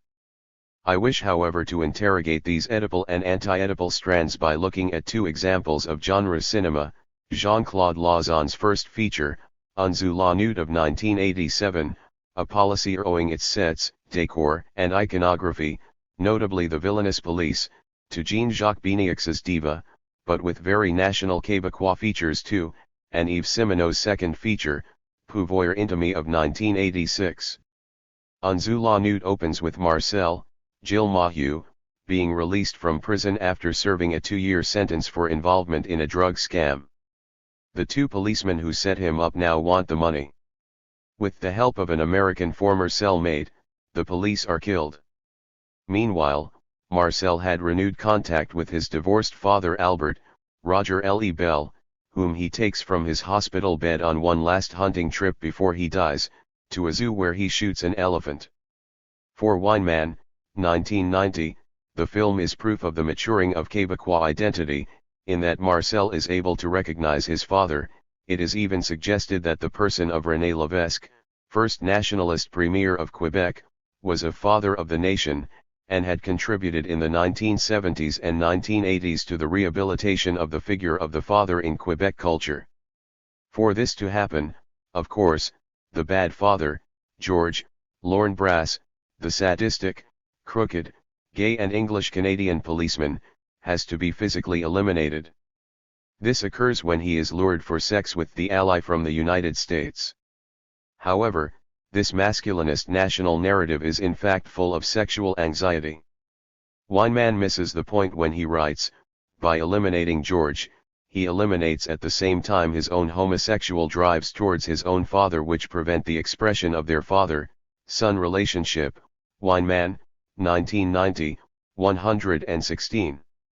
This spectacular disavowal, gay-baiting and murder, justified by the spectacle provided by George's sadism and by the prisoner he sent to rape Marcel in his cell at the start of the film, is necessary to legitimate the extraordinary final scene when Marcel washes Albert's naked body and then climbs, naked himself, into bed with him. As in parti pris writing of the 1960s, the feminization of the conquered Quebec is reversed so that it is the English-Canadian, and the Fédériste pro-Canada Québécois such as Pierre Trudeau, who are tainted with passive homosexuality. The terror of anal penetration is rife throughout, as when Julie, Lynn Adams, suggests to Marcel, "Your club sandwich, you can sit on it." Notably, Julie, the only woman in the film who is not a mother figure, is a prostitute, and Marcel's dominance over her is asserted when he first has sex with her after his release, a forced coupling filmed with him standing up. The film clearly presents the source of these anxieties even as it seeks to disavow them. Robert Schwarzwald argues that the 1960s discourse of decolonization in Quebec eventually opted for the assertion of new whole identities rather than the deconstruction of those fixities handed down from the past. What won out was the primacy of a political moment in which the task was to constitute whole subjects capable of finding a way out of the very fragmentation that constitutes the generative moment of postmodernist thought. Schwarzwald, 1991, 178. Unzu La Nut thus favors a major rather than minor response to the changed status of women. Albert's wife has left him, Julie's defiance is subdued and she can be inserted into a rescue narrative, but also immigrants and multiculturalism, globalization, and the relationship in content and form between the traditional, the modern and the postmodern. Albert belongs to the urban working class that emerged from modernity and industrialization. That culture is made to lock seamlessly into more traditional, that is rural, practices of hunting and fishing, the bonding with Marcel when he teaches him fishing lore on the lake, to form a national historical plenitude. Weinman, 1990, 118, like Lausanne, neglects the fact that the transmission of that culture from the native peoples to the voyageurs and coureurs de bois is problematic, not a source of plenitude. Albert, however, has lost his job to the process of globalization, as his factory closed and the production process moved to the United States. When Marcel presents him with a 1957 Buick, he remarks, "The Japanese wouldn't have made that," locating him within the certainties of post-war Fordism, and, by implication, 1950s sexual roles. The Italian community where he lives, and which Marcel initially seems to embrace as a substitute family, is also viewed competitively. The restaurant owner Tony has accompanied him on the hunt, the elephant shoot represents one up on him. Marcel is the urban artist, musician, living in a loft, defining himself through consumerism and its fractured identities, most notably the consumption of drugs. The dialogue with Albert takes place at first in the interface of those worlds, a disembodied message from Albert on Marcel's answering machine that stresses the contrast of generations and epochs. "I'm your father and you're my boy. That still means something to me." Albert hides the drug money in that metonym of working class life, his old lunchbox. Albert thus represents an authenticity under threat, and while the film does not suggest a return to the 1950s, far from it, it works, primarily through its Oedipal, homosocial and homophobic narrative, to renew contact with that identity while reworking it for the present. Marcel's proclaimed love for his father reaches its apotheosis after he has gone on his own hunt, the chasse à pied which kills the policeman. That action is itself a reassertion of his prowess after the momentary defeat when Julie is threatened with death behind the peep show glass partition. Marcel's active virility is able symbolically to penetrate that screen, to cross it so that he is able to impose his own reality on it. The whole film presents a gradual breaking down of barriers, symbolic or otherwise, from the opening in which Marcel's rape is filmed through prison bars, through the partitions demolished at Albert's home, to the passage through the enclosures of the zoo. He is thus able to prove he can actively get beyond mere questions of style, hedonism, and consumption, and correct Albert's assertion that you young people think you've changed the world just because you wear dark glasses at night. In turn, Albert's last venture is aided by a sniff of cocaine provided by Marcel. Significantly, however, the Oedipal narrative's impetus does not carry Marcel as far as the formation of the heterosexual couple, the classic formulation of the reconciliation of desire and the law of the father. Moreover, the form or forms of the film belie any linear and totalizing reading. Clearly, what is unusual about Un Zoo la Nuit is its combination of policy or violence and family drama. However, that contrast represents two distinct kinds of filmmaking for two distinct worldviews which explain the feed rating market success of the film but undermine its professed coherence. Marcel's eventual crossing of the peep show barrier into his own action is in fact a passage from one film quotation, Wender's Paris, Texas, later to be followed by a reference to The American Friend, to another, the designer violence of contemporary American mob movies as well as French films such as Diva and Subway. The violence is explicit but filmed in a highly stylized mise-en-scene of orange light, shadows, and corridors at a seedy hotel. In contrast, the scenes with Albert in the milieu of the Italian restaurant, for example, are shot by cinematographer Guy Dufaux according to the dominant Quebec realist style with painterly, rich, brawled-like flourishes for the fishing sequence. The very gendered national authenticity at the heart of the film is thus demonstrably a construction, its neurotic masculinity finally unable fully to fill the lack, to stitch together the unravelings provoked by historical, economic, and cultural globalization and the detraditionalization of identity. Albert's home is literally rebuilt around him, and it is unclear what shape it will metaphorically take following his death. In contrast, Yves Simoneau's Pouvoir Intime offers a powerful meditation on gender, sexuality, and nation. Written by Simoneau and one of the film's stars, Pierre Curzi, Pouvoir Intime is basically a heist movie with intimations of the postmodern. Two corrupt officials, Chief of Police Mercy Alt, Jean-Louis Millet, and the Ministry of Justice Security Chief, H.B. Ivan Ponton, recruit a thief, Theo, Jacques Godin, to steal from a security van containing money but also an incriminating document. Theo in turn recruits his teenage son, Robin, Eric Brisebois, another professional criminal, Gilder, Pierre Curzi, who in turn recruits an ex-lover, Roxanne, Marie Tifo. Their action goes wrong from the start, the guard accomplice absents himself, Robin panics and shoots 3 guards dead and the team have to drive the still locked van to their hideout and attempt to get the surviving guard marshal, Robert Gravel, to leave it, a struggle that takes up a third of the film. By the end, the conspirators and thieves are all dead except for Roxanne and Jean Vere, Jacques Lucy, Marshall's gay lover whom Roxana had brought to the hideout in order to put pressure on Marshall. They go on their separate ways with some of the loot.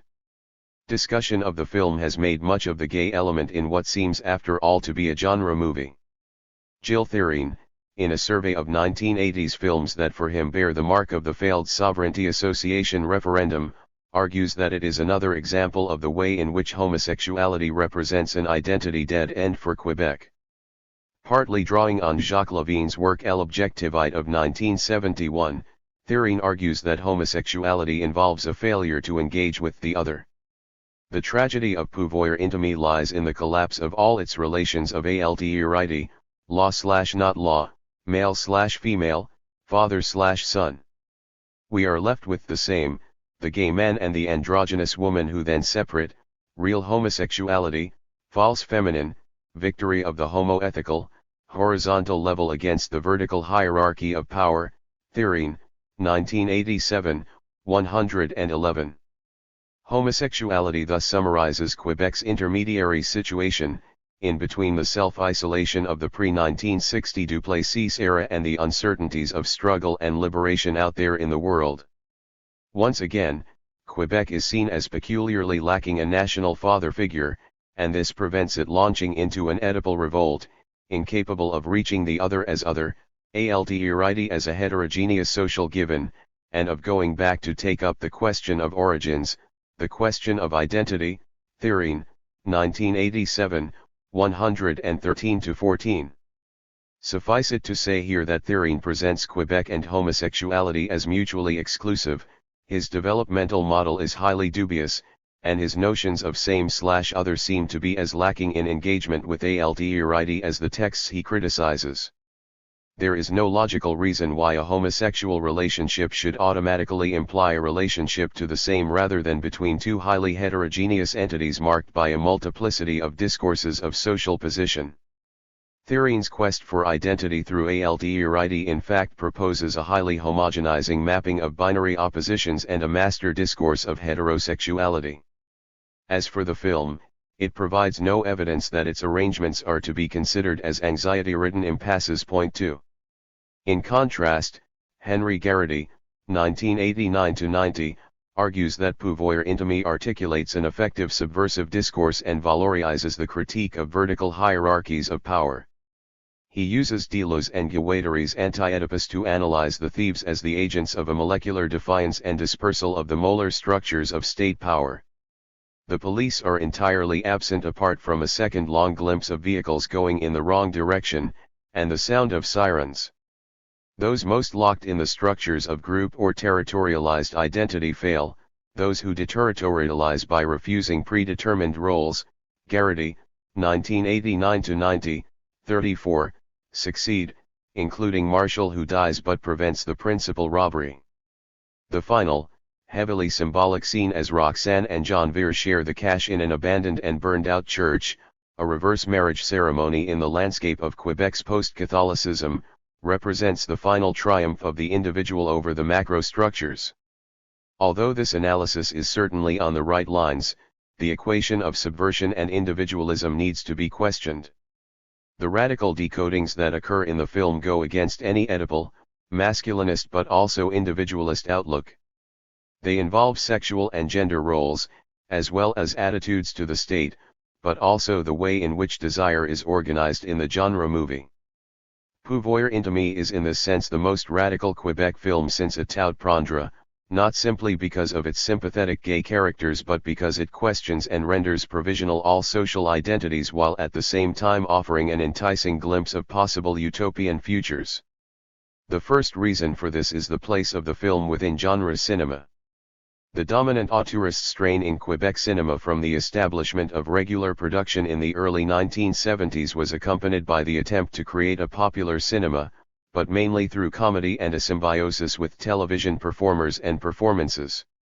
Unlike, obviously, in Hollywood or even in France, where comedies and policiers play an important role in the film industry, genre remains a marginal activity within Quebec production. It is therefore interesting to see the reworkings to which a Quebec genre film is submitted. Pouvoir intime refuses the pleasures and identifications of the Hollywood thriller or even heist movie, in which the emphasis is on the spectacle of male bodies tested, on the relationship to the law, even an alternative law among the thieves, and on the preponderance of a single, privileged point of view.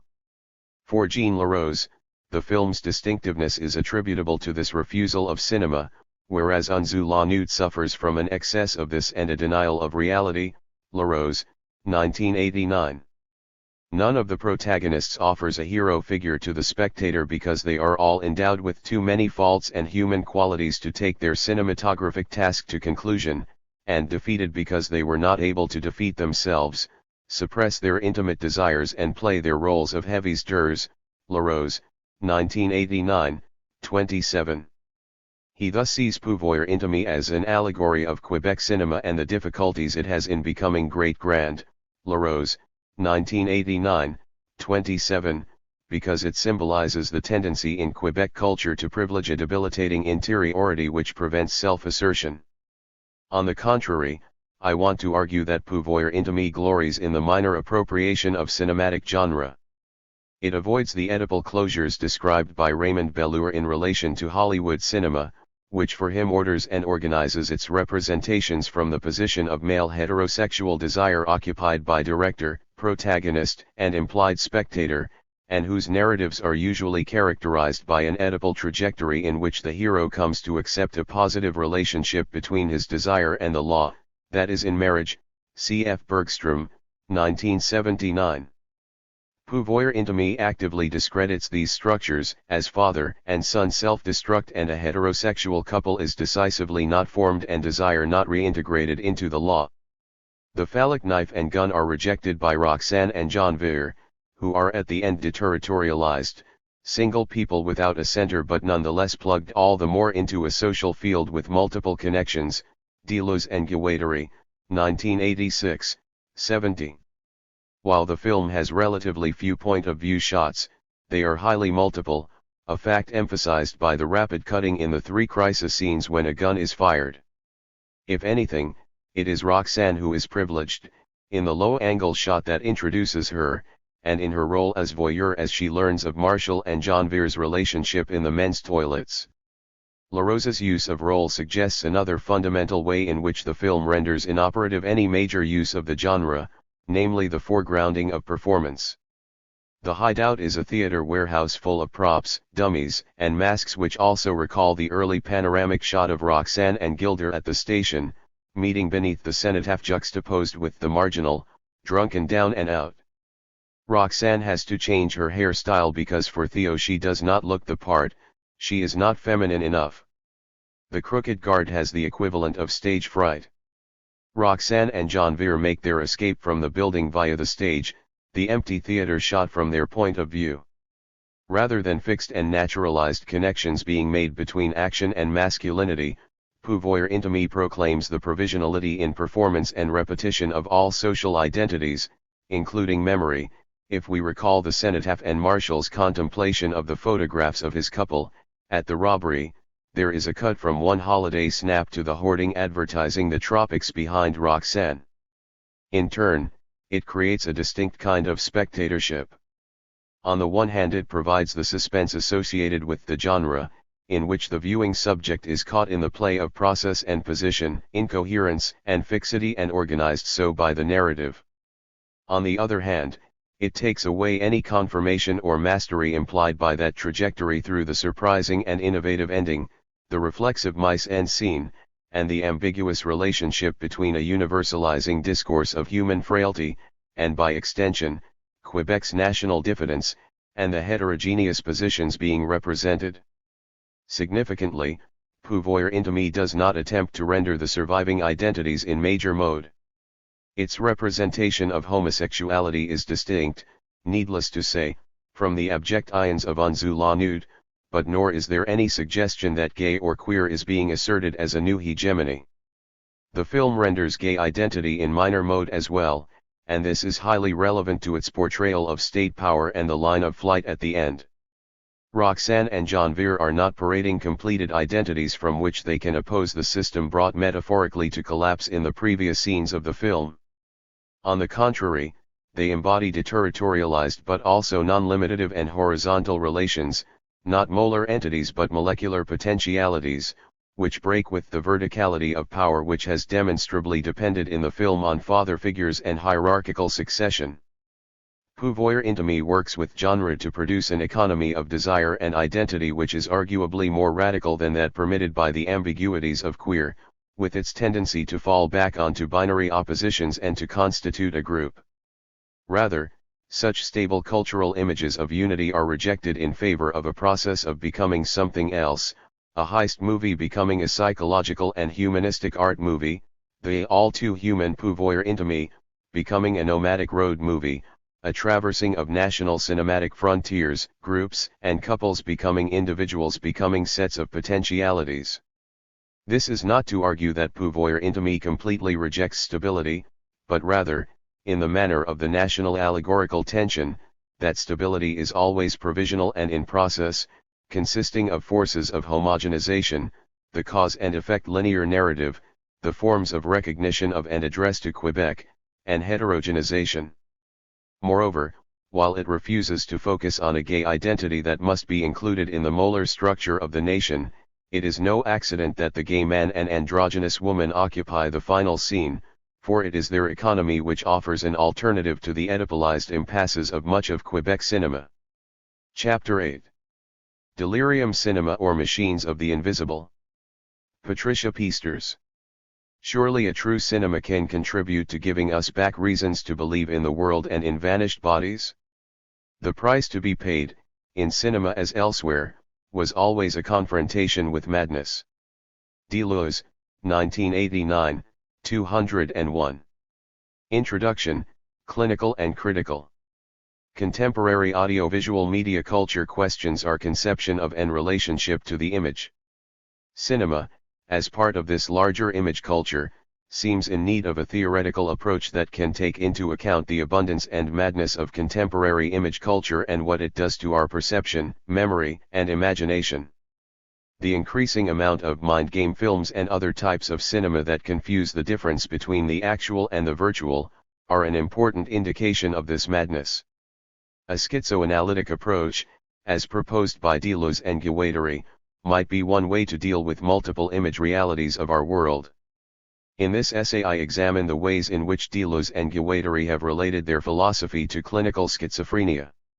Then, I look at two films that deal with schizophrenic patients in a psychiatric hospital, the Algerian documentary Alienations, Malek Benzmail, 2003, and the German film The Princess and the Warrior, Tom Tykwer, 2000. Finally, I argue that a schizoanalysis of cinema is necessary to take into account the changes in contemporary image culture in which cinema is becoming increasingly a machine of the invisible as opposed to the machine of the visible it used to be.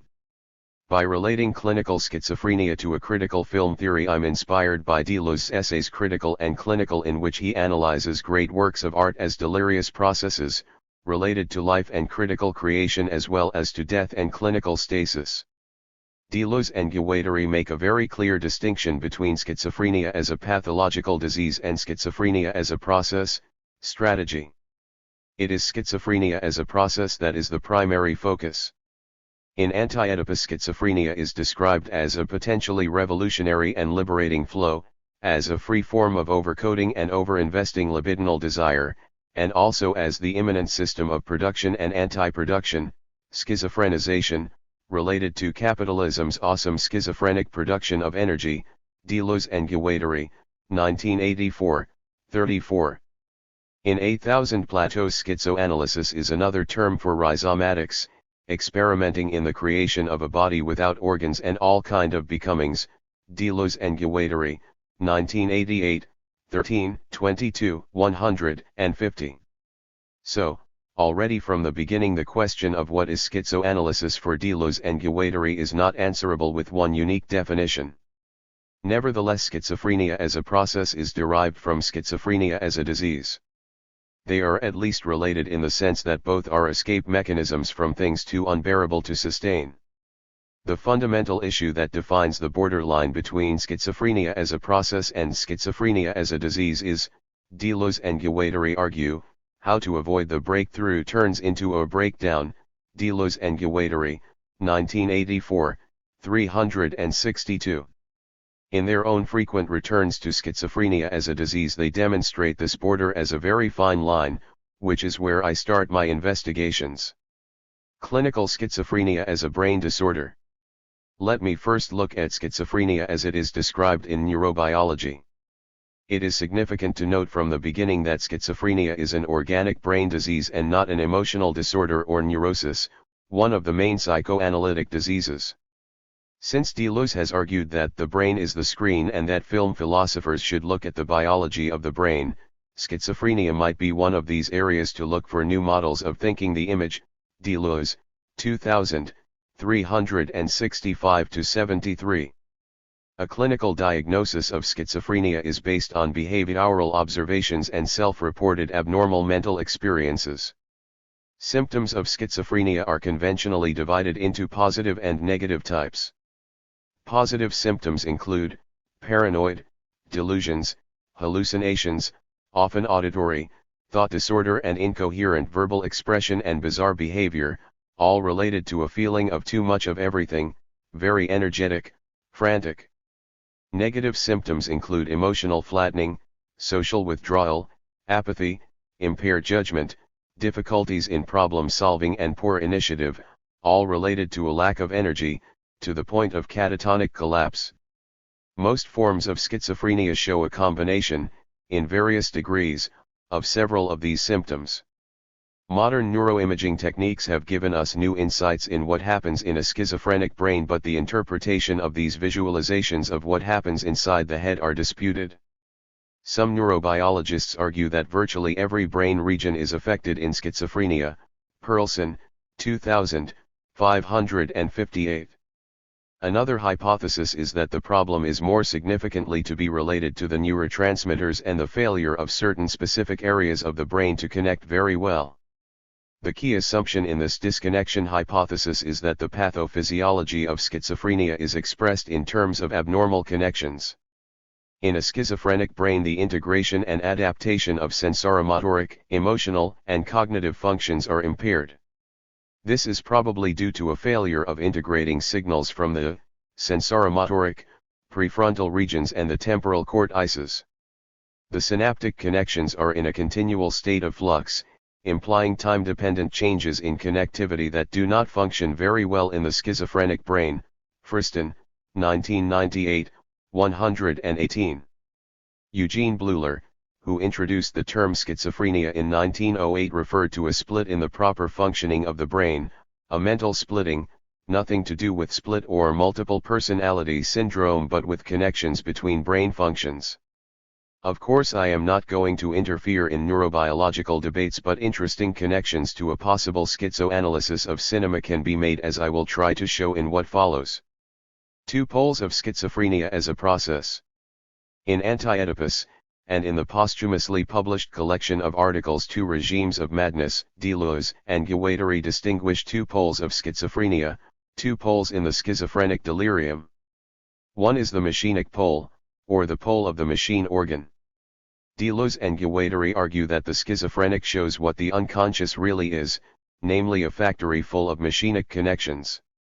They recall Bruno Bettelheim's story of little Joey who can live, eat, defecate, and sleep only if he is plugged into machines provided with motors, wires, lights, carburetors, propellers and steering wheels, an electric feeding machine, a car machine that enables him to breathe. Deleuze and Guattari, 1984-37. Connecticut, Connect-I-Cut. Deleuze and Guattari summarize Joey's machinic desire, and they explain further. Every machine functions as a break in the flow in relation to the machine to which it is connected, but at the same time it is also a flow itself, or the production of a flow, in relation to the machine connected to it. Everywhere there are break flows out of which desire wells up, thereby constituting its productivity and continually grafting the process of production onto the product. Deleuze and Guattari, 1984, 36-37. Deleuze and Guattari give a very positive reading of the disorders of little Joey's autism, more like the Dadaist would make all kind of wild connections, but their point is clear: machinic and unexpected connections are important in schizophrenia. Especially the break flows with and escape from the psychoanalytic family triangle are emphasized by Deleuze and Guattari. It is not difficult to recognize here the translation of the positive symptoms of clinical schizophrenia into a process to investigate the libidinal economy of the social field. The other pole is the pole of the body without organs. The body without organs relates to a rupture of the normal organization of the organs. It organizes the organism differently. Why not walk on your head, sing with your sinuses, see through your skin, breathe with your belly. Deleuze and Guattari propose most famously in 8,000 Plateaus, Deleuze and Guattari, 1988:151. But the BWO is also the zero-degree model of death. It is catatonic schizophrenia that gives its model to death. Zero intensity. The death model appears when the body without organs repels the organs and lays them aside, no mouth, no tongue, no teeth, to the point of self-mutilation, to the point of suicide. Deleuze and Guattari, 1984, 329. This pole can be related to the negative symptoms of clinical schizophrenia, recognized by Deleuze and Guattari as such when they refer to the BWO as catatonic schizophrenia, and hence also to the end of schizophrenia as a process. Here we see how Deleuze and Guattari actually stay very close to clinical schizophrenia but turn it into a new approach towards life and art. I have to add two other very important aspects that Deleuze and Guattari relate to schizophrenia, and here they move away from the symptoms to the actual experience and the content of the deliriums.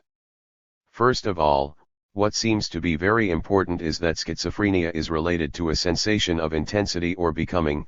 I feel that I'm becoming woman, I feel that I'm becoming God, I feel that I'm becoming a clairvoyant, I feel that I'm becoming pure matter.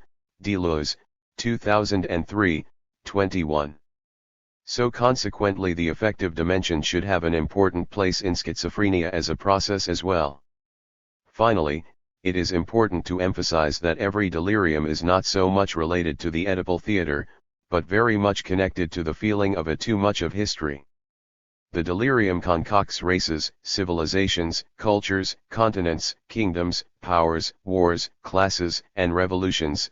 All delirium is socio-political and economic or world historical. Deleuze and Guattari argue, Deleuze, 2003, 25.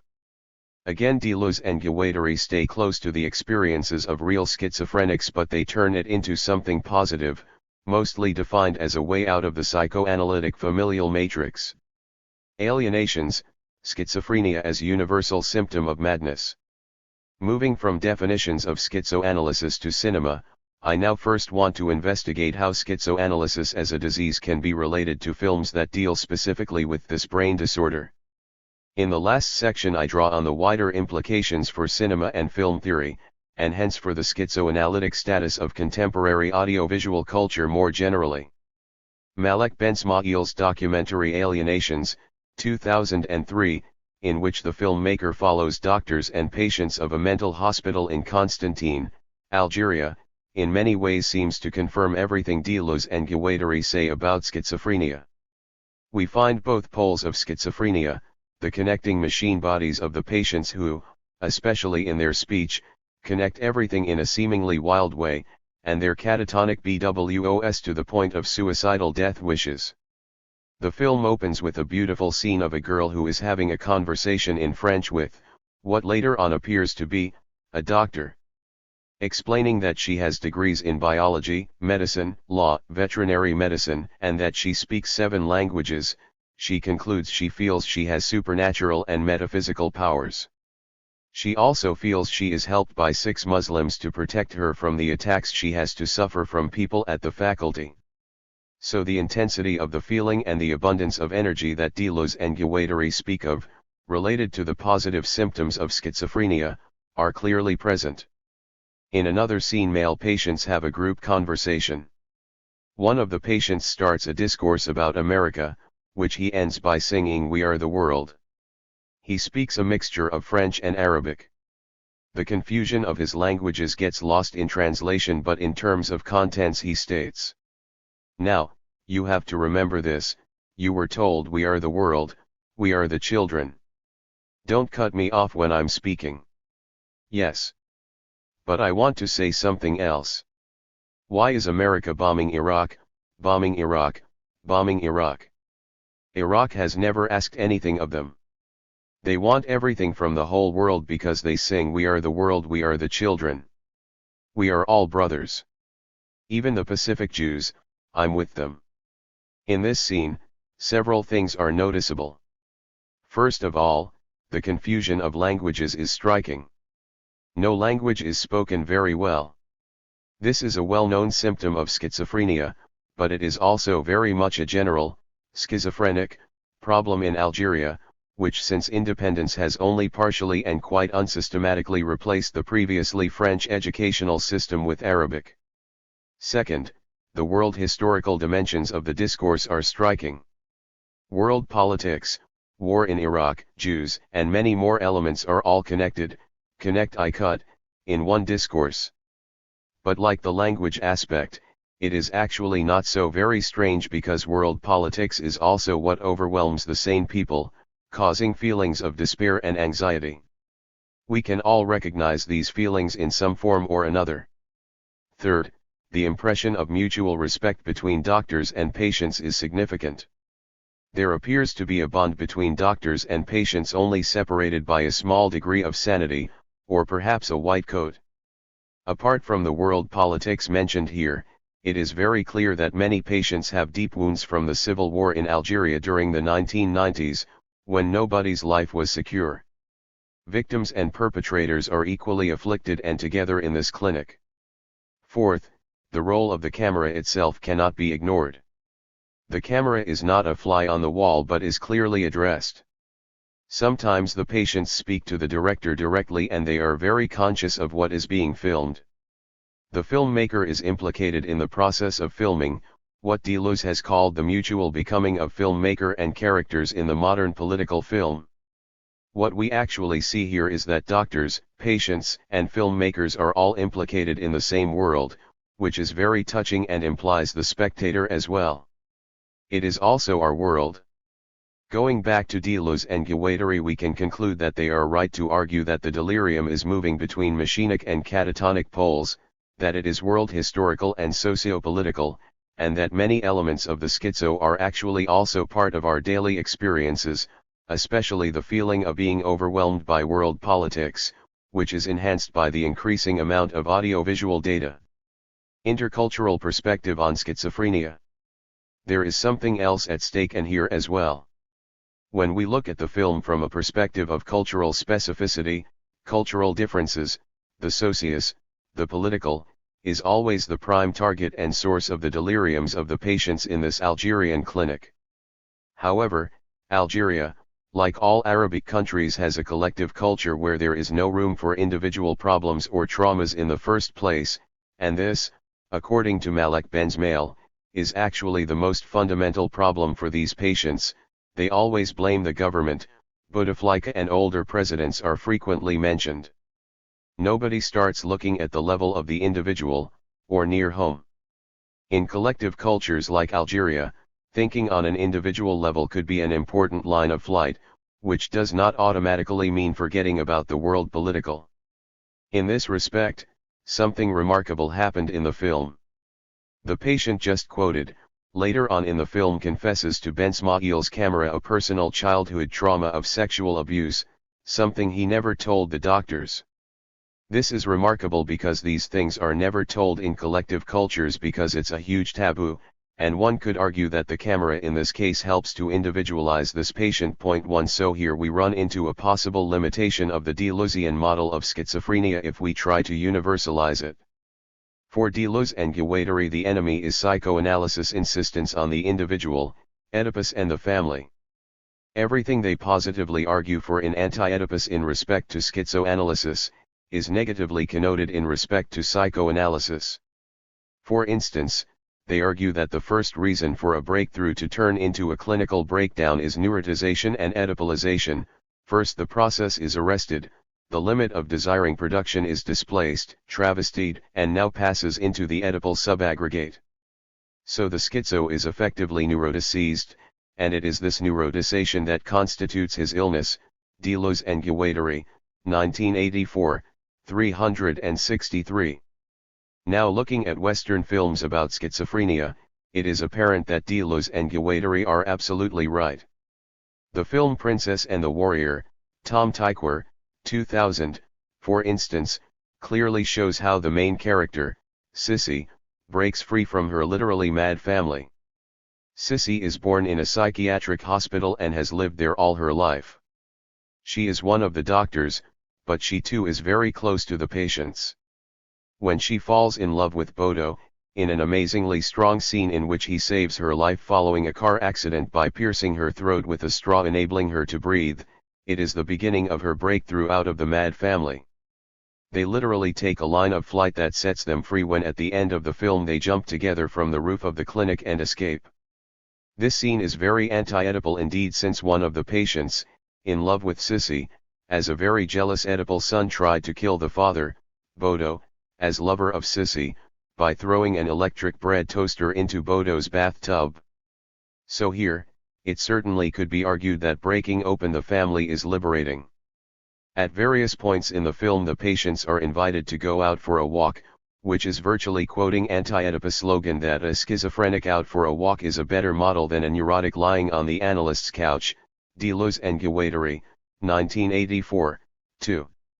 Looking at alienations, however, we have to conclude that things are more complicated than that, and that perhaps Deleuze and Guattari are creating too simple a binary opposition between psychoanalysis and schizoanalysis, between the family and the socius. Here the patient's personal confession about a childhood trauma might just as well be a breakthrough, and not automatically a neurotization, and seeing and feeling in alienations the longing for a family, for a mother and a father, is so overwhelmingly part of the patient's desires that it cannot be overlooked.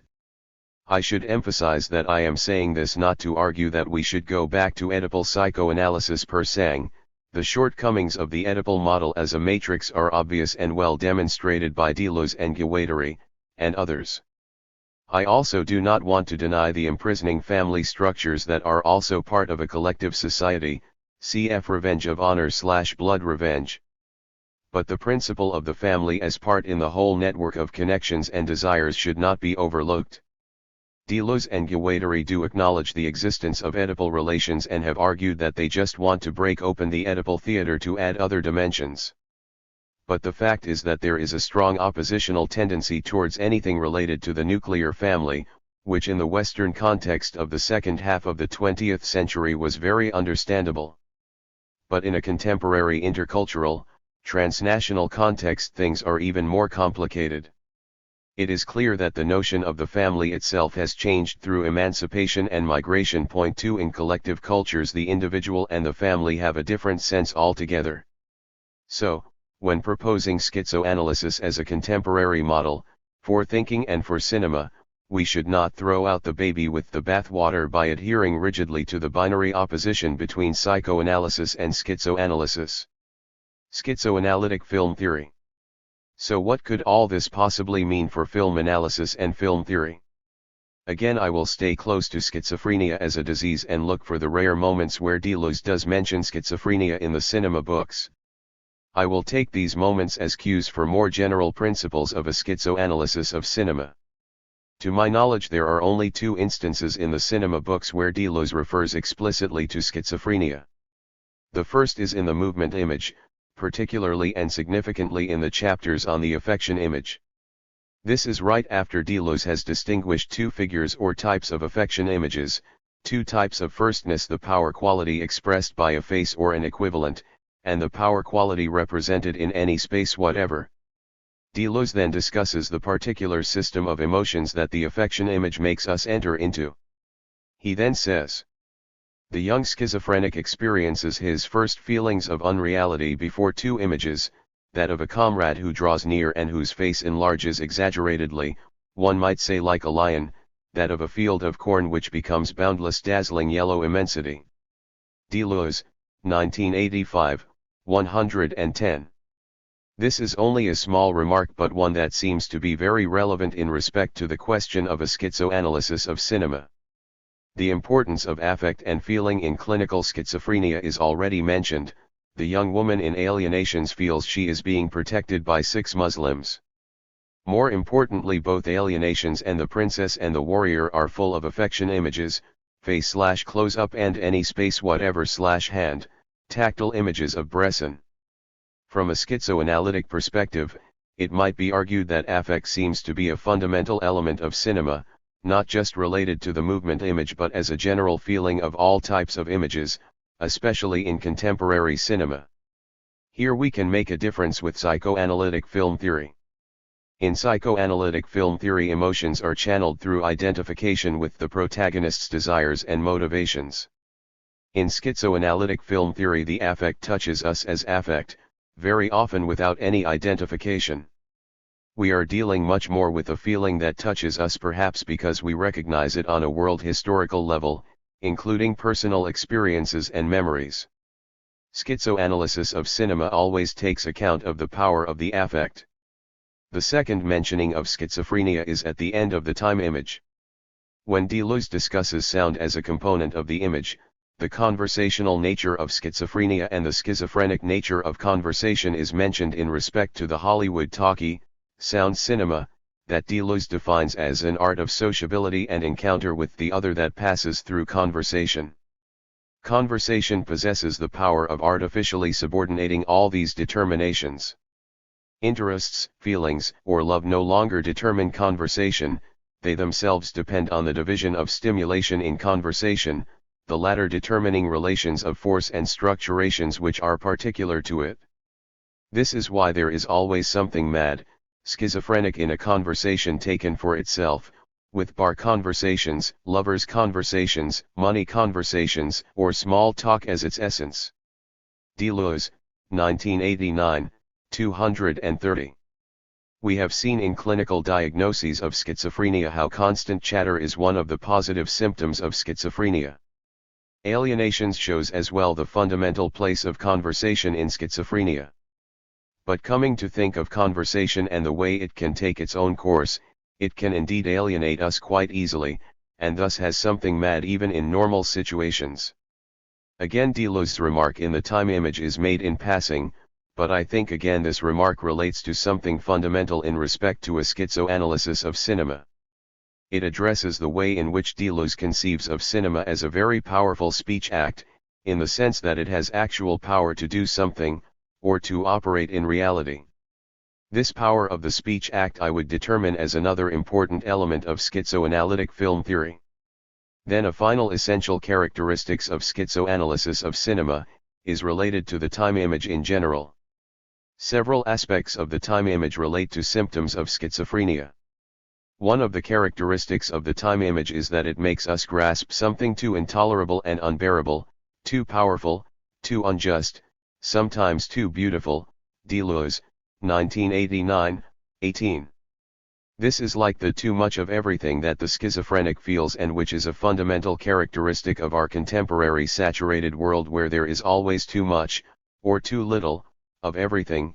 A purely optical and sound situation does not extend into action, any more than it is induced by an action. It makes us grasp, it is supposed to make us grasp, something intolerable and unbearable. It is a matter of something too powerful, or too unjust, but sometimes also too beautiful, and which henceforth outstrips our sensory motor capacities. Deleuze, 1989, 18. Another schizophrenic aspect of the time image is its seemingly disconnected character. The weak sensory motor connections enable wild connections to be made.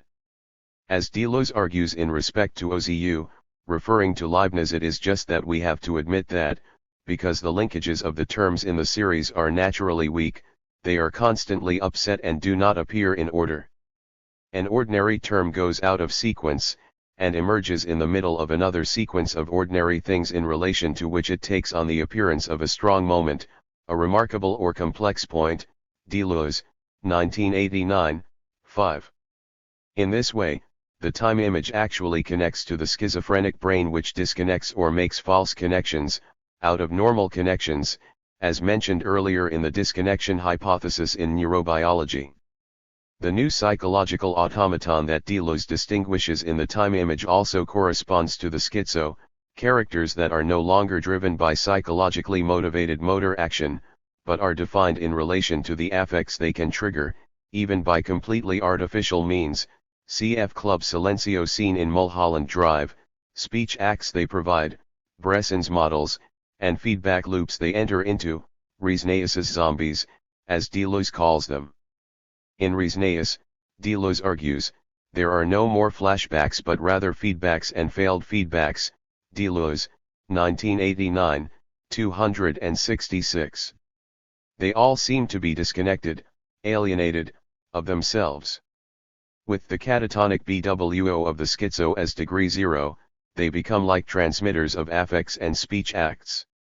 In the time image, Deleuze has demonstrated extensively how the virtual and the actual start chasing each other to the point where they become indistinguishable.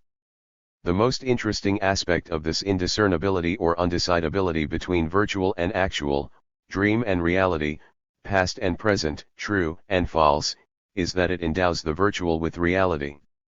Deleuze has argued that movement images give us material aspects of subjectivity, while time images give us immaterial aspects of subjectivity. Time images show us the power of the virtual, which is a mental reality, but a reality nevertheless, and again, this is a fundamentally characteristic of the schizophrenic delirium.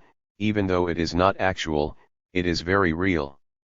The brain is the screen, cinema as machine of the invisible. To conclude these thoughts about possible elements of a schizoanalysis of cinema, I would like to suggest that Deleuze's idea that the brain is the screen can be developed into a schizoanalysis of cinema that can take account of the madness of contemporary audiovisual culture. Schizophrenia as a clinical disease and the schizophrenic brain provide useful clues for understanding the implication of schizoanalysis of cinema, which seems to become increasingly important in contemporary cinema that is characterized by chaos, wild connections, immersive overload of the senses, ambiguity, confusion, and affect. The delirium of the schizo is world historical in the first place, but as a critical note I have suggested that we should avoid reinstating a binary opposition between the world historical schizo and the individual trauma of the family in psychoanalysis. Especially when we move Deleuze across cultures, as I have tried to demonstrate by comparing Alienations to Princess and the Warrior, this becomes an important pitfall to avoid. Having said this, it is clear that schizoanalytic film theory has a very different focus to psychoanalytic film theory. As I suggested, it has as its three main elements the power of affect, the power of the speech act, and the power of the virtual. Importantly, these are all elements of Deleuze's cinema books, but schizoanalytic as well. But distinguishing the power of affect, the speech act and the virtual are basic elements of schizoanalysis, and it should be clear that these elements cut across movement images and time images alike, albeit at different speeds and intensities. Point 3 Hence this implies that the opposition between movement image and time image no longer holds in absolute terms, only in gradual terms, especially when we look at contemporary cinema. To conclude, I would like to argue that the schizoanalytic turn is related to a paradigm shift in film theory in which cinema as a machine of the visible has become a machine of the invisible. The apparatus theory, related to the psychoanalytic turn developed in the 70s and 80s, considered cinema as a machine of the visible. As Jean-Louis Camali argued, cinema as a machine of the visible produces an impression of reality. Directly and totally programmed by the ideology of resemblance, of the objective duplication of the real itself conceived as a specular reflection, cinema technology occupied itself in improving and refining the initial imperfect dispositif, always imperfect by the ideological delusion produced by the film as impression of reality. Camali, 1980, 133. In other words, cinema in the old paradigm is conceived as a machine that takes literally impressions of reality and gives us representations of reality. Cinema belongs to the regime of the visible, which enhances our perception of the material world. Point 4 The difference with Deleuze's conception of cinema, especially in its time-image characteristics, is noticeable. This is the very special extension of the op sign, to make time and thought perceptible, to make them visible and of sound. Deleuze, 1989, 18. By entering into our brain/mind, cinema has become, what I would like to call, a machine of the invisible. This paradigm shift also demands that we no longer consider cinema an illusion of reality but rather a reality of illusion. It involves a shift from considering cinema and the spectator as a disembodied I, defined by the look and the gaze, desire and identification, to considering cinema and the spectator as an embodied brain, defined by perceptions, even illusory ones, selections, even random ones, memories, even fake ones, imaginations, suggestions, and above all emotions as pure affect. The embodied nature of the brain and the physical aspect or quality of the brain is very important to notice as well. In any case, this is related to a final characteristic of the paradigm shift, which is the shift from considering the spectator in front of a spectacle, screen, to a spectator embedded, immersed in an audiovisual environment in which filmmaker/camera, characters, and spectators, world and screens are all chasing and questioning each other, and where we have to ask ourselves constantly, where is the screen? In this sense, I think it is also interesting to note that, speaking in Foucauldian terms, schizoanalysis also marks a new episteme. In the 19th century and first half of the 20th century, madness was defined in psychoanalytic terms and was considered to be a disease that separated the sane from the insane. However, if one suffered from an individual traumatic experience in childhood, this was, in final analysis, most of the times curable, at least that was the general assumption. In the schizoanalytic episteme, sanity and insanity are much closer and less easily distinguishable because of the shared feeling of living in a mad world. It is also less easily curable. The difference between the dream in Spellbound, Hitchcock, 1945, which is clearly distinguished from reality, interpretable and curable, and the delirious mise-en-scene of Mulholland Drive, Lynch, 2001, in which dream and reality, sanity and insanity are more difficult to distinguish and understand and remain mostly ambiguously enfolded in each other, is an exemplary case in point. The epistemological uncertainties that the schizoanalytic episteme entails, puts choice and belief, the choice to believe, before knowledge. As Deleuze has put it, the question is no longer, does cinema give us the illusion of the world? But, how does cinema restore our belief in the world? Deleuze, 1989, 181-2.5. Of course, the important question remains, how to avoid a breakthrough turning into a breakdown. As I have suggested, this is not just achieved by avoiding the family or by immediately going into the world historical. Since schizoanalysis is so closely related to the mysteries of the brain, and since the brain and the screen are now so fundamentally entangled, we should perhaps look more deeply into neurobiology, as Deleuze suggested in The Brain is the Screen. But of course we will never understand all of the brain's mysteries. So more pragmatically, all we can do to contain the power of thoughts, the power of the invisible, to manageable proportions is perhaps to learn how to put our mind on a diet, as John Nash in A Beautiful Mind, Ron Howard, 2001, chooses to do in order to live with his schizophrenic brain. Or, as Deleuze would put it, to develop strategies to turn madness into metaphysics.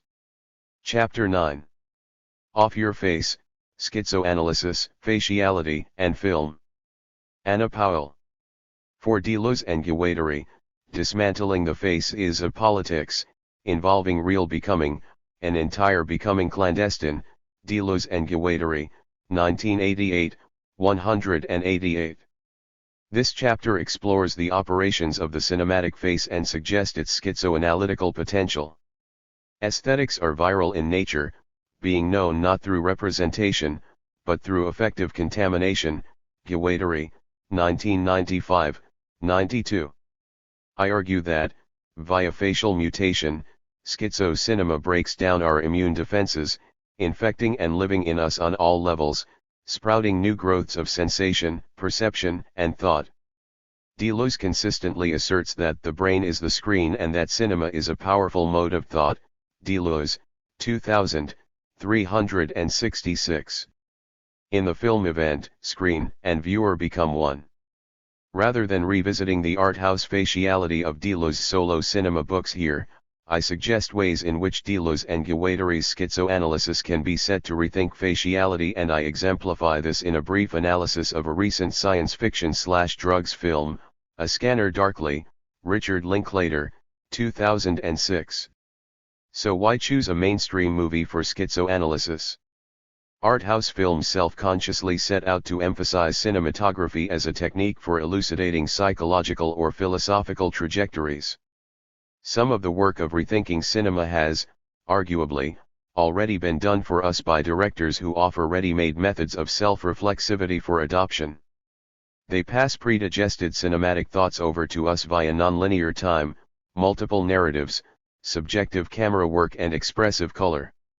We are invited to share second and third order insights already worked through beforehand. Mainstream fantasy films, as popular box office entertainment, reach a wider audience than the art house. Some popular films can, I argue, challenge us because formulaic characters, conventional narrative patterns and simple moral messages actually demand more creative input. Overloaded visuals or lack of narrative complexity invite us to fill out flatness or pare down redundancy by thinking in new ways. Science fiction film frequently draws on literary originals already packed with challenging ideas, such as the novels of Philip K. Dick. But the constraints of budget, box office and running time demand broad brush strokes and thematic simplification. Hollywood formulas privilege action narratives and spectacular effects. Yet, I argue, it is in these same reductions, exaggerations, and simplifications that we can discover twisted literalizations of Deleuze and Guattari's ideas and engage with the questions they open up. Schizoanalysis asserts the machinic connection of the embodied brain and the textual body. Deleuze and Guattari distinguish the machinic from mechanism's closed sets. Like the human body itself, film techniques participate in dynamic forces mobilized by the machinery of projection and viewing. Sci-fi produces new machines that can become machinic assemblages. Melding biology and technology in robotics and prosthesis, sci-fi entities are not limited by conventional body maps. The genre not only focuses on cyborgs, androids, and artificial intelligences, but also presents the genetically engineered brain as a transmutation machine and speculates on the kind of thought that might drive such a brain. Sci-fi film, then, is both overtly mechanical and potentially machinic. Here, faces play an important part. My main interest in mutating facial images lies in their use value as effective stimuli for more adventurous ways of thinking through cinema. On the domestic DVD or computer as well as on the big screen, we discover fugitive faces that elude subjective or social fixation. My chosen example also foregrounds drugs. Like sci-fi, films about drugs, particularly hallucinogens, offer an ideal opportunity for the expressive powers of special effects to alter consensual reality. They also shift focus from linear plot development and character interaction to spectacle. Drugs films use extreme facial transmutation to make mental effects manifest and enable the viewer to share intoxication. In David Cronenberg's The Naked Lunch, 1991, and Terry Gilliam's Fear and Loathing in Las Vegas, 1998, characters hallucinate monsters in grotesque close-up. There is a strand of sci-fi that uses drugs imagery in tandem with other modes of alterity wrought by science. Although no drugs are visibly ingested, the kaleidoscopic Stargate sequence in Stanley Kubrick's 2001, A Space Odyssey, 1968, is widely acknowledged as cinematic LSD in its affect on the viewer in bending space and time. Ken Russell's Altered States, 1981, showcases drastic facial alteration as Jessup, the renegade scientist, uses himself as experimental subject. His mutations from Neanderthal proto-human to metallic Ubermensch results from the genetic regression induced by hallucinogenic fungi. Here, I use schizoanalysis to highlight and intensify facial dismantling via the dual impact of a more recent drug-fueled sci-fi film. Schizoanalysis, psychoanalysis, film analysis. So what can schizoanalysis offer us as a way of responding to the event of film? How does it differ from psychoanalytic methods applied to cinema from the mid-1970s on? Although they still acknowledge the role of fantasy in shaping perception of the external world, Deleuze and Guattari attack the paternalistic structures of Freudianism. Seeking to dismantle, reverse, and renew it, schizoanalysis operates as the outside of psychoanalysis itself, which can only be revealed through an internal reversal of its analytical categories. Deleuze and Guattari, 1984, 139. Oedipus contributes to the existing socio-linguistic system. In Anti-Oedipus, Deleuze and Guattari draw on Nietzsche and Bergson to develop schizoanalysis as a new concept of mental and emotional immanence not centered on personal subjectivity. Psychoanalytic film theory approaches the film text, or the generalized spectator, from an archaeological perspective. This unearths symbolic scenarios on screen, and in implied viewers, as psychosexual traces of the mother-father-child Oedipal triangle. As the talking cure, psychoanalysis is language-based and draws on structural linguistics to read moving images as though they were text. Instead of digging up symbols of the past, schizoanalysis is a dynamic approach to life in process. It helps us explore the affect of film as experience. In breaking free from Freud's paranoid Oedipal structures, schizoanalysis develops a new map of body and psyche, the body without organs, BWO. Fluid and shifting, this body in process draws on the pre-subjective mental and emotional forces of the orphan unconscious, Deleuze and Guattari, 1984-81. Privileging ongoing experience as intensive voyage, it leaves familiar physical and mental spaces behind in a radical cartography of deterritorialization, Deleuze and Guattari, 1984, 319. BWOs do not need parents to define their identity for them. Neither are they limited to the gendered, genital sexuality that Freudian film theory discovers in all movies, but are autoproductive desiring machines with 1,000 tiny sexes. Schizoanalysis is broadly applicable to rethinking politics as well as art. It seeks to reach regions of the psyche beyond all law, where the problem of Oedipus can no longer be raised, Deleuze and Guattari, 1984, 81-2. The schizo is not limited to a narcissistic state of entropy, but is firmly located in the collective machinery of the social as a disruptive force that can spread. Both Freudian and Lacanian psychoanalysis claim that lack and split subjectivity are inevitable human conditions. They disempower us by teaching ways to adjust to primal loss. Deleuze and Guattari counter this by exploding the hierarchical structures of psychic interiority by the immanent force of schizoanalytical desire. Ideas become dynamic events or lines of flight, thought by a self always in process, Kennedy, 2000, 69. Schizoanalysis offers us a fluid, inclusive, and optimistic micropolitics of desire. Schizoanalysis, schizophrenia, art, and madness. At first glance, Deleuze and Guattari appear to be encouraging us to adopt or at least imitate a kind of madness. They do not interpret mental anomalies as the psychopathology of early trauma. Instead, they focus on dynamic new transitions experienced in intensive states. At this point, it is important to distinguish schizoanalysis and schizophrenia. Jean Laplanche and J.B. Pontalis classically define schizophrenia in terms of clinical pathology. For them, this incoherent state involves discordance, dissociation, disintegration, accompanied by detachment from reality, a turning in upon the self and the predominance of a delusional mental life given over to the production of fantasies, autism, and ultimately intellectual and affective deterioration, Laplanche and Pontalis, 1988, 408. This actual, clinical condition is acknowledged, but also reconsidered by Deleuze and Guattari. Their aesthetico-political critique distinguishes clinical schizophrenia from schizoanalysis and its schizo. For them, schizos are experimental artists such as Samuel Beckett, Antonin Artaud, Arthur Rimbaud, and Franz Kafka.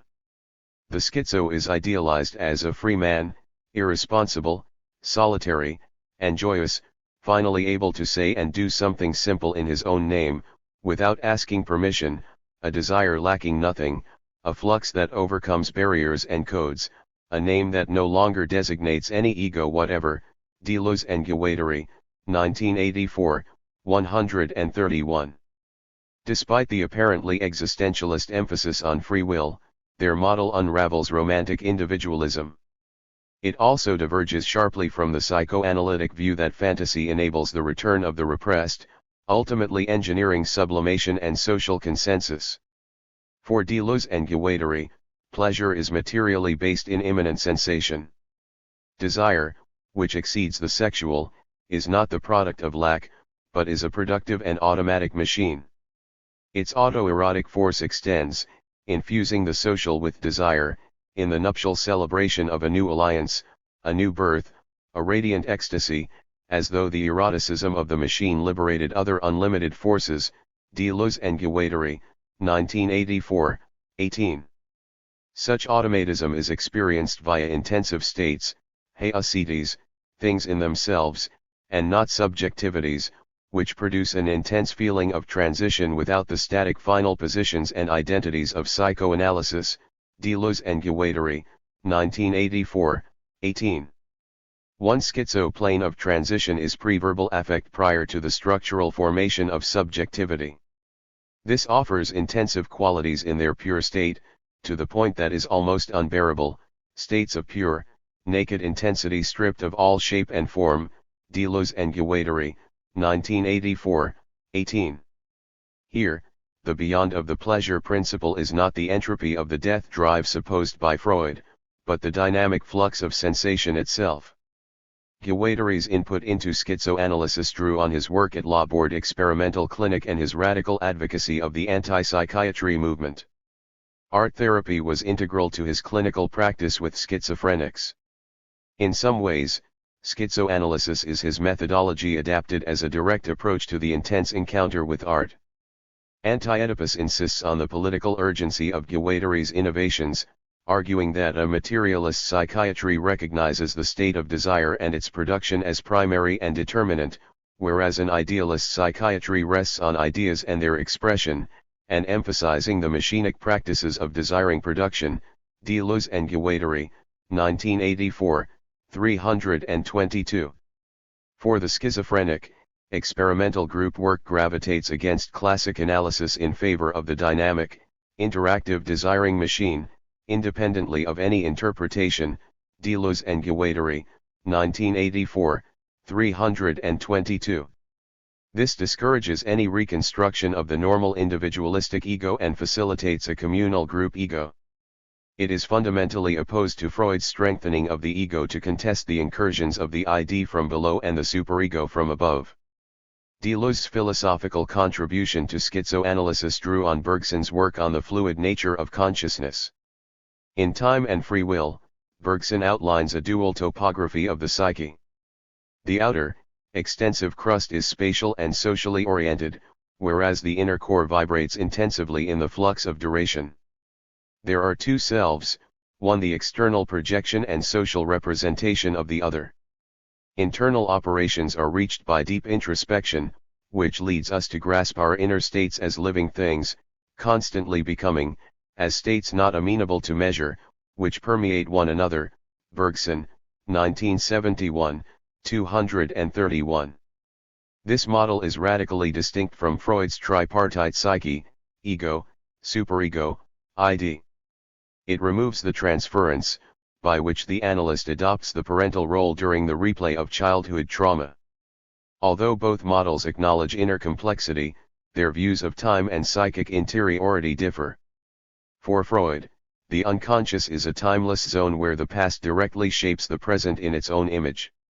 He asserts time as a purely conscious experience. Unconscious processes are timeless, i.e., they are not altered by the passage of time, they have no reference to time at all. Freud, 1991, 91. Bergson's inner state, though also formed of memory, belongs to the durational process of perpetual becoming. This dynamic and multifaceted model stresses the change and multiplicity that would become seminal to schizoanalysis. Traditional models of the body's organic layout cannot account for its living force and intensity. Schizoanalysis offers intensive maps of the body's flux, becoming by its own volition. Sensory and cognitive hallucinations arise from this presubjective and machinic process, crucial to the production and reception of the arts outside the clinical context. Schizoanalysis, a scanner darkly. The critical process of schizoanalysis and the figure of the schizo take us on a new route into a scanner darkly. Although the protagonist could actually be clinically schizophrenic, this is not necessary for schizoanalysis to operate. If film is viewed as a processual experience, characters, style, and viewer engage together in a schizo-assemblage with an ego-less freedom from constraint. Deleuze and Guattari insist upon the immanence of art as a being in sensation and nothing else, it exists in itself. Deleuze and Guattari, 1991, 161. Psychic interiority is replaced by the energy of immanent desire. Ideas become dynamic events or lines of flight into a fibrous web of directions, much like a map or a tuber. Kennedy, 2000, 69.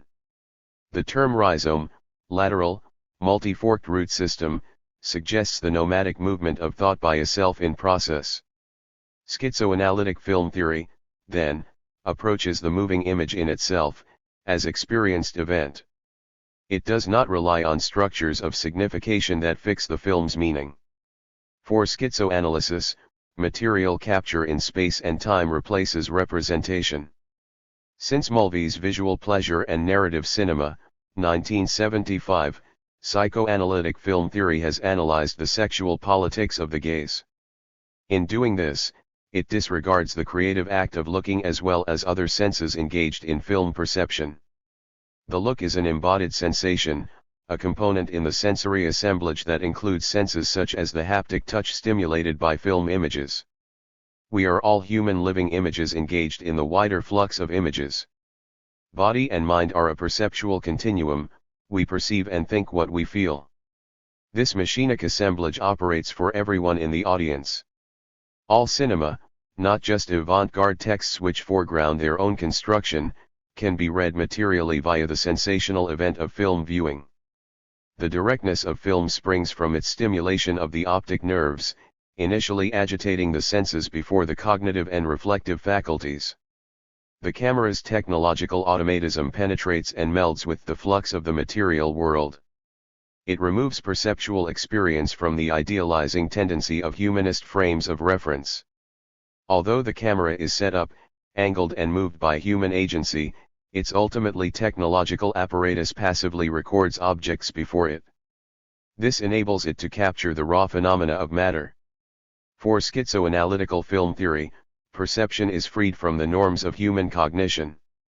In the case of sci-fi, not bound by the slice of life of classic realism, the virtual sensations induced are often of an unfamiliar kind able to push through subjective boundaries. Psychoanalytic film theory pathologizes disturbing images and aims to strengthen ego defenses. From a Deleuze, Guattarian perspective, however, madness may be read in a more positive light. Anomalous states expressed by film can be celebrated, both for their stylistic innovations and their contagious affect on the audience. Schizo cinema does not fix a set of equations for representation or meanings for symbols. Its aim, according to Deleuze and Guattari's polemics, is to overturn the theater of representation into the order of desiring production. Deleuze and Guattari, 1984, 271. The dynamic forces of desire can free us from the habitual templates of representation as we think in new, uncharted ways. Our job as schizo critics is to map assemblages at work in their mutual operations, to meld form, style, and content, and to identify a film's predominant diagrammatic components, each with singular quality and special effective force. So what can we discover via the mutant face and its body? The body without organs, cinematic affect, and faciality. The body of schizoanalysis is politically engaged, the intensive, anarchist BWO, Deleuze, 1998, 131. It is by working with this effective body that cinema opens us up to becoming. Impacting on the BWO, cinematic affect undermines spatial and temporal orientation and unravels symbolic hierarchies. The cinematic experience is both visceral and mental. On-screen images are, in one sense, non-material simulacra projected onto a flat screen, yet the viewer screen assemblage encounters them corporeally and conceptually. They stimulate neuronal networks to biologically quantifiable arousal. But effects and percepts are not limited to organic bodies. Slumped in our cinema seat, or in front of the domestic screen, our customary mind/body maps become fluid and perceptive BWOS. The moving images of cinema are not limited by action-based plot. When they exceed the purely functional, the spectator's attention increases and struggles to process the flow of anomalous images. If radically challenged, perceptions give up attempts to fix signification. They themselves become intensive affects in the film assemblage to produce a being of the sensory, a being of sensation, on an anorganic plane of composition that is able to restore the infinite. Deleuze and Guattari, 1991, 302. Impacting both on body and brain, the cinematic event vibrates intensively in us as thought. Deleuze and Guattari figure consciousness as a shifting field of forces with depth as well as surface. In perpetual motion, it moves by speed and slowness, floating affects, and allows us to perceive the imperceptible. Deleuze and Guattari, 1988, 267. The BWO is a responsive reverberation on the universal plane of images in process. Here, in this non-spatial locale, schizo-intensity is moved by non-subjective powers of affect to produce immanent desire.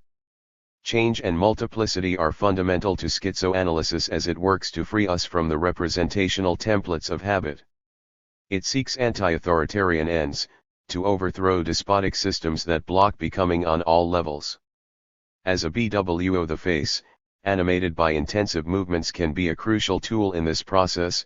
Deleuze and Guattari, 1988, 171. Guattari and Deleuze seek to escape the despotic face of the signifier and its fixed meanings. So how does the face signify hierarchies of power and territorial possession? The facial machine produces a continual flow of faces to be read according to the changeable combinations of its cogwheels. Deleuze and Guattari, 1988, 168. Sketches of signifying and despotic faces in 8,000 plateaus, such as the 4-eye machine of mother/baby dyad, are abstract machines that multiply eyes as despotic surveillance seeks omniscience. Deleuze and Guattari, 1988, 183. The face revolves around the white wall/black hole symbiosis. Its presubjective potential is a blank sheet, a suggestive whiteness, a hole that captures.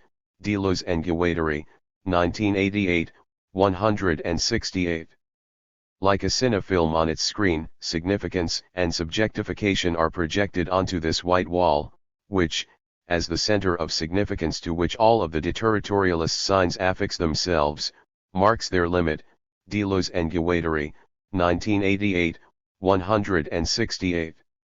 Although the face is potentially without territorial boundaries, the signifier is reterritorialized by the eyes of surveillance and the despotic power of the signifier. Projected onto the face, repressive social and psychoanalytical signification reflects back the dreary world of the signifier with its archaism, essential deception and profound antics. Deleuze and Guattari, 1988, 116-17. The black hole of physics is an imploded star with matter too infinitely dense for even light to escape. As well as emanating an ever-watchful gaze, human black holes also contain repressed consciousness and passion, which, like signifiers, produce their own redundancies. Deleuze and Guattari, 1988, 167. The dense facial machine, then, contains traps. In order to fix signification on the outer world, we must evade being sucked in by our own black holes.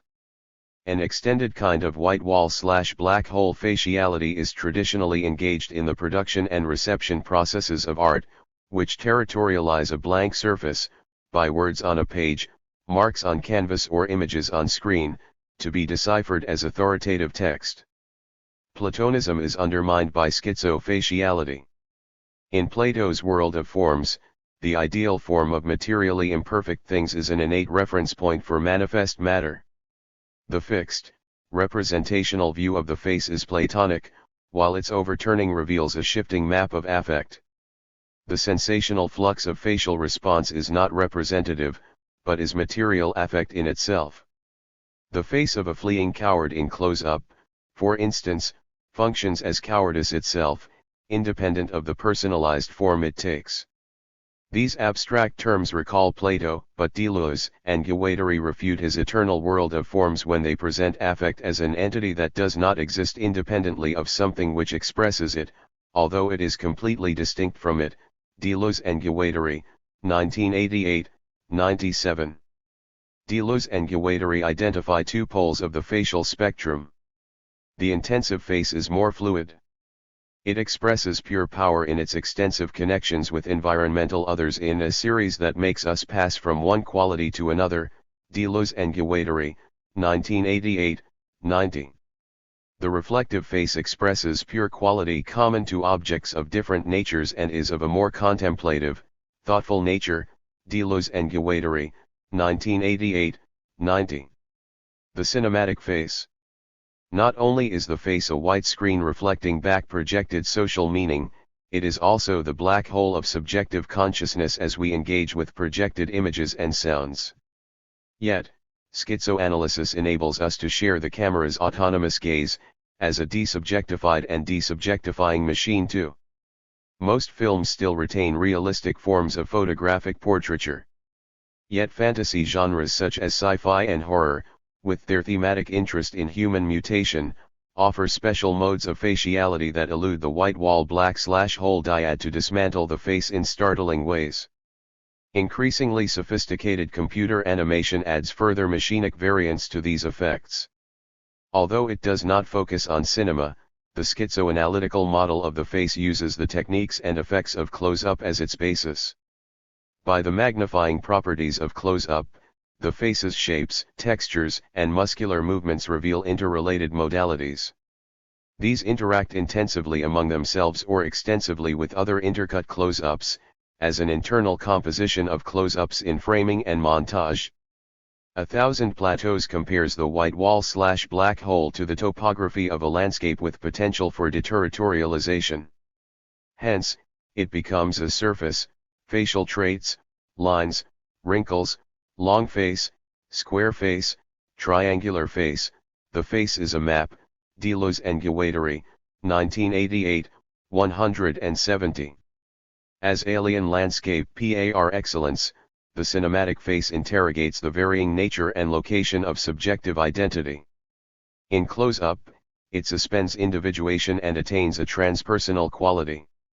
As a BWO, faciality can extend to a non-facial human attribute or an inanimate object not because it resembles a face, but because it is imbricated in the white wall/black hole process, because it connects to the abstract machine of facialization.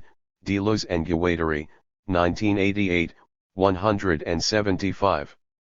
Deleuze and Guattari assert the need to escape the face, to dismantle the face and facializations, to become imperceptible, to become clandestine. Deleuze and Guattari, 1988, 171. Drugs offer one such clandestine escape route, and experimentation with drugs has left its mark on everyone, even non-users, via art. Deleuze and Guattari, 1988, 248. They reference narcotically inspired writers and artists such as Carlos Castaneda and André Michaud, but surprisingly do not extend their analysis to film. Yet, cinema's display of narcotics effects offers us startling ways to get off your face. Deleuze and Guattari extend and supplement schizoanalysis by pharmacoanalysis, a provocative concept that reveals the impact of drug-related art on their project. Deleuze and Guattari, 1988, 283. The term does not refer to particular drugs, or even to drugs per se, because many things can be drugs.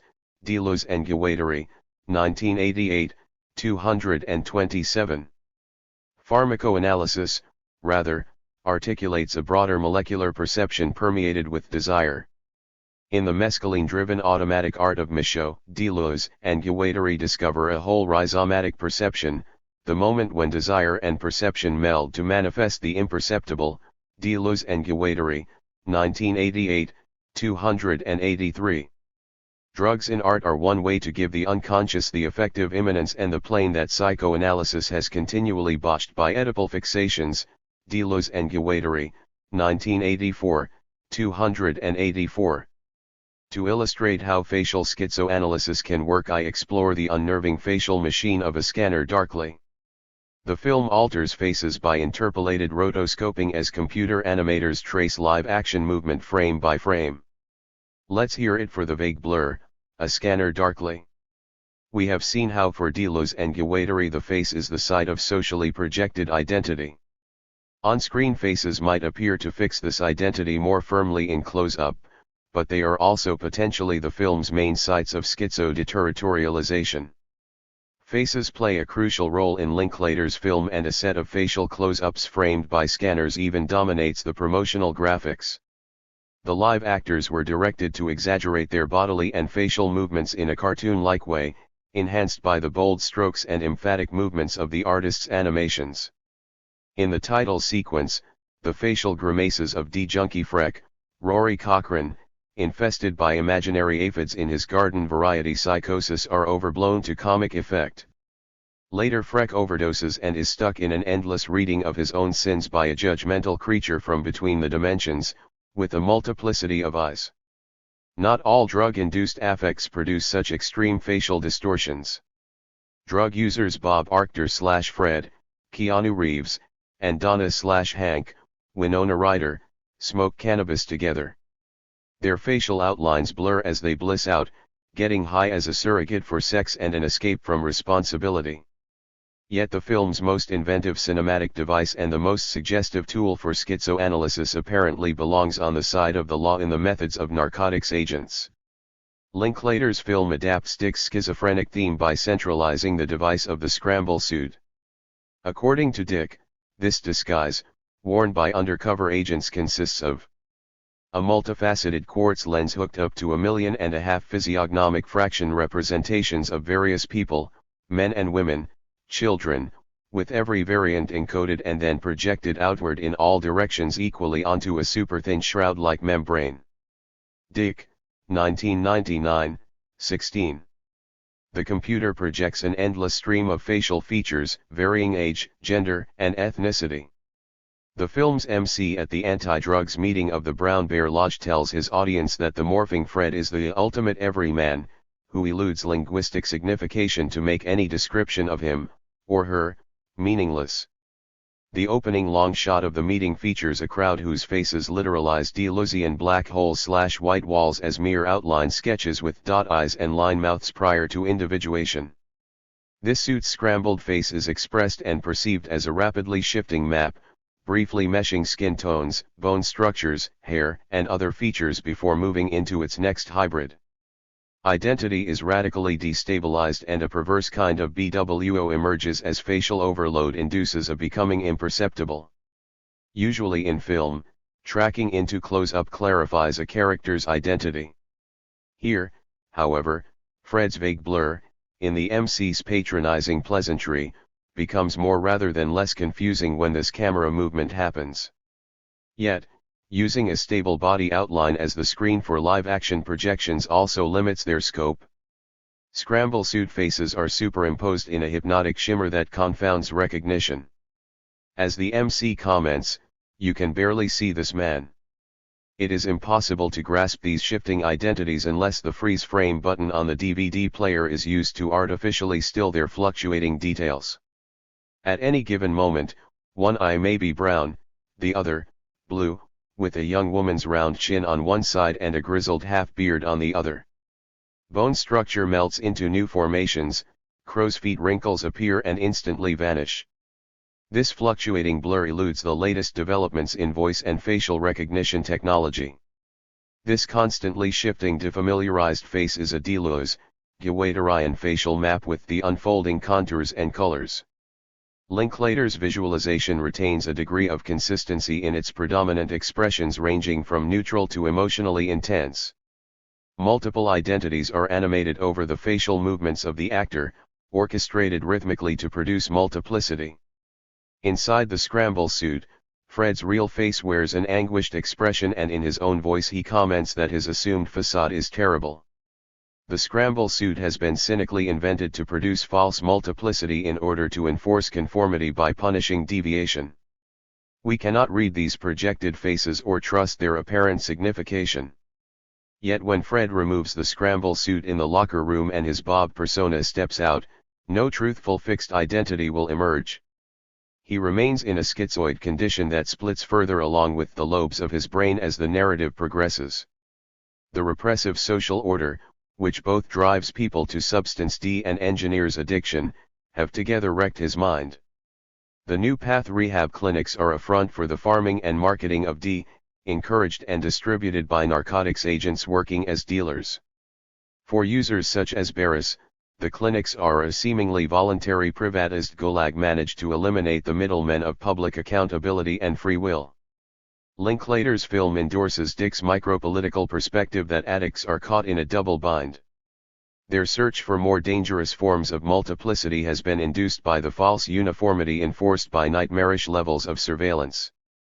When Fred finally goes completely bonkers, his superior Hank's scramble-suited face becomes even more disturbing from the subjective camera's point of view. Hank's faces no longer conform to an organic, muscular quality. Their machinic mobility becomes overtly mechanized. Meshed with the more recognizably human, some faces slip, jump, and stretch in a sickening way, and their relative autonomy increases disorientation. They slide apart in Picasso-like overlay. Facial expressions become rougher and more obviously cartoon-like. Line drawings mesh in with live animation, as one face becomes a crudely sketched skull. These faces are beyond Fred's control as, impelled by powerful force of the drug, they permanently dismantle his own face. The previously hidden gray membrane screen concealing Fred and Hank's real faces becomes visible. Revealed as a disguise, the scramble suit loses its seductive power and becomes more obviously frightening. By this stage, the electric machinery of Fred's brain is severely damaged and has maybe 2 brain cells left that light up, the rest is just short circuits and sparks. At this point, addiction is not machinic, but mechanical, as narcotic multiplicity becomes brain death. Despite Deleuze and Guattari's advocacy of art's deterritorializing power, drug-induced insights are all the more artificial for being based on chemical substances, hallucinatory forms, and fantasy subjectification. Deleuze and Guattari, 1988, 283. Apparent deterritorialization rebounds into abject reterritorialization as each benefit identified is outweighed by its harmful double, so that the plane itself engenders dangers of its own, by which it is dismantled at the same time that it is constructed. Deleuze and Guattari, 1988, 285. The dangers unleashed when lines of flight coil and start to swirl in black holes are harrowing. Deleuze and Guattari, 1988, 285. The molecular microperceptions opened up by drugs become overlaid by their own kind of scramble suit in hallucinations, delusions, false perceptions, fantasies, or paranoid outbursts. Deleuze and Guattari, 1988, 285. The film's final scene leaves us with a trace of optimism. Donna/Hank is actually Audrey, a guerrilla double agent who by counterespionage undermines the control system she appears to support. Risk-taking and sacrifice are advocated in the present, so that the people of the future can live in a better society. This phrase intriguingly echoes Deleuze and Guattari's own optimism about the political potential of people to come as yet faceless, and their present commitment to work for their freedom. Deleuze and Guattari, 1991, 218. Conclusion. However schizo the cinematic face might become, it remains an image. Indeed, the face in close-up is the primal image of affect. Facial obliteration can make us painfully aware of the fragility of our own facial features. Yet, this is the very process welcomed by Deleuze and Guattari. Their schizoanalytic study of faciality reminds us how much we misguidedly invest our faces in the social and subjective construction of identity. Dismantling the face enables breaking through the wall of the signifier and getting out of the black hole of subjectivity to embrace becoming. Deleuze and Guattari, 1988, 188. Yet, for Bob in A Scanner Darkly, drug-induced schizophrenia means brain death. The film explores the risks of getting our faces off. While warning of the dangers of drug-induced damage, Deleuze and Guattari still advocate the need to dismantle the face by the actualizing powers of art's virtual images. We cling desperately to facialization, evading the challenge of losing face to become pre-facialized. Becoming faceless, eluding the parameters of organization, threatens to dismantle more safely subjective and temporal structures. Faciality is pivotal to the effective impact of film images. I want to assert that popular images of being off your face in cinema can, in their excess, divest the face of assumed power and express the schizoid becomings of the BWO. Chapter 10. An Ethics of Spectatorship, Love, Death, and Cinema. Patricia MacCormack. The relation between cinema and spectatorship is a love relation in which the negotiation of subjectivity as a perceiving entity is central to the semiotic and ethical war waged against cinema. Spectatorship is an ethical configuration beyond the screen in the world. Any claim to know an image, its meanings and pleasures, and thus desire an image as an object makes ethics impossible. It wages war against spectatorial desire and extra-image relations. In order to end the massacre of the image we must, as Guattari and Hochwang urge, end the massacre of pleasure, desire, and the body. Massacre occurs through signification that perceives in order to read and read in order to know.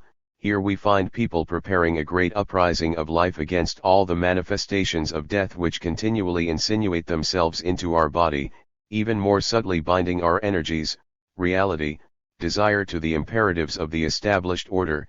Hochwang, 1981, 261. The screen forms a mucosal connective tissue with our own bodies, and we can no longer allow others to turn our mucous membranes, our skin, all our sensitive areas into occupied territories. Guattari, 1996, 31. Just as our bodies are occupied, so too are images, through the regimentation of desire and pleasure. Occupation results in ubiquitous death of the subject, facilitators of desire and relations of alterity. Revolutionary thought toward ecosophy according to Guattari, 2000, involves the three registers of environment, social relations, and the most important, human subjectivity. Desire is the force which works through all three. I love you represents the signifying chain par excellence. It is causal, the predicate is in the subject, the unfurling is narrative and logical. The you is mobile, the I, be it image or other sentient entity, guarantees it will always already be perceptible and thus pre-perceived. I oppress myself because this I is a product of a system of oppression. Hochwang, 1981, 260. The way that I perceives it constitutes the I. When the I and you are gone, and the in-between, hybrid relational is the event of ethics, where is love? Cinema spectatorship offers revolution in signifying practices of self, world, and desire, because it both shows what cannot be connected to the world in reality and relies emphatically on signifying systems for its creation and apprehension. Love for cinema is revolutionary to the extent we love the images but not the system. Signification is not exhaustive. Desire, pleasure, and images are excessive. Thus the turn from an analysis of the psyche toward schizoanalysis exploits madness as an excess of subjectivity. Canguilhem, 1991, 71. Desire is found through an end to the notion of the human both as spectator and in the world constructed through a signified subject in relation to an object. We are gracious to cinema to the extent that we open up to the potentialities of thought without a compulsion to convert images to meaning for knowledge. Love is the encounter between desire and grace. As Buchanan invokes in the introduction to this volume, thought and creativity come from love for cinema. An ethics of spectatorship ends the war of signification and shifts cinematic pleasure from a situation of death to an act of love. Analysis comes from the spectator's desire to perceive as reflection images, forms and functions and the analysis of the spectator's pleasures and desire. More precisely, it comes from the spectator's perception of what appears to be within the image and the appearance of the spectator's pleasure in the world. It is a double ring of seeming. The observation of the image and the spectator are modes of analysis which, while claiming to reflect upon the image and the spectator, in fact create both. The analysis of spectatorship and cinematic pleasure are extracted from love for cinema. The double circle which orbits around the center of the meaning being dyad wages a war against cinematic pleasure and any possibility of thinking spectatorship as a practice of love and ethics. Knowledge wins the war before it begins.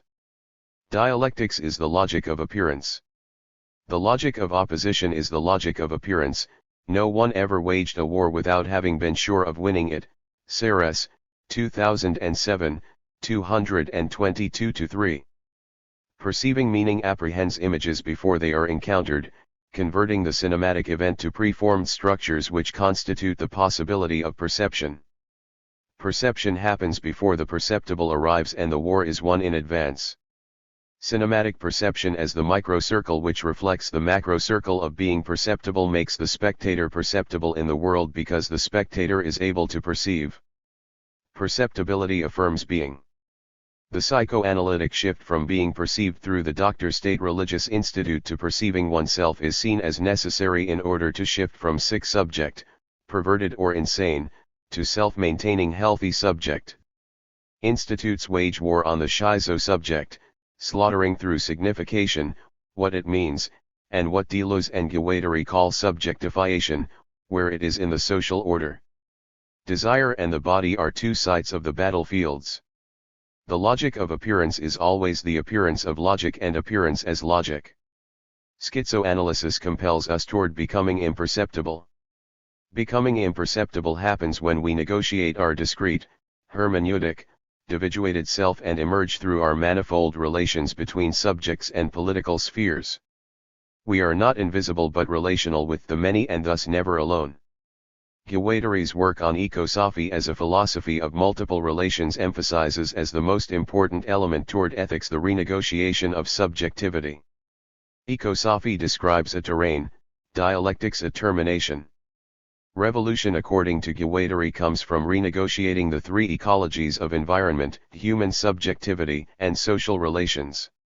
It is easy to see these in operation through spectatorship, the environment of the image-spectator encounter, the spectator as a desiring subject and the relation between the image and spectator as a decision toward openness and grace or reification of subject and object through perception via preformed signification. Grace is the expression of openness which cannot know the effects of opening and which offers the self as available for an encounter of becoming with an element which is not knowable and hence not necessarily desirable. Grace is found in the opening to relations, love the relation itself for an irredeemably inapprehensible other. Death. Dialectics is death. The perceiver wages a war against all possibility of apprehension without knowledge. The relation between elements is one of slaughter through assimilation or repudiation. Signifiers are corpses because they have already terminated any possibility of creativity or new relations. The subject in dialectics is affirmed through its dominant relation and feeding off a subjugated term, and it takes without giving. Because its body is slaughtered through signification which also constructs the possibility of how and what to desire, the dialectic subject is the corpse of the zombie army which slaughters through conversion to meaning knowledge. The always already is only a cemetery where entropy rots matter away. Seres, 2007, 122. Through becomings and creating bodies without organs the future is opened because the present is unthought, not the yet to be thought, but the unthinkable inconvertible yet nonetheless sensible. Negotiating the sensible without conversion is an ethical turn as it makes the subject accountable for what it does with what it senses. Accountability is not deferred to a higher order, which means that an act is bad whenever it directly decomposes a relation, whereas it is good whenever it directly compounds its relation with other relations. Deleuze, 1988, 35. A relation of equivalence is no relation at all. To perceive on one set of terms decomposes the relation by slaughtering the other or making it the same as the signifier corpse. A bad relation is a relation of one toward, or over another, a compounding relation that proliferates trajectories to both alter the nature of the relational terms and create opportunities for other unpredictable relations. Deleuze points out that an ethics based on obligation is bad ethics because it constructs the other as they would be judged by God, what Spinoza would call morality. Ethics is qualitative, morality is system, 1988, 23. Obligation needs knowledge of another in order to be obliged. We cannot properly be obliged to a quality unless the other is perceived to have that quality. Perception is limited to larger or smaller molar objects, not effective intensities with which we enter into becomings. As Artaud and Deleuze and Guattari urge, we must be done with the judgment of God. What is judgment? In order to judge we must perceive, and in order to perceive have a knowledge of the possibility of the perceptible. Deleuze and Guattari claim the creation of a body without organs confounds the judgment of God because the flesh is no longer organized into molar parts available for perception. At its most simple definition, the body without organs is the body without an image, Deleuze and Guattari, 1996, 8. Any perceptible elements can constitute bodies with which we make connections, so all expressions are bodies as they shift from perception as signifying to affecting relation. When organs are molar and organized we can evaluate their function and meaning, what they can and should do. Killing God, just like Oedipus killing Laertes, is killing a dead man, a war against other corpses. We must believe in order to kill. All perception creates belief in a thing as it converts that thing into a pre-believed. Consequently, write Deleuze and Guattari, decoding through perception and vice versa implies a system of collective appraisal and evaluation, and a set of organs of perception, or more precisely of belief as a condition of existence and survival of the society in question, 1996, 248. The question is not what we believe, which is always measured on what we judge to be possible, but how, or that, we judge. Belief in cinema as realistic or unrealistic is irrelevant. Spectatorship is not a structure but an event with certain functional properties which are more and less effective of extra-cinematic events. Indeed, believing cinema does not matter because it is not real turns away from the ethics of acknowledging all relations affect each other. Each relation is not a discrete object but traverses other relations, so thinking cinema as real is vital in reconfiguring subjectivity and modes of sensation perception in our apprehension of the world from belief and judgment to creativity, imagination and ultimately love. The first reorganized organ is, seemingly obviously, the eye. As the primary organ of perception of cinema, not entirely so, but it usually subjugates the ear and the nerves, the eye is seen to see. Like the seeing spectator and the spectator perceived as seeing, the eye is judged based on its capacity to see. Narratively, the brain perceives before the eye sees, just as the subject is perceived before images can be enjoyed appropriately. So the eye is known to know. Seeing is believing, is judging, is waging war and slaughtering, making the image a corpse and the screen a cemetery battlefield. Therefore, as Sarah states, the eye is in the tomb, 2007, 214. Sarah urges us to quasi-blindness, Artaud to gaze upon the black sun, the reviled invisible but nonetheless sensed which God reviles, Artaud, 1988, 562. Spectator bodies without organs continue to see with the eye, but the signification of sight alters and so does the meaning of the organ. We do not necessarily need to do anything as radical as sing with our sinuses, as Deleuze and Guattari encourage, Deleuze and Guattari, 1987, 151. Against their repudiation of seeing with eyes, we can still use the eye for visual sensation if the structure or judgment of sight and eyes are done away with. Seeing without perceiving means the eye is not an eye. Sight is thus an act of creation. The spectator becomes the philosopher. Meaning is not closed off and effect not presumed. The effective qualities consist of the possible perceived, what the images might create and have created with us. Additionally, their effects exceed us as our capacity to sense exceeds them. To be affected relationally by the qualities rather than value of the other, that is, to allow the other to live, constructs perception not as apprehension through evaluation but as imagination. Evaluation is always in relation to a higher and established structure, one in which the subject positions itself and thus the relation to the other is uneven, a war one has to win because the higher striated element will get to signify the lower. Whoever perceives constructs the perceptible. The perceived other is then, through a system of equivalence, allowed to come into being through the order of death, or prohibited because the equivalence is aberrant or ambiguous. Deleuze and Guattari see the system of prohibited equivalence most at work in religious structures, Deleuze and Guattari, 1999, 89-90. Science and psychiatry would incorporate these aberrations as awaiting assimilation through cure. Again, however, knowledge is directly associated with slaughter, be it through prohibition or assimilation. Imagination allows a variety of ethical possibilities. One is the possibility to be wrong, or, more so, to navigate the other in a way that may not work and thus can be altered at each turn, a navigation of becoming, hybrid because it is between the two rather than comparative. Incommensurability, of languages of pleasure and perception, rather than being a failure, form a creative hybrid. The other is the possibility of fluid intensifications of power. While both elements exert and are affected by each other's powers, certain instances will see one more affected than another. Openness to be affected and that of affecting are both power qualities which mediate and oscillate the relation. The two entities are singular powers in one hybrid relation. The corpse, signified and sewn up before it exists, no longer slaughters the other element by disallowing it to exist unless on the corpse's terms.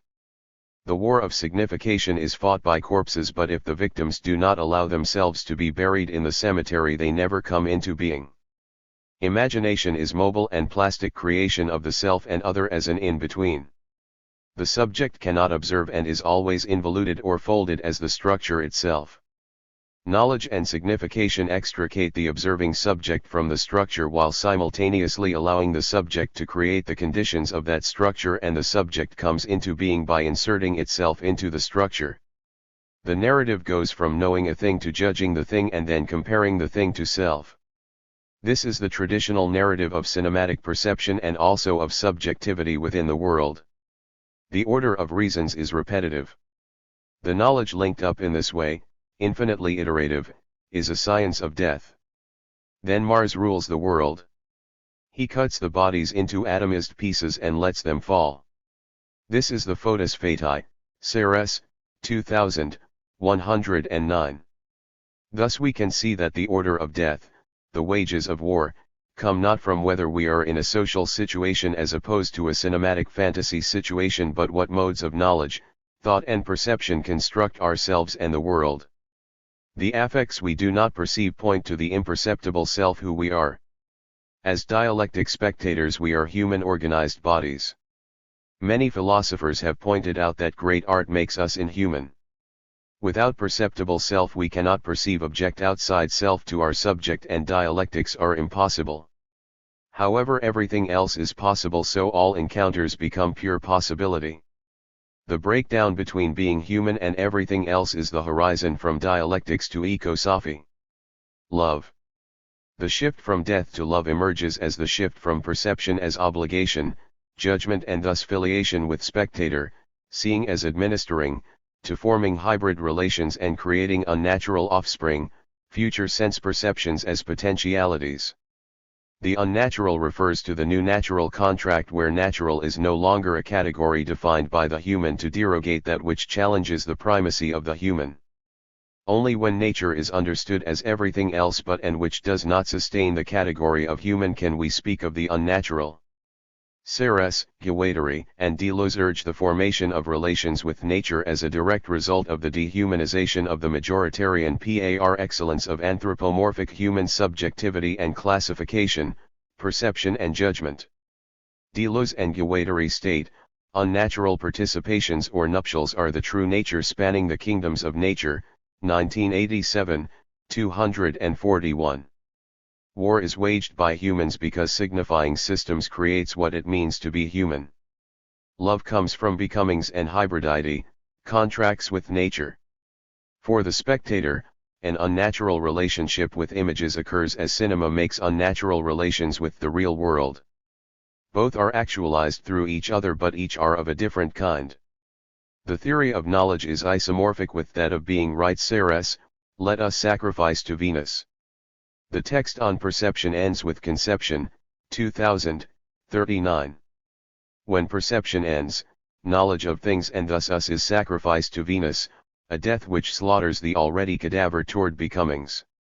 To be anew we must make pacts and participations with something else, unthought, sensible but imperceptible. Foedera fati performs a twofold relation. First, it attempts to ablate nature by rewriting it through linguistic systems of perception. Secondly, it repudiates the effects of this ablation, the elements of nature which exceed and cannot be controlled by signifying systems, and the fact that no matter how adamant those systems are, nature does respond and affect actual conditions of existence. The effluvia of human systems returns to nature, so those unexpected responses are evidence that our relation with nature is always responsive no matter how unidirectional we perceive it to be. Nature is a process of production, Deleuze and Guattari, 1996, 3. Nature is not everything outside the human but the system by which all elements, singularities, and the molecular configuration of singularities are positioned in relation with each other. Nature is nothing more than a system of non-hierarchical, non-causal, and infinite relations. Deleuze and Guattari see the shift from capitalist processes to processes with and as nature involving us in a falling in love with everything because we exist in a relation of fluidity. Love is when boundaries cannot be perceived but other elements sensed, as other elements sense us, including the elements within ourselves and that we are when becoming molecular. Our fluidity makes the demarcation with other elements impossible. Molecules which are part of us are no longer our own and we must take responsibility for those molecules not from us with which we now mix. The shift to fluidity alters the terrain of perception from one of war to one of love. Relations shift from the order of Mars, Foedera fati, to the order of Venus, Foedera naturae. The creation of a Foedera naturae expects and acknowledges effects of nature and forms relations which are most likely to imagine and produce beneficial affects. Production is consistent in the ethics of Spinoza, Guattari, Deleuze, and Ceres, among others. Production is the natural contract, which is the creation of a fluid relation between two elements which, in the Foedera fati would be considered unnatural. One element must be slaughtered, or the relation produces, affects, new elements which are hybrid, just as the two initial elements create a hybrid mode of production, production unable to reproduce, that is, to represent. Production relation not only produces new affects but also changes the nature of the initial elements. When we apprehend without perception we must form an unnatural participation with an image, a hybrid aesthetic encounter. Representation belongs to the Foedera fati, production to the Foedera naturae. How can we think the spectator's relation with the image as a natural contract? The spectator cannot be Oedipalized because the screen will not love back.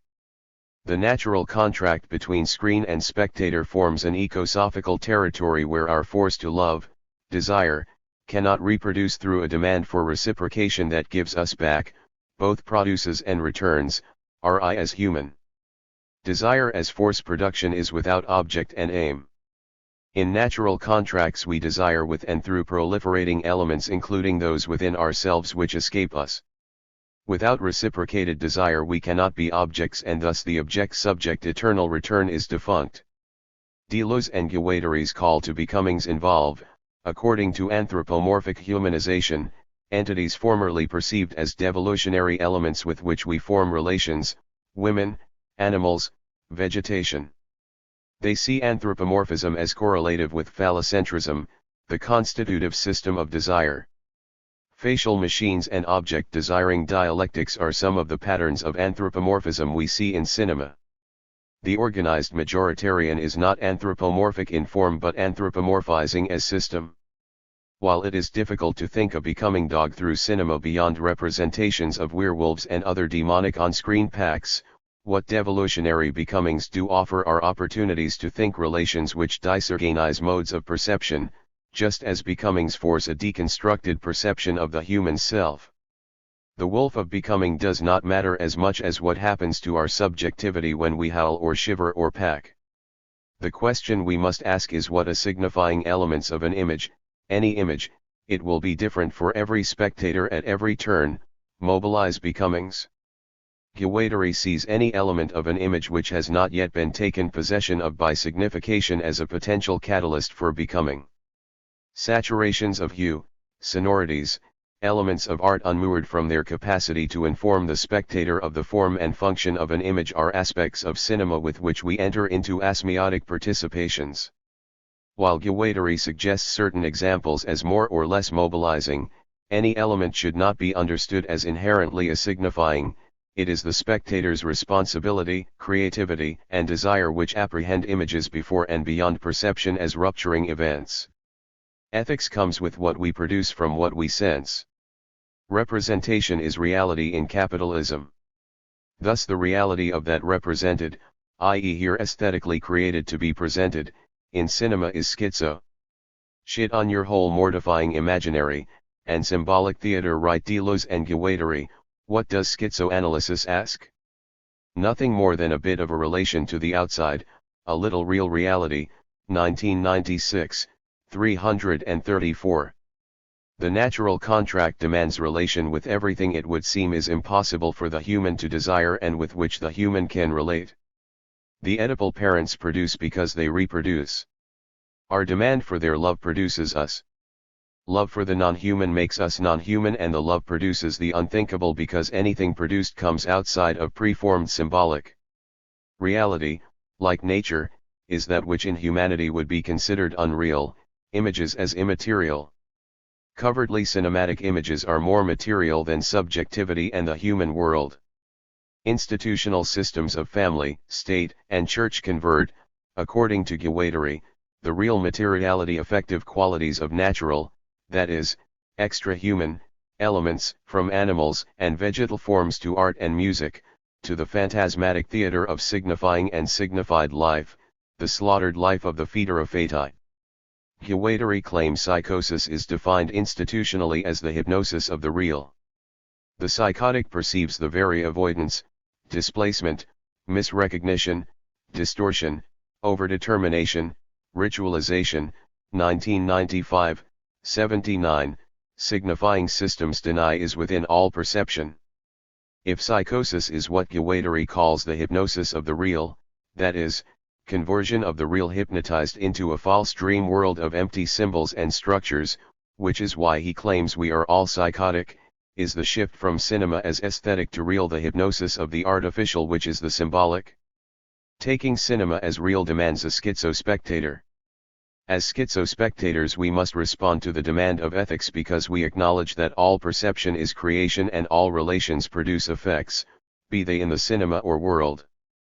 The ordering of real/image is the same as human/everything else, both a myth that conceals its own conditions of possibility and a system that perceives through equivalence. The spectator screen event forms a body without organs as an erogenous body. The erogenous body is created through a pure dispersed and anarchic multiplicity, without unity or totality, and whose elements are welded, pasted together by the real distinction or the very absence of a link. Deleuze and Guattari, 1996, 324. The erogenous body is a territory of becoming through relations of desire. The only condition of this zone is that the relation must be unnatural because the singularities are interkingdom. Women, animals, machines, music are all singularities with which Deleuze and Guattari suggest becoming relations. Images are infinite in the singularities they offer. Form elements can elicit becomings through unnatural gestures, angles, color, and other signifying elements. The spectatorial event itself, which culturally is arguably both the most natural and unnatural territory of our time, is an interkingdom participation. It is the world of pure possibility in that we see what we can never see in the world through both modes of perception, the extreme close-up, slow motion and so on, and event form world, enhanced in particular genres such as fantasy and science fiction but present nonetheless in all films. Desire through becomings turns toward the unresponsive and unlike image, unlike the world and unlike us. Ethics acknowledges that whatever an image's resonance with the world outside the screen, through all perception there is production which creates and affects our relation with all other entities. Love for that which cannot love back is Oedipally irrational. It must therefore access the unconscious by being love which cannot perceive its object, as the object must function to affirm the desiring subject. Capitalism and psychoanalysis compel love not for objects but for the very machine itself, a necrophilic love for the foedera fati. When the love object does not love back, the territory of love changes. Cinema is not unreal escape, it allows us to explode into the world through unnatural perception of the human via a natural contract of dissipative and asignified-objectified relations. The crucial objective is to grasp the asignifying points of rupture, the rupture of denotation, connotation, and signification, from which a certain number of semiotic chains are put to work in the service of an autoreferential effect. Guattari, 2005, 56. In some ways cinema is an easy first step for thinking different desiring machines, in that it both does and does not constitute an object, but it does proliferate particles and lines of desire through trajectories which are visible as, possibly perverse, desired forms, invisible as unmoored elements, angle, color, and always more than we are able to perceive. These elements are what Guattari calls the dispositives of the production of subjectivity. Guattari, 1995, 34. A spectator body without organs senses the image as its own body without organs. The consistency between them is the erogenous body of schizoanisexuality. To perceive is always an act of production, in representation it is reproduction. In the natural contract this is production as phylum. Perception and production are also enunciation in the affects they emit into the world they constitute. The organized mouth is the speaking organ which, through representation, vomits empty symbols. Don't speak with your mouth full, Guattari reminds us, it's very bad manners. Spectatorship is speaking with your mouth full, both ingestion and gurgitation. Speaking in tongues is present in all Deleuze and Guattari's interkingdom becomings, the animal howl, the woman's illogical speech, the sonority of music and color to the imperceptible sound. Demonic speech is a multi-tongued thousand tiny utterances which both hear and speak within their singular assemblage. Schizoanalysis puts us in contact with the demoniacal element in nature. Deleuze and Guattari, 1996, 35, as becoming animal implies an initial relation of alliance with a demon. 1987, 247. The werewolf and the vampire infect through hybrid mouth encounters, which produces incommensurable creative languages and modes of perception, speech that does not reproduce but produces unique polyvocal language. All of these are non-human, non-anthropomorphic, nonsensical speeches made from perceptions unable to be converted to signs. To speak with our mouths full is to receive polyvocally, and as perception is creation, to create polyvocally. I don't get it and so I don't like it is a univocal enunciation of desire where one mode of speech must win the war. Similarly, I like it because I don't get it is transgression for its own sake, which again returns and relies on the univocal expression of humanizing signification. Sight is speech, the eyes are tongues, and erogenous flesh is the eyes, ears, tongues, particles of perception as asmiotic sensation, knowledge as thought from the outside, and enunciation as mediation. Just as the terms of becoming appear devolutionary, from woman to animal to imperceptible, so too these apprehensions of images could be constructed as failures, or skis fluxes of madness. The most difficult question is, how do we create desiring machines from and between the skis machine of cinesexuality and the political socius? Where does skis spectatorship traverse skis politics? The ecologies are not discrete. Ethics is traversal, which according to humanism would be unnatural. Interkingdom traversals relate cinematic encounter with world encounter, subjectivity as always constituted by regulated and ubiquitous modes of perception, contextualized but not necessarily apprehended differently between environments, and relations of alterity between subjects, modes of perception and accountable affectivity. An ethics of spectatorship remains cinematic and is not cinematic at once. Cinematic ethics comes from traversal. Just as becomings traverse kingdoms, So cinematic ethics traverses the false dichotomies set up by signifying systems, sensation/perception, real/unreal, aesthetic/political and so forth. The territories of cinema and socius are manufactured as different but both operate under the same semiotic chain.